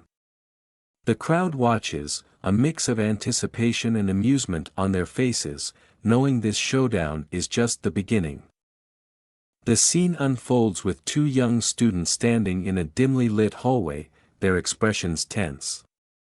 Belnoa, glancing around nervously, remarks, "I see you were also dragged here." Lark, equally unsettled, replies with a simple, "Yeah, it seems they have both been summoned to a place they'd rather not be." Just then, they notice some commotion at the end of the hallway. "Ah, it's about to start," one of them murmurs, as they turn their attention to the upcoming event. The scene shifts to a large, imposing room. Rania Van Trias, the assistant professor at the center of all the recent buzz, strides confidently toward the front of the lecture hall. She looks around, taking in the rows upon rows of seats, all filled with curious and skeptical faces. Some of the students whisper among themselves, their expressions a mix of anticipation and doubt. Rania reaches the chalkboard and with a sharp gesture, grabs a piece of chalk. She turns to the audience and declares, "Today, we will have an open class on the basics of mana exchanges." Her voice is calm, but there's an underlying determination that makes it clear she's ready for whatever challenges this open class might bring. With the attention of the entire room on her, Rania continues, "I am Rania Van Trias." Her tone is polite yet firm. "I may be lacking in some ways," she admits, acknowledging the murmurs and glances of doubt from some of the students, "but please focus and listen carefully." The room grows quiet as all eyes are on Rania. The tension is palpable, everyone waits to see how this young assistant professor will handle the challenge before her. She takes a deep breath, ready to prove herself and command the attention of her audience. As the class begins, a figure stands at the front of a large lecture hall. The room is filled with rows of students and faculty, their eyes all fixed on the new face standing confidently at the front. From the crowd, some skeptics sneer and mutter under their breaths. "Cuckoo, she's starting the class," one of them smirks, mocking the idea of an assistant professor daring to hold an open class. Another adds with a sarcastic grin, "A mere assistant professor thinks she can hold an open class. Know your place." White, with a smirk, says to another faculty, "She has the principal's backing, after all. This boomers doesn't accept defeat easily." Amidst the muttering, another skeptical professor murmurs, "As the real wizard's here, let's see how she fares. This can't be anything more than a game for people like us." The class is filled with an air of tension and expectancy. Rania senses the judgment but remains unfazed. She takes a deep breath, her expression calm, yet determined. "Hello, everyone." She starts, a soft yet firm voice cutting through the room's murmur. Do you know the 3 steps required to activate a spell? The seasoned wizards in the audience raise their eyebrows, unimpressed. Humph. I was expecting more, but she's just reciting the basics that even a 5-year-old brat would know, one of them snorts, leaning back in his chair. This isn't off to a great start, whispers another. Rania, aware of the skeptical eyes watching her every move, remains undeterred. She knows that while strength is important, teaching is a different skill entirely, one that takes patience and understanding. Right, she thinks to herself, it doesn't matter if she's strong, knowing something and teaching something are worlds apart. The truth of the matter is that, White says, while still eyeing Rania in front of the open hall. Knowing something and teaching something are worlds apart. She continues, everyone here has centuries of experience in magic and teaching. She acknowledges their experience. A mere greenhorn can't catch up to the time we've spent. White was bewildered on what Rania did. Rania clasps her hands together in a simple gesture, and the crowd looks on, bewildered. A clap, someone sneers. She thinks a meaningless gesture can, but before they can finish their thought, a dazzling burst of light erupts around Rania. The room fills with a luminous energy, and the audience is left momentarily stunned, their jaws dropping as they realize this is no ordinary display. Rania's confident expression suggests she has something more planned, and the crowd, suddenly silent, leans forward with anticipation. In the scene, tension fills the air as a group of onlookers suddenly realizes that something extraordinary is happening. Wait a minute, it can't be. One of them exclaims, his eyes widening in disbelief. Is that what the students claim they saw? Another gasps, squinting at the spectacle unfolding before them. An elderly man grumbles, using underhanded tricks in class is vulgar, but his voice betrays a hint of nervousness. Another person interjects, hey. Don't stand in front of me. I can't see. Everyone's eyes are now glued to the young girl in the center of the room, who is the cause of all this excitement. With a calm expression and unwavering confidence, she stands at the heart of a complex magical circle, glowing with mystical energy. She declares, it's the supreme spell used to make a deal with the stars. The divine scale. Her voice carries a certain authority that commands the attention of everyone around her. With a calm expression and unwavering confidence, she stands at the heart of a complex magical circle, glowing with mystical energy. She declares, it's the supreme spell used to make a deal with the stars. The divine scale. Her voice carries a certain authority that commands the attention of everyone around her. More specifically, the creation of circuits. Her fingers move gracefully, drawing glowing symbols in the air as she explains. Monograms and words started to float on the air as Rania swiftly drew the symbols. The scale appeared, glowing in gold while circuits of symbols were flowing around it. The size of it is as big as the center of the open hall. The display was mesmerizing, as if the backdrop used was the galaxy itself. The circuit glows brighter, and the audience can't help but be in awe of the sheer complexity and beauty of the spellwork. So delicate. One observer whispers, while another mutters in disbelief, to think such a delicate circuit can be so perfect. The scale contains various complex symbols, still glowing and proving that Rania's skills were in fight. Proving that these boomers were wrong. Ha! Serves you right. Unfazed by their reactions, she moves on to the next phase. The second step is paying the price. She continues, her tone still calm but carrying a hint of determination. She holds out her hand, and a brilliant, ethereal blue flame appears, swirling in her palm. With mana, she adds with a knowing grin. The onlookers watch, captivated, some still skeptical, others visibly impressed. The scene captures the wonder and mystery of magic, and the young girl's confidence in her abilities leaves everyone in the room guessing what will come next. The air full of suspense, the room now filled with a glowing, magical light. The girl, standing confidently in the center of the enchanted space, focuses intently on the balance of mana, murmuring to herself, not too much, not too little, just the right amount. Her eyes narrow as she carefully measures the flow of energy, aiming to maintain the perfect equilibrium needed for the spell to succeed. The intricate scales in front of her glow brighter, balanced perfectly. This is the exact amount of mana needed to keep the scale perfectly balanced, she announces, her voice steady but filled with concentration. The audience watches in silent awe as the scales shimmer with a delicate golden light, seemingly suspended in a moment of perfect harmony. Finally, she breathes, a hint of satisfaction in her tone, as the spell reaches its peak. She continues with a teaching air, "You must specify the direction of the spell."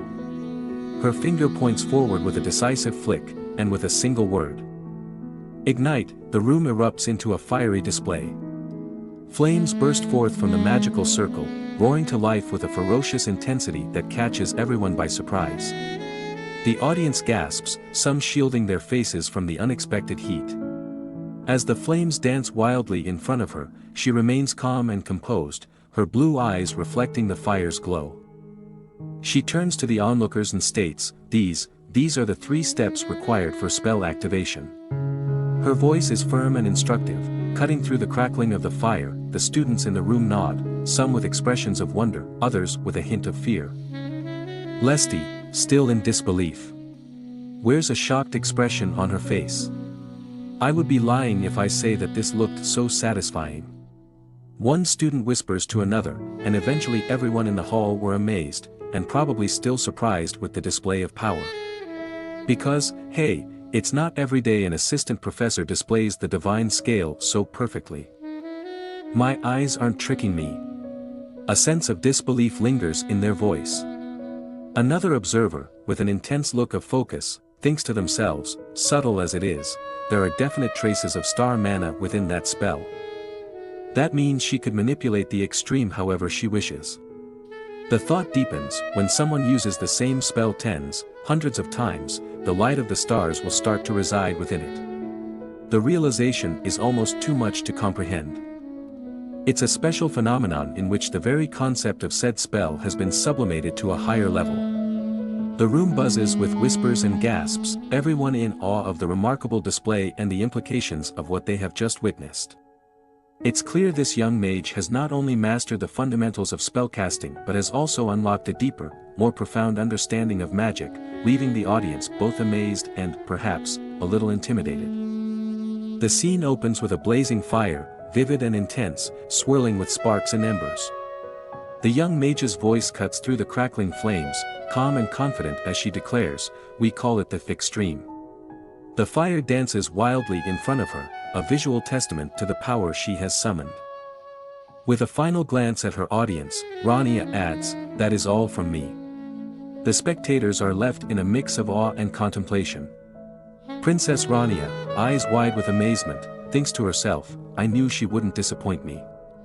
While her trusted right hand, still gaping and processing what just happened, meanwhile, Rania acknowledges, "I'm sure everyone present is already aware of these steps," implying a certain familiarity with the basics but a newfound appreciation for the mastery on display.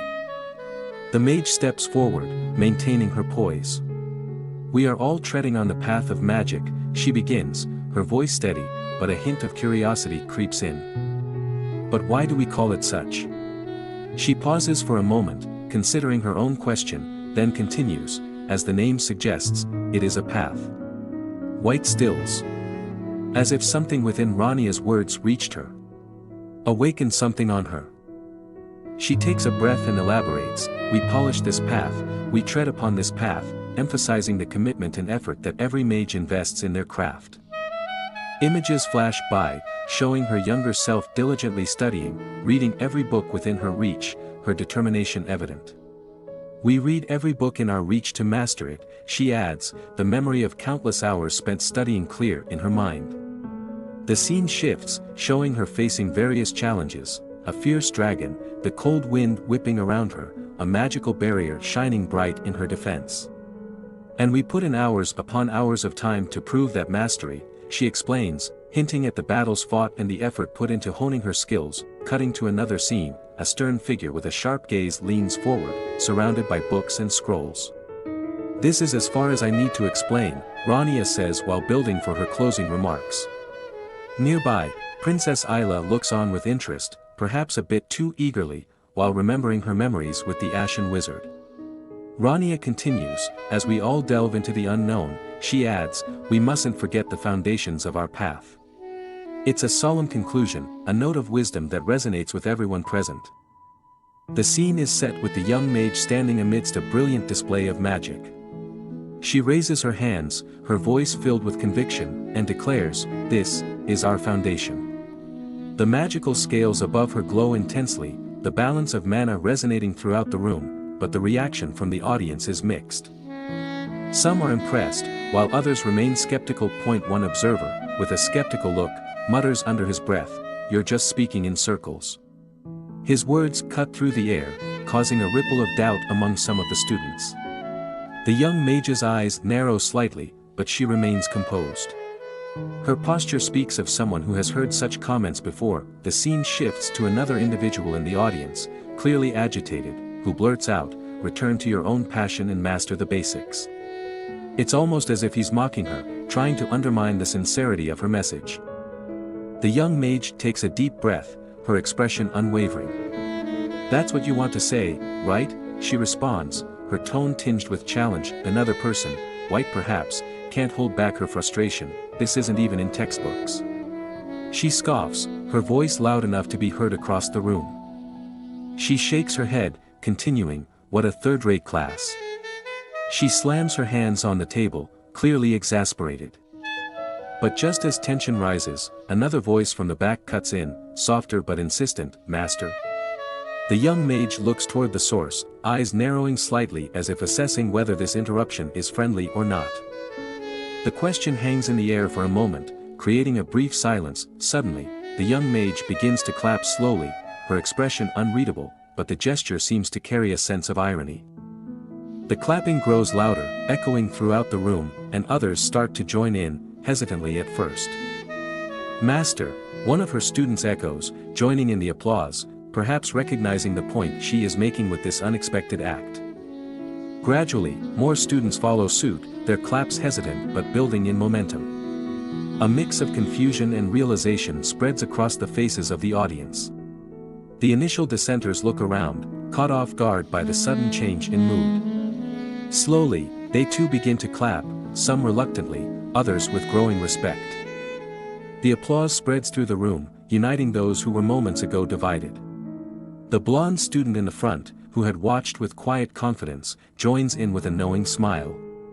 The scene ends with the sound of applause filling the hall, a surprising resolution to what had seemed like a confrontation, showing that perhaps, in this magical world, even skepticism can turn into acknowledgement. As the applause fills the room, a quiet figure with purple hair sits silently, eyes fixed on the scene before her. She seems deep in thought, her expression hard to read. The young mage, standing in the center of the room, turns slowly, taking in the faces of those around her, listening to the clapping that has now spread throughout the audience. With a small, satisfied smile, she addresses the room. Those were the basics of mana exchanges, her voice calm and composed, resonating with a sense of accomplishment.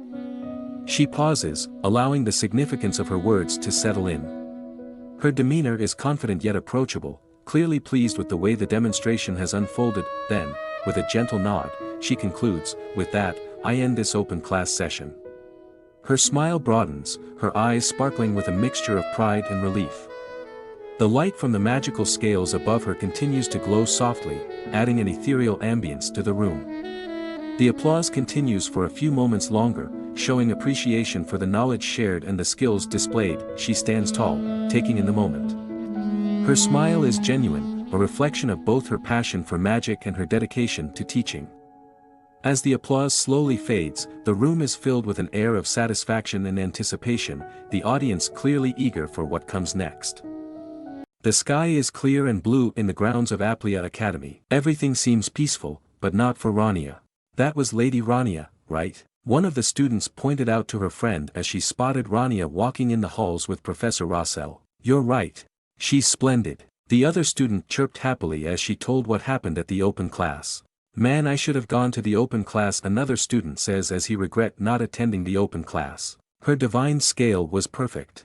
Almost all of the students were talking about her, not minding if they were heard or not. They just want to praise the professor or maybe cling to her since they judged her too quickly on her first day. This is only a rumor, but the chattering still goes on around her different stories. She doesn't know where it started. And then Professor Rania, unlike the first time that they looked at her with contempt because they accused her of nepotism, now they look at her with admiration as if they saw a new inspiration in her.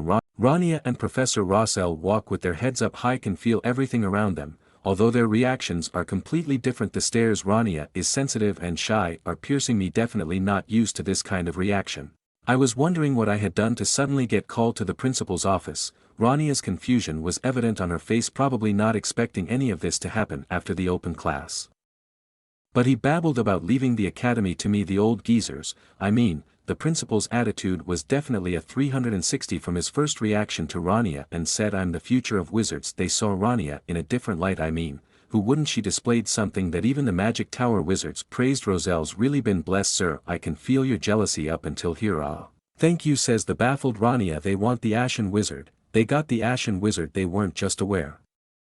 His attitude completely changed, but I think it's not only the principal that changes his attitude. Someone is definitely feeling boastful beside her master. "You look happy," Rania whispered to her master Rossell. "Haha, do I? Ha, do I?" Professor Rossell says, "If I may, Professor, you are shining as if 30 years of your age was lifted." Ah, of course, he was thinking about the encounter with other Magic Tower master.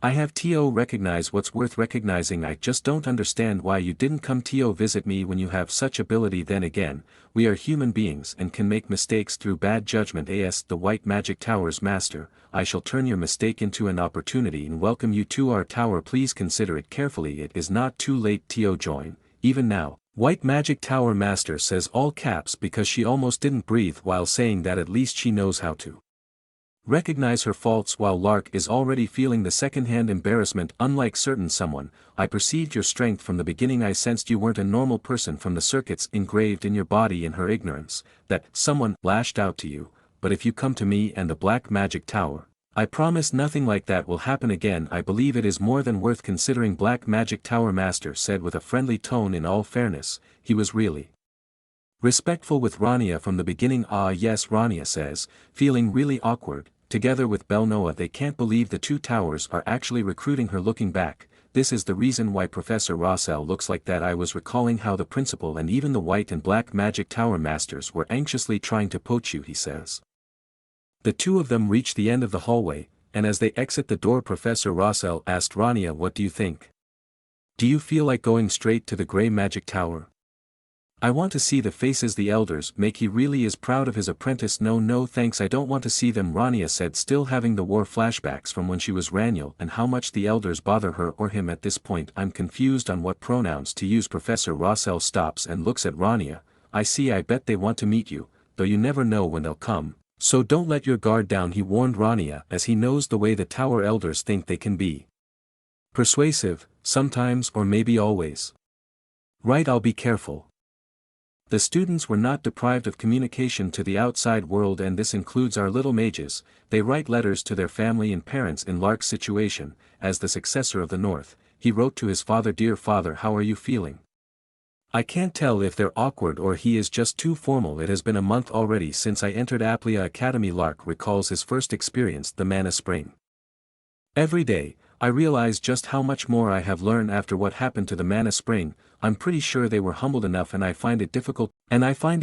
Oh dear, seeing the structures and letters and numbers on the board. I also find it difficult. Reminds of when I was learning chemistry and mathematics." Rania, unknown to the monologues of Lark, is still teaching in front of the podium doing that. "If the spell activates, Miss Ma'am, I don't understand a thing. It is truly difficult." It is truly difficult. Lark continues his monologue, probably thinking, why did he choose to study at Aplia? I used to do that when I was still studying in the university. And then suddenly, Lark's brain stopped working. I do not understand a single thing. It went haywire. Absolutely nothing at this point. He should just accept defeat. But what helps me is Lark surveyed his surroundings, as if he was looking for opponents that were ready to attack any time. That I am not the only one. He feels satisfied that he isn't the only one that is close to either quitting, sleeping, throwing up, or just want to call it a day. Lark finishes his letter to his father, the ruler of the North, with "Father, the path to learning magic is long and very steep." He seems happy with the letter's content, and his father was also contented knowing his son is in good hands. Harania exclaimed as she throws another book on a pile of books. along with the other piles it seems endless. This is bad. When did it become so dirty? Well, that happens when you're too busy to even return the books you use to the bookshelf. Oh well, I'm so busy that I don't have time to clean. That doesn't justify anything, just admit that you're just lazy. But the pile of books seems a common occurrence to wizards now that I think about it. I haven't had time to myself for a while. She sits back to the sofa, and closed her eyes for a bit. I don't know if she's taking a quick nap or reminiscing the past. Well, I retreated from the front lines. My habit of withdrawing because of the tension has also calmed down. Rania thought of the years he fought with the heroes, the sleepless nights, the food they eat at the camp, the soldiers' camaraderie, the villains and the victims. She thought hard. If the life she is living now is good enough also, teaching isn't as bad as I thought. And one asked anything. So it seems the classes are going well. She looks back at her daily life as Rania, the assistant professor at Aplia Academy. When she was Raniel, hard stares were given to her, but now that she is Rania, she was praised on everything she does. Except for her first 10 minutes of her first teaching day. She finally decided to sleep for a bit and call it a day, maybe for an hour.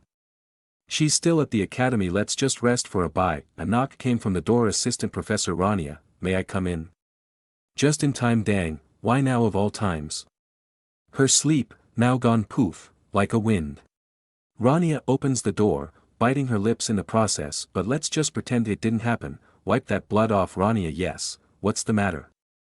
And right outside her door, Lesty is standing while clutching her books, looking like she was a puppy that got thrown out of the house. Rania quickly closes her door, to hide her unorganized room. Do you have any questions? She says, smiling, but her inner thoughts were also in a mess. Like her room. I messed up. What was her name again? Listine. Lemute? Rasta? Aren't you reading too much manhwa, Rania? Those were magisters and magicians' name. But, anyways. There is something I would like to tell you, Lesty says, eyes full of sadness and regret as she looks back at the things she has said and done to Rania. I have to say it. Lesty's internal monologue started with her memory when she was trying to make fun of Rania in front of the class. I have to apologize for what I did back then. And her memories drifted back when she learned her first magic. Her awakening tell her that what I had forgotten, the pleasure of learning in itself, was brought to me by her classes. The moment Rania casted Divine Scale, it's as if it unlocked a part of Lesty that was hidden away because of the pressure from the Grey Tower. Elders. I want to say thanks, girl. If you just blurted that out already instead of having an internal monologue. You're done now. Last time, she says, before she was cut off. What did I tell you? So this is where you were, Assistant Professor Rania. A bunch of geezers, or elders rather, butted in, and what Lesty has to say was cut off. Don't say I didn't warn her. We were looking for you. An elder with a bald hair that looks like the hair on his head were transformed into a beard says, I was impressed by your open class, he says while bowing down but not introducing himself. As if you should know his name. Is he one of the Grey Magic Tower's elders? Rania recalls this man. They probably met when she was still Raniel. I wouldn't expect less from a disciple of Rosiel. Another elder said, his hair and beard is like Rania's Divine Scale, perfectly balanced. The other elder that approached her were, I don't know, full of hairs.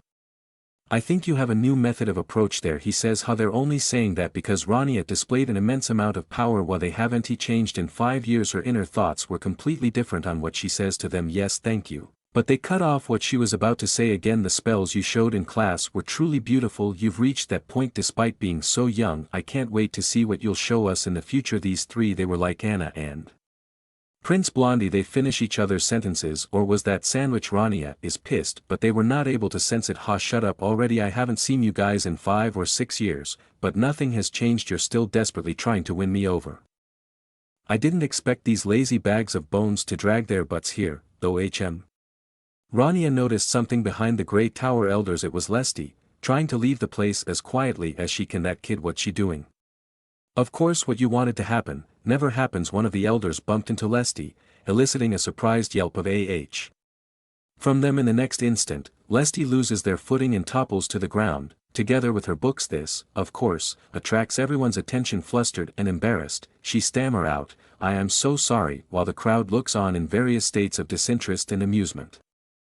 One man, perhaps more annoyed than the rest, clicks his tongue in exasperation, muttering, TCH as Lesty slowly rises. Bald elder confronts her with biting words, you're useless in comparison. This cuts deep, and you can almost see the sting of those harsh words in their eyes. Finally, the elders confront Rania again. Now, Assistant Professor Rania, Don't mind the next tower master, he says with a smirk. Excuse me, Rania said while focused on Lesty. I have things to attend to, so please leave for today, Rania frankly said to the elders. What? Bald Elder said, in shock, that a magician could decline him even if he's one of the tower's elders. Another interpretation for it: go away, I don't want to talk to you. Rania grabbed Lesty beside her, the perfect distraction. Abate, this is a place of learning, not your magic tower. Lesty had no time to ever react when Rania held her shoulder. Students are the priority here, aren't they? Still smiling, as if she's not telling them to fusike off. And the finishing blow: please take care on your way back, with a smile. As the 3 tower elders left, Bald Elder visibly disappointed and angry, Lesty looked back. Assistant Professor Rania. She was worried that what Rania did would enrage the elders. Lesty was about to start the conversation again, but Rania had other things in mind. You should go the other way down the main staircase so you don't run into them again, Rania said, and Lesty was shocked. She was expecting a conversation. I said I had things to attend to, right? I'll listen to what you have to say next time, bye-bye. Rania said in a rush, leaving a still haven't moved on Lesty standing outside her door. What do you mean? Lesty's confusion is visible on her face. Weren't you talking about me when you said you had things to attend to? She stood in front of her door, not sure if she should knock again or leave, then come back next time. As she shut the door, the real reason why she drove the elders away, including Lesty, was revealed. Blood splattered on the ground, as Rania vomited blood as she clutched her heart. The curse is activating. The curse that the demon lord put on her heart. I forgot about it for a while, but here it is again. One by one, Rania's secret was starting to be revealed. In the dead of night, under a sky teeming with stars, devastation lay bare at the front lines of Kilmert Canyon. Silence hung heavily, interrupted only by the whispers of wind, as if the canyon itself mourned the fallen. Amongst the chaos, a commander's voice sliced through the deafening stillness, filled with urgency and desperation: stay in formation, even at the cost of death. His eyes flared with determination, urging his weary troops to hold the line. Another soldier, face marred with blood and dirt, bellowed in solidarity, hang on. They gripped their weapons tighter, knuckles white with resolve. But then, a creeping dread settled in. Amidst the cacophony of battle, one soldier couldn't help but mutter, how much longer will this battle drag on? His voice shaky, he questioned the very fabric of their existence here. Can we even survive in this demonic place? As if in answer, a monstrous figure emerged from the shadows, eyes glowing with an unholy red luminescence. It towered over them, muscles rippling with menace, a demon straight out of their darkest nightmares. The same soldier, eyes wide with terror, could hardly breathe. He muttered to himself under the weight of impending doom, I want to rest. His words were almost swallowed by the air, as exhaustion seeped into every fiber of his being. Just when despair threatened to take hold, there came a powerful gust, a whoosh that made everyone's head turn. The ground shook with a thunderous impact as a figure darted across the battlefield with blinding speed, unleashing a devastating attack that struck with pinpoint precision. Could it be? Dust and debris flew everywhere, a testament to the sheer force of the blow. Wide-eyed, the soldiers looked on in astonishment, hope slowly seeping back into their hearts. Whoever had delivered that strike had momentarily turned the tide, a beacon of light in their seemingly endless darkness. Lady Lemia's arrow. The soldiers exclaimed, Lady Lemia has come. In a moment of divine intervention, a warrior stands tall above the fray. Commotion ensues, and the soldiers cheer, oh, ooh. The soldiers exclaim, recognizing their savior, Lady Lemia. There stands a fierce warrior, armed and ready. This pisses me off, the warrior mutters, her anger palpable. Utilizing an awe-inspiring weapon, she fires what can only be described as divine arrows. Using this arrow now is a waste, she declares, yet her resolve remains unshaken. We have the divine arrows. Advance without fear, she commands, sending waves of light into the enemy ranks. The soldiers find renewed strength in her words, but one among them still questions their fate. Can we win? As if in answer, a radiant light bathes the canyon, catching everyone's attention. This light, marvels a soldier, looking up. The sacred aura emanates from a cloaked figure channeling immense power.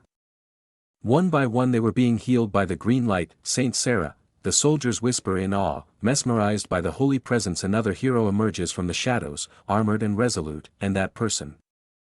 Lord Kyle, one soldier exclaims, recognizing another legendary figure, it's the hero, Kyle.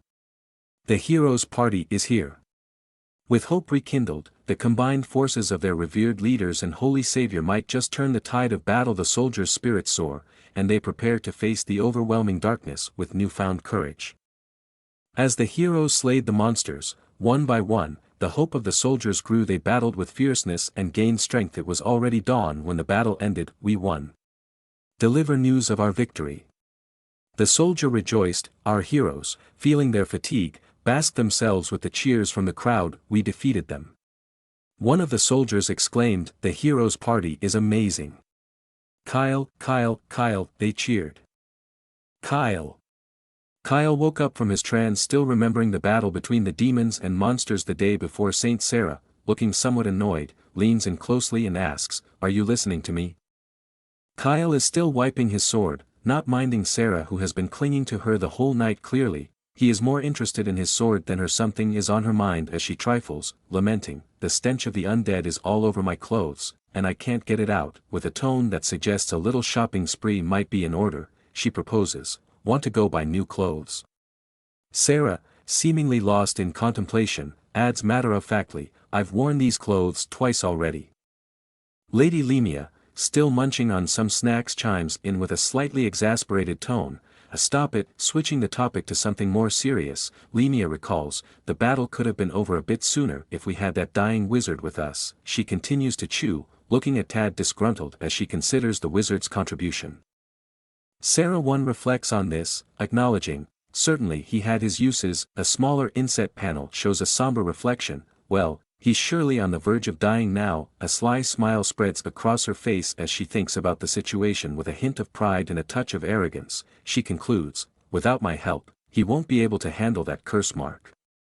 The night air was crisp as shadows danced in the moonlight. A figure walked through the quiet streets, his cloak billowing behind him like he was auditioning for a role in a dramatic play. I somehow managed to endure it, he muttered to himself, trying to keep his cool. But just then, a sharp pain gripped his chest, and he clutched at his heart. F***ck, it's here again. The sudden wave of agony was like an unwelcome guest who didn't know when to leave. Her heart suddenly throbbed. The curse started activating itself, killing Rania slowly. In the process she tried to keep it in, this shitty curse. She cursed, feeling the dark magic surge within her. Despite the stabbing pain, he forced himself to take deep breaths. I've somehow held it back until now, he sighed, beads of sweat forming on his forehead. But even he knew this wasn't going to cut it forever. This isn't a permanent solution, he thought. If only swearing could make curses disappear, it would be that simple. Shit, why do I have to go through this? She thought hard about why the curse chose her. Looking back, she did nothing but give her best to help the heroes. She didn't mind that she was called names, she just wanted to defeat the demon lord. Reflecting on her past, she recalled, I managed to buy some time when I paid half of my lifespan to bind the demon lord's legs, but a curse was put on my heart. Ah, the classic case of heroism biting back, hard. With a resigned chuckle, she admitted, well, I guess it's something I brought on myself. Determined to find help, she roamed through the quieter lanes. I think that person's place was around here. Her eyes scanned the surroundings, almost expecting neon signs or banners saying, curse repair, open 24/7. Finally, she stopped and thought, found it. Before her stood a door that looked like it belonged in a haunted house attraction at a carnival. Shady as always, she mused, giving the handle a wary glance as she stepped forward. The door creaked open with an eerie groan, welcoming, or rather, warning, her inside. Stepping inside, the air is thick with mystery. Even before she opened the door, the old man recognized her already. There is some connection between them, that's maybe why he can sense her without actually seeing her. An elderly man, engrossed in his work, hears the faint creak of the door. Without looking up, he wonders aloud, I wondered who it could be at this hour.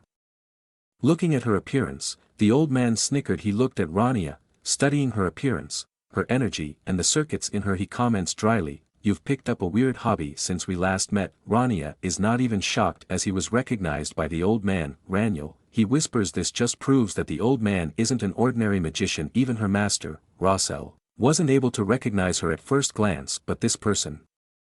The reunion, however, is far from pleasant. Raniel's frustration bubbles over. How do you think I'm like this because I want to be? Rania explains she knew she didn't have to detail out what happened, because the old man already had an idea. Aren't you being mean to your friend you haven't seen in such a long time, Cardi? Rania tries to lighten up the mood, before revealing her true agenda. This man may be the only person who can help her extend her life, or maybe even save her from the curse. Cardi's observant eyes don't miss a thing. Your physical appearance changed, your soul was altered, he notes seriously, and you have a curse on your heart. To boot, his words trigger a flood of painful memories for Raniel. The fragmented images of comrades and fierce battles cloud her vision, and trying to make sense of the past 5 years' turmoil. Exactly what happened to you these past 5 years? Cardi's question hangs in the air, demanding answers that Raniel isn't sure she's ready to give. Raniel. The scene begins with an atmospheric introduction stating, several weeks earlier, setting a flashback sequence into motion. We transition to a vibrant bustling cityscape at dusk, the streets lively and crowded, capturing a moment frozen in time as people go about their evening. The narrative swiftly moves to a grim contrast in the next panel, a lonely defeated man slumped among barrels in a dark alley, underlining the bad decisions. Raniel utters a resigned, "Ha shit," a simple yet profound expression of his despair and fatigue. The focus then shifts to a dimly lit tavern where Raniel the MC, nursing a drink, broods over his fate. He's cloaked not just in his scarf but in his grievances, lamenting, "Why do I have to be treated like this?" This rhetorical question hangs in the air, heavy with the weight of unresolved injustices. As the tale unfolds further, we learn about this man, described as the Ashen Wizard, ex-member of the hero's party Raniel von Tiras.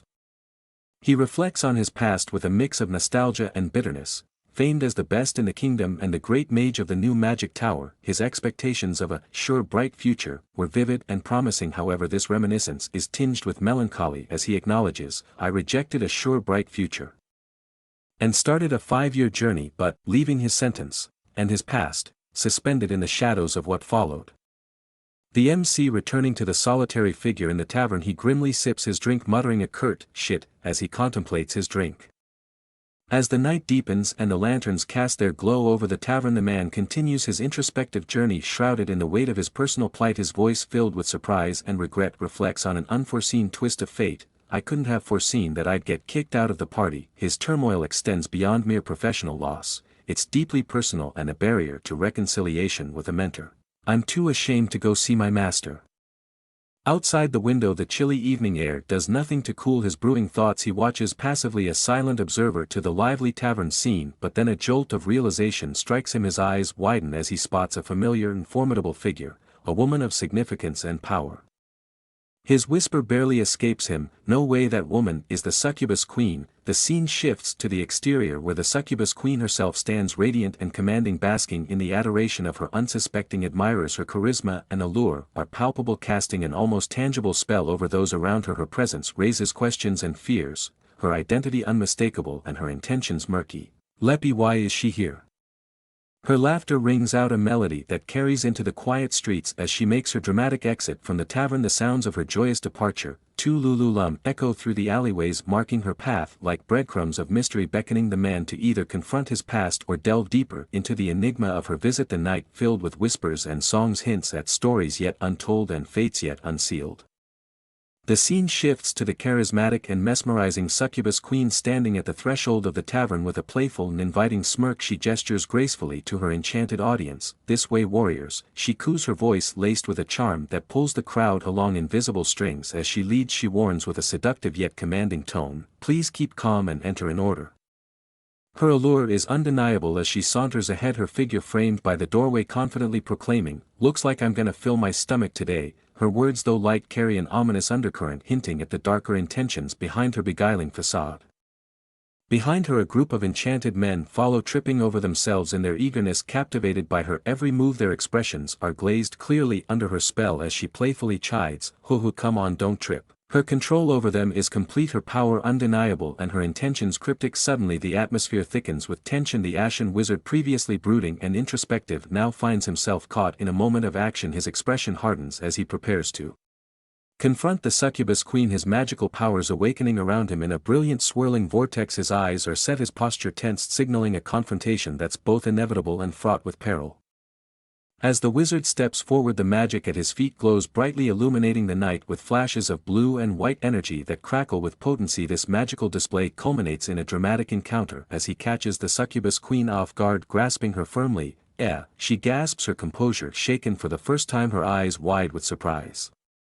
The standoff intensifies inside the tavern, magic crackling in the cool night air. As the tension escalates, the door bursts open with a sudden surge of energy, the force of the magic so strong that it sends bystanders scattering, their shocked faces lit by the light of the spells. Caught in a tight grip by the Ashen Wizard, the succubus queen's face contorts in surprise and fury. Wait, she demands, the command in her voice piercing the night.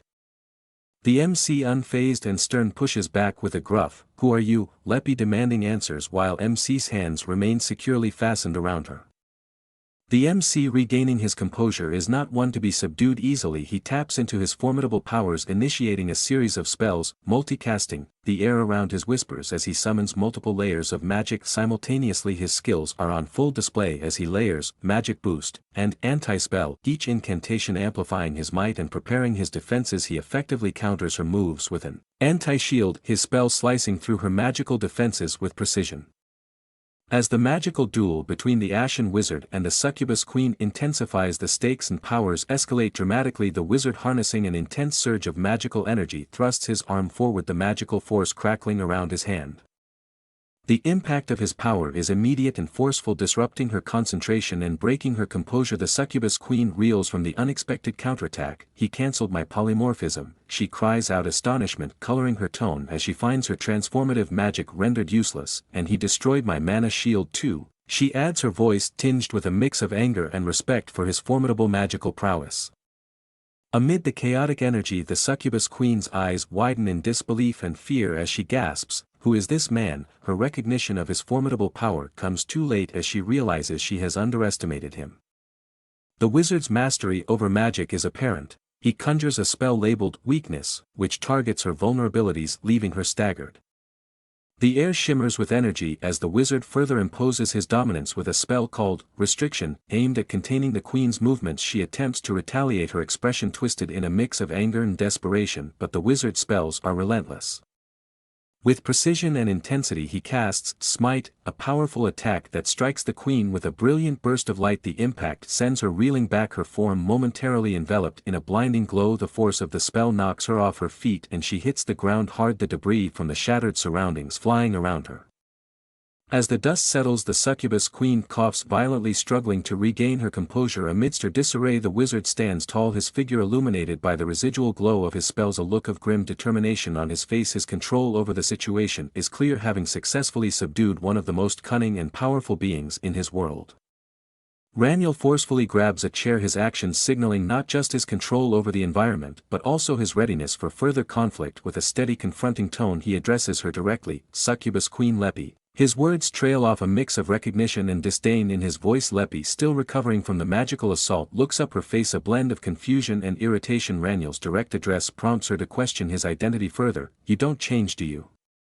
Do you remember me?" he asks, his tone both accusing and mocking. This sparks a moment of realization for Leppy. Her eyes widen as she recalls, "I remember now, this man. You are that virgin wizard from the hero's party." Her recognition comes with a sneer, an attempt to demean Raniel's past and character, emphasizing his earlier, perhaps less formidable identity. However, Raniel, unfazed by the jab, retorts with a blend of sarcasm and defiance, No, Raniel, right." Leppy concedes, acknowledging him with a forced familiarity that borders on contempt. "Good thing you remembered," he replies sharply, hinting at the unpleasant consequences had she not. "Good thing you remembered, otherwise I was planning on hitting you until you did." Leppy then jests about his aggressive stance. "You would hit a frail lady? Is it fine for someone associated with the hero's party to do that?" Raniel counters quickly, dismissing her faux vulnerability. "A frail lady? I'm just dealing with a succubus that sucks the life energy of good citizens," as he distances himself from her. Still surrounded by the chaos of their duel, Leppy calls out with a mixture of threat and mockery, "I've been restraining myself, overlook it just this once." But Raniel, standing firm amidst the swirling magical energies, declares resolutely, "No, can do." His stance is clear, no quarter will be given regardless of past affiliations or her attempts at manipulation. "Wait a sec," Leppy cried, trying to plead Raniel. With the battle escalating, the Succubus Queen Leppy tries to assert a semblance of control, revealing her resistance to non-holy magic. "Only holy magic works on me," she claims, her voice betraying a hint of desperation hidden behind her usual bravado. Her challenge to Raniel is clear. "How do you intend to kill me without the saint, or do you have another method in mind?" Raniel, seemingly pondering her question, strokes his chin thoughtfully. His response hints at a strategy unfolding in his mind. That woman did excel at that." Right, so doing this is useful dash, Leppy, a glimmer of hope is showing upon her only to be cut off afterwards. Let's try it out anyway. Despite acknowledging the apparent futility, his decision to proceed suggests a deeper plan, or perhaps a bluff meant to unsettle Leppy further. As he channels a surge of mana, his stance becomes more assertive. Can you withstand a hit full of mana? Here I go, clench your teeth. The energy around him crackles intensely, illuminating the dark surroundings with a fierce glow. The air vibrates with the power he's about to unleash, a direct challenge to the queen's earlier taunt. Leppy's face contorts with shock and fear as she realizes the gravity of his intent. Wait, are you nuts? She exclaims, the fear palpable in her voice.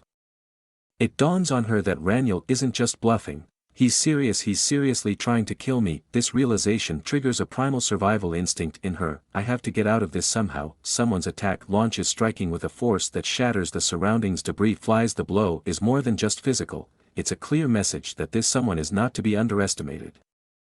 In the wake of Raniel's potent attack on the succubus queen, Leppy, a new challenger, abruptly enters the fray, intensifying the battle. A formidable black knight materializes amidst a surge of dark energy, his arrival marked by an eerie calm. With a stern voice full of concern, he calls out to Leppy, Leppy, are you alright?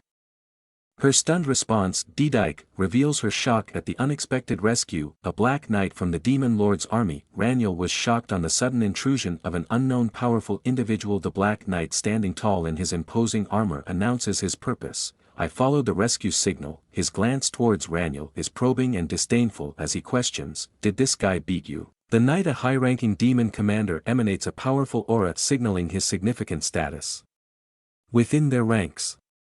Raniel, assessing this new threat, realizes the gravity of the situation. He has quite the demonic energy. It feels like he's on the level of a commander. He muses, his eyes narrowing in calculation. His inner monologue reveals his strategic mind pondering. Wait, a black knight at the level of a commander comes to her rescue just because she failed to absorb some energy from these men. Unfazed by the odds, Raniel prepares to continue the battle, his resolve unwavering. Just because she calls for backup doesn't mean I'll ease up on these moves, he declares, reinforcing his commitment to the fight. Despite the escalation, the knight, not one to waste time, launches an attack with a forceful, take this. His blade swings through the air, aimed directly at Raniel, who counters swiftly. Even if there's an excess of commanders, this is too much. Raniel enhances his spells with a double spell and spell reinforce, amplifying his defenses and preparing for a powerful retaliation. With a calculated and powerful smash, he strikes, the impact reverberating through the battlefield, showcasing his skill and determination. This intense moment of clash with spells and swords in play showcases not just a battle of strengths but also of wits and will, as Raniel stands his ground against a higher-ranking demon determined to protect the city and its people from their malevolent intentions. In a display of sheer power and tactical acumen, Raniel delivers a devastating blow to Commander Dyke, striking him down in a swift, decisive motion. The aftermath shows Dyke crumbling to the ground amidst a shower of debris, his armor no match for Raniel's enhanced abilities. The force of the strike sends shockwaves through the battle scene, marking a pivotal moment in their confrontation. Leppy watches in disbelief, her eyes widening as the reality of her protector's swift defeat sinks in. He took Commander Dyke down in an instant, she mutters, stunned by Raniel's strength. How is someone capable of such explosive combat skills? She wonders, her mind racing as she reassesses the man she once dismissed. Raniel stands amid the settling dust, his expression calm yet stern, surrounded by a faint glow of residual mana. The gravity of his power and the intensity of his determination resonate through the quiet aftermath, prompting Leppy to question with a mix of fear and intrigue, who is he? As desperation sets in, Leppy contemplates the grim possibility of her own demise. I might actually die at this rate, she whispers to herself, her usual confidence replaced by a rare flicker of vulnerability. It is then she remembers a potential game-changer, something that could shift the odds back in her favor. With a sudden spark of realization, she recalls the marble. This mysterious object, dark and swirling with ominous energy, appears to hold significant power. As she holds it out, the marble pulses with a threatening glow, its purpose and potential as yet unclear. A shadowy figure nearby instructs her, shrouded in darkness and mystery, don't ask about what this marble is, just focus on filling it with the life energy you absorb. This command hints at a desperate strategy to leverage her inherent abilities in a last-ditch effort to turn the tide. In a desperate bid to turn the tide of the battle, Leppy clutches the mysterious marble, channeling decades of absorbed life energy, otherwise known as mana, into it. I've been collecting life energy for decades, as I was told, she reveals, her voice tinged with a mix of determination and resignation. Her plan becomes clear as she hopes the marble's power might be enough to thwart Raniel, thinking, If I use this I might be able to stop that monster. Her strategy isn't just about winning, it's about survival. I can at least buy time to escape. As she activates the marble, it unleashes a terrifying burst of energy, manifesting as a swirling dark red vortex. The raw power it emits is palpable, and Leppy, momentarily taken aback by the force she's unleashed, hesitates, realizing the potential danger even to herself. Raniel, watching the unfolding chaos, braces himself. The sudden surge of energy catches him off guard, his eyes widening in shock as the power of the marble exceeds his expectations. Leppy's cry of alarm echoes her surprise and fear as the energy spirals out of control. The situation escalates rapidly. The marble's energy explodes in a violent eruption, throwing Leppy back with tremendous force. Her scream, Kaiowea, cuts through the air, a stark indication of the intensity of the blast. Raniel, startled by the unexpected and violent reaction, curses under his breath. Shit, what's that? The explosion results in a massive billowing black fog that quickly envelopes the area, obscuring everything in its shadowy veil. Raniel, now faced with a new unknown threat, mutters, "A black fog." As he tries to assess the situation, the fog, thick and opaque, adds a layer of uncertainty and danger, complicating the battlefield further.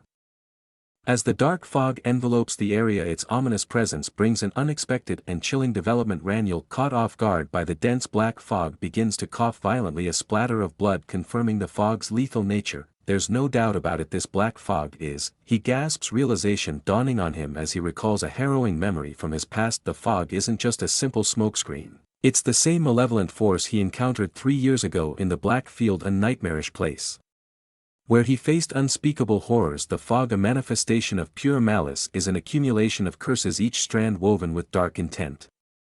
As Raniel struggles to maintain his composure amid the debilitating effects of the fog, he is struck by a more terrifying revelation: the emergence of a figure shrouded in this malevolent mist. The monster I encountered 3 years ago in the Black Field, an accumulation of curses, the Demon Lord. He utters in a mix of awe and dread. The presence of the Demon Lord, a being so sinister that it once cast a profound curse on Raniel, raises the stakes to an unprecedented level. The air crackles with dark energy as the Demon Lord reveals itself, towering over Raniel with a presence so overwhelming it distorts the very atmosphere around it. "There's no way I could forget," Raniel murmurs, the shock of recognition mingling with a surge of adrenaline. The Demon Lord's arrival signifies not just a personal battle for Raniel, but potentially a dire threat to the wider world.